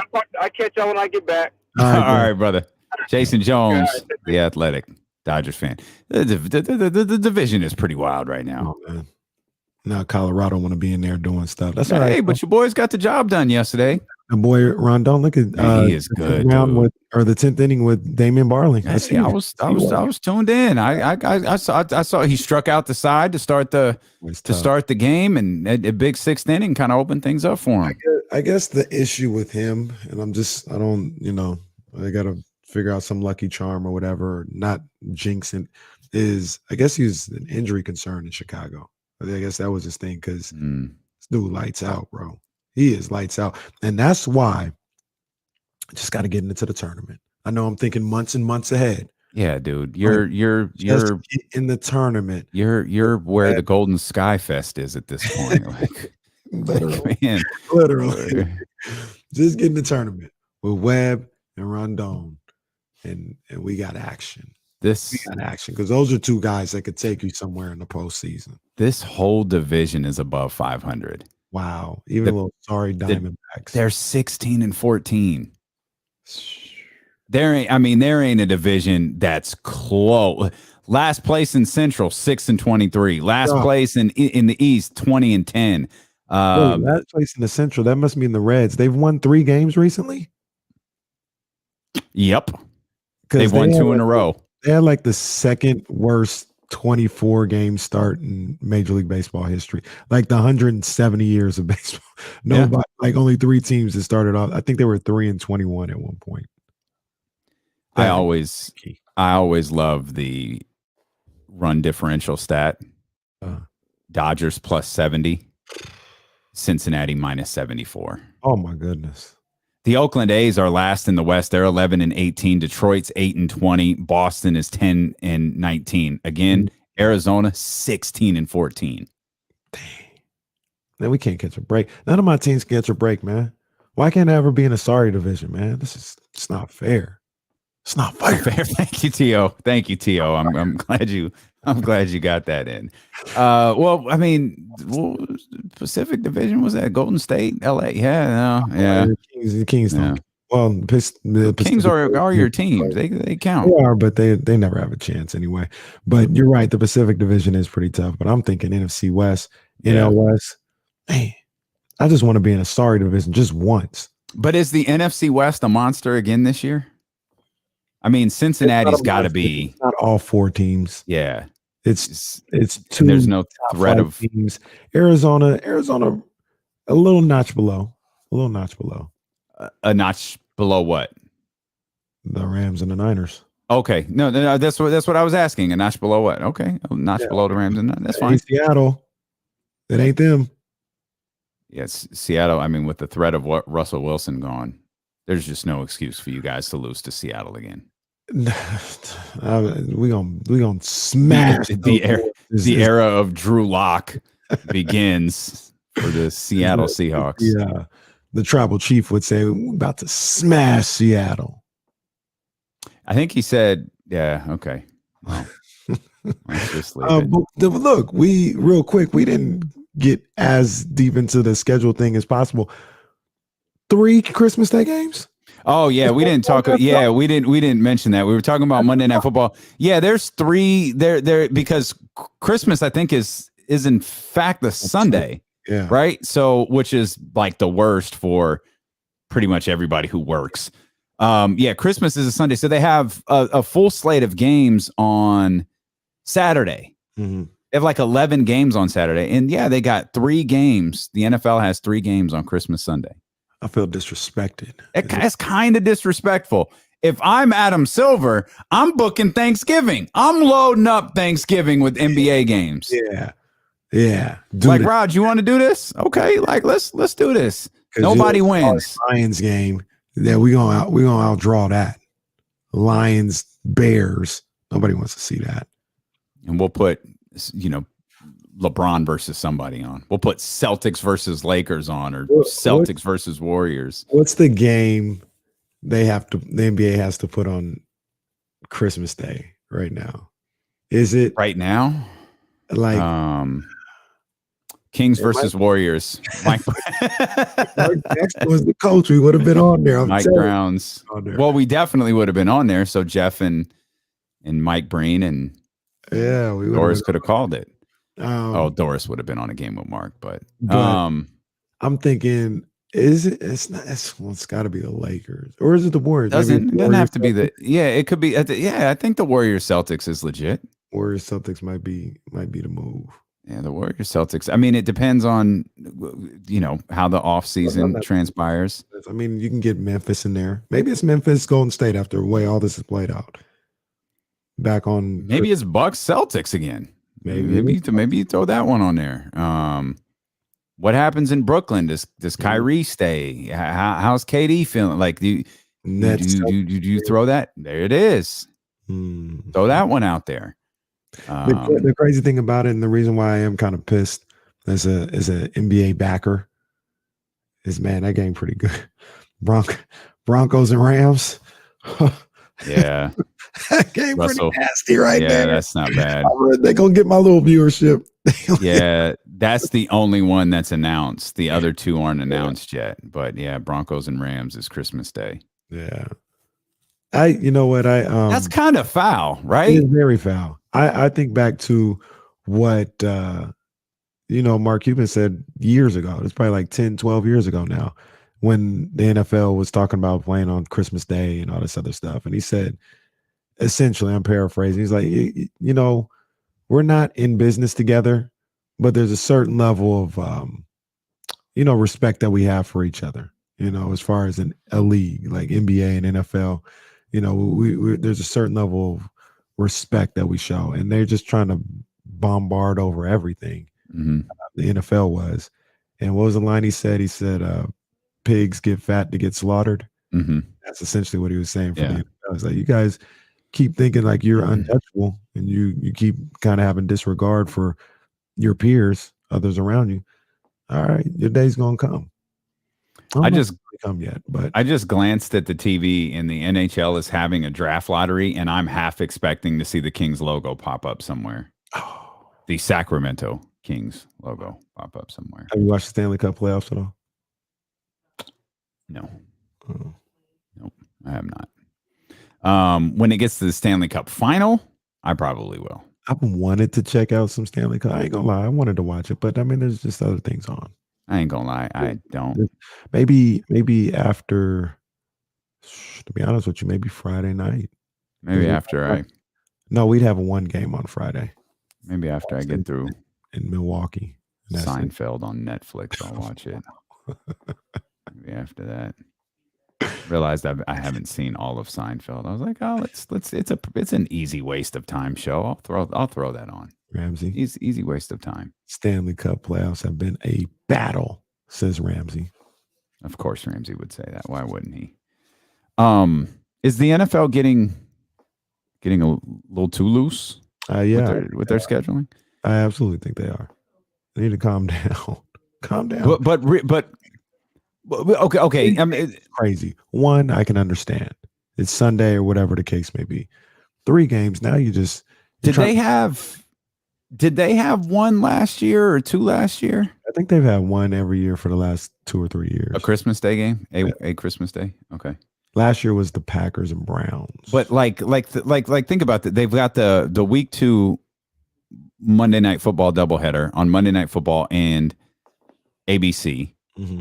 I assume, and it's just an assumption, that means they're not going to do one week 1, but we don't know that definitively yet, because they normally do a week 1 doubleheader. I think they definitely will. Okay, so you're going to have 2 Monday Night Football games for the first 2 weeks of the season.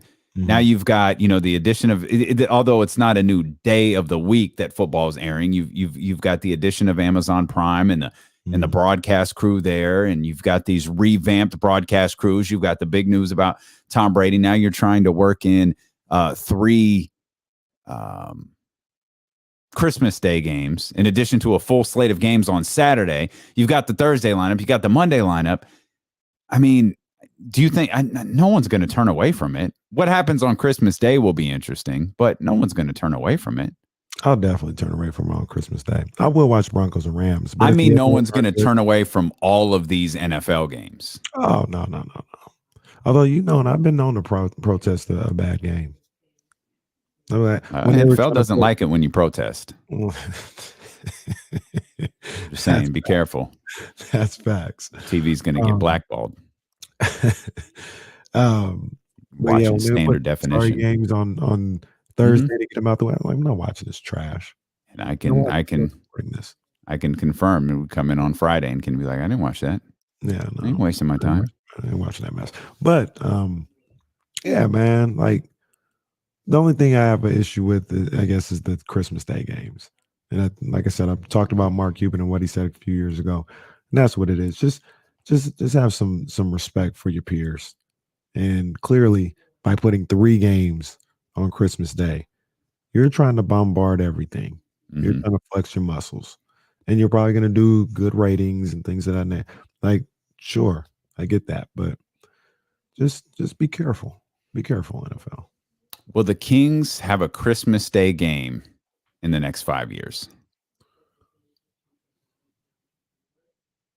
No. Christmas Day, you're going to have to be like really good.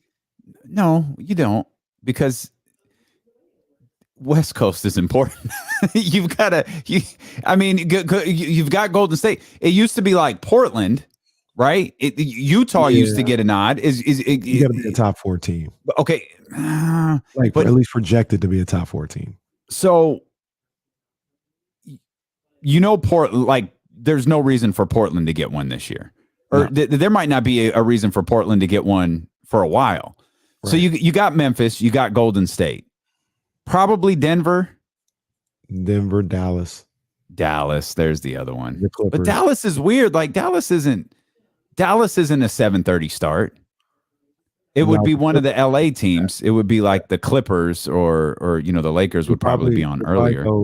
You'll probably go Clippers, Warriors. Is my guess. Memphis, Dallas. Yeah, there it is. Yep. Okay. Denver might get in there. By the way, Denver might go. And Phoenix is around. Yeah, we're still leaving one out. Who's that? Belo and JC. New Orleans. They would be after the primetime game. If they're at home, they might be on the road. They might play in the Garden in the first game. Pelicans Knicks, yeah. That's 100%. That could 100% be what it is. Yeah, they might play in the Garden. Pelicans and the Knicks. But why are we still putting the Knicks on Christmas Day? Because it's tradition, even though they weren't on there this year. So the Knicks are essentially the Lions. We have to put them on no matter what. We don't need to do that. You can always go to Barclays. It might go to Brooklyn. So Brooklyn and Boston, and then Milwaukee versus Philly or Miami, and then maybe Philly versus the Lakers. Kings ain't getting no Christmas Day game, man. They got to be a top 4 team within the next 5 years. Are we getting there? Do they get a TNT game next year? Yeah. That's a damn shame. I think that's a damn shame. When do they get an ABC game? After they get a Christmas game. Do they get an ABC game that's not a playoff game in the next 5 years? Like a Saturday game? Saturday, Sunday. Oh, no. Those are harder to get than Christmas. No, those are way harder than Christmas.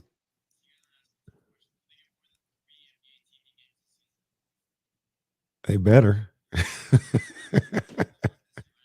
Yeah, they stink. They better. They maneuver those NBA TV games. Like the schedule comes out, but they maneuver that. They flex those throughout the year. How many Kings games get flexed off of NBA TV? Does Mike Brown know what he actually signed up for? Is he I know he's in the league. He's aware. But are you really aware of what you're about to walk into? One of these days, hopefully they get a Saturday night game. Saturday night game at the Golden One Center. That'd be lit. I'm going to guess. I'm glancing at teams really quick. In the last 5 years,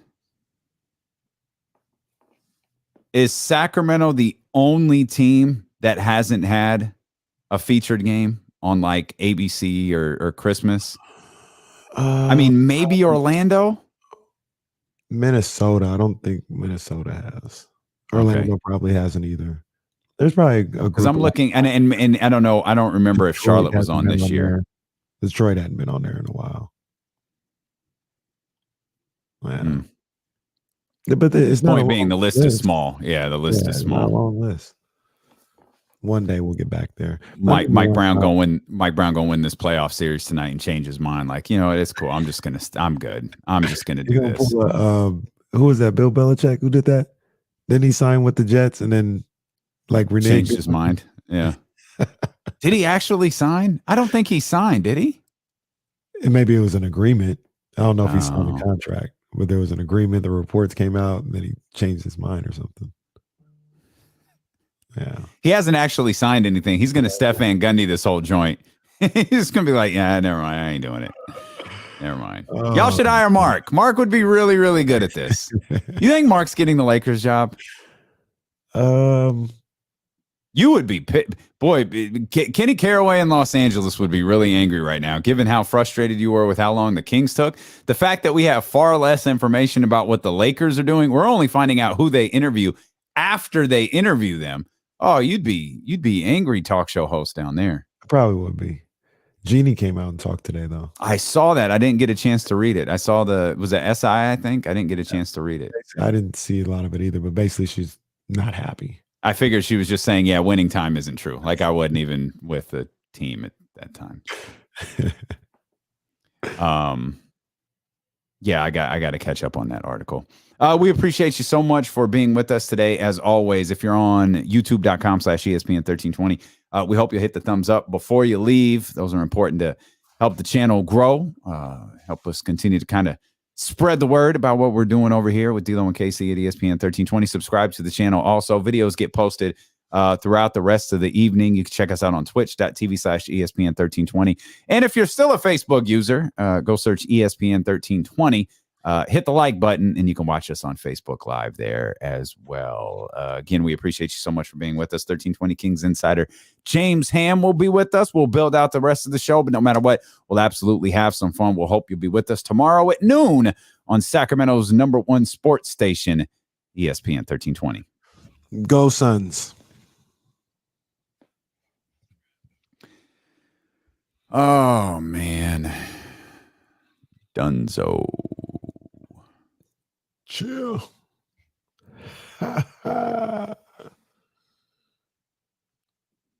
Wes Welker will represent at the lottery. That's a good call. That's a good call. Man, it is cold. It is. It's lit. It's for real cold. I got this window cracked, which is a stupid ass idea. I got the fan on, which is an even dumber idea. I mean, I'm with this weather. Like I'm gonna go throw the girls in the car, take them down the street. But yeah, it's cold. It's ridiculous. Of course, it's going to be like 95 in 2 days. So, Mm-hmm.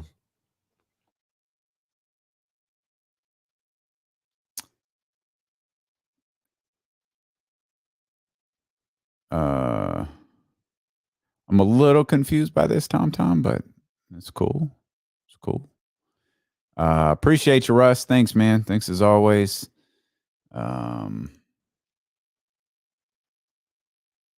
Yeah, that's ridiculous. That doesn't make sense. That does not make sense at all.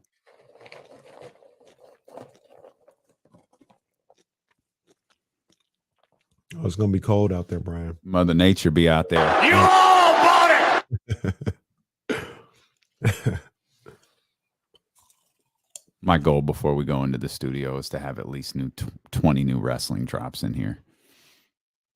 Or whatever I'm going to use to press buttons, because I ain't unplugging this and taking it there. I'm going to find a new way for me to press buttons.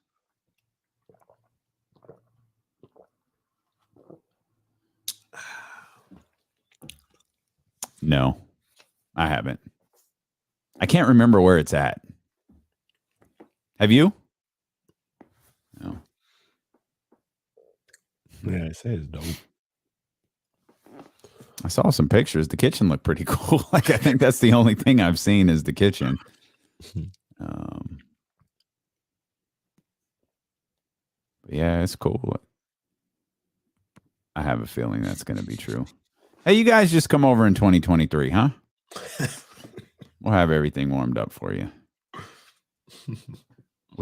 They caught the episode of Kenny's thigh meat being out during the summer, and thigh meat and 3 buttons. Just leave you guys there. They'll bring Jesse in the new studio. They got him on like a throne. Let me answer this call. I don't know what it is. Excuse me 1 second, guys. Hang on.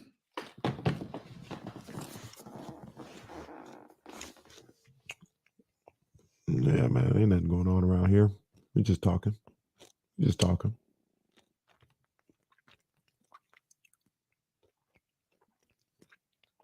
Oh, wow. Okay.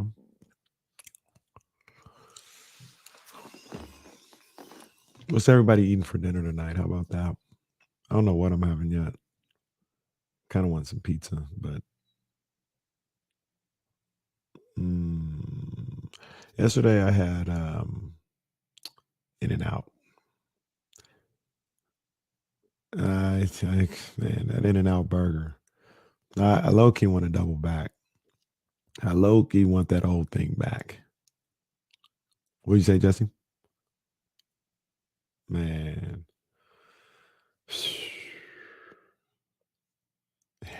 Yeah.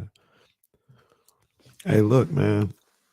I don't even have that big of a problem with the fries no more. I used to hate them when I was growing up, but now it's like, it's all right. It's all right. I eat some of the fries. Don't even add too much salt.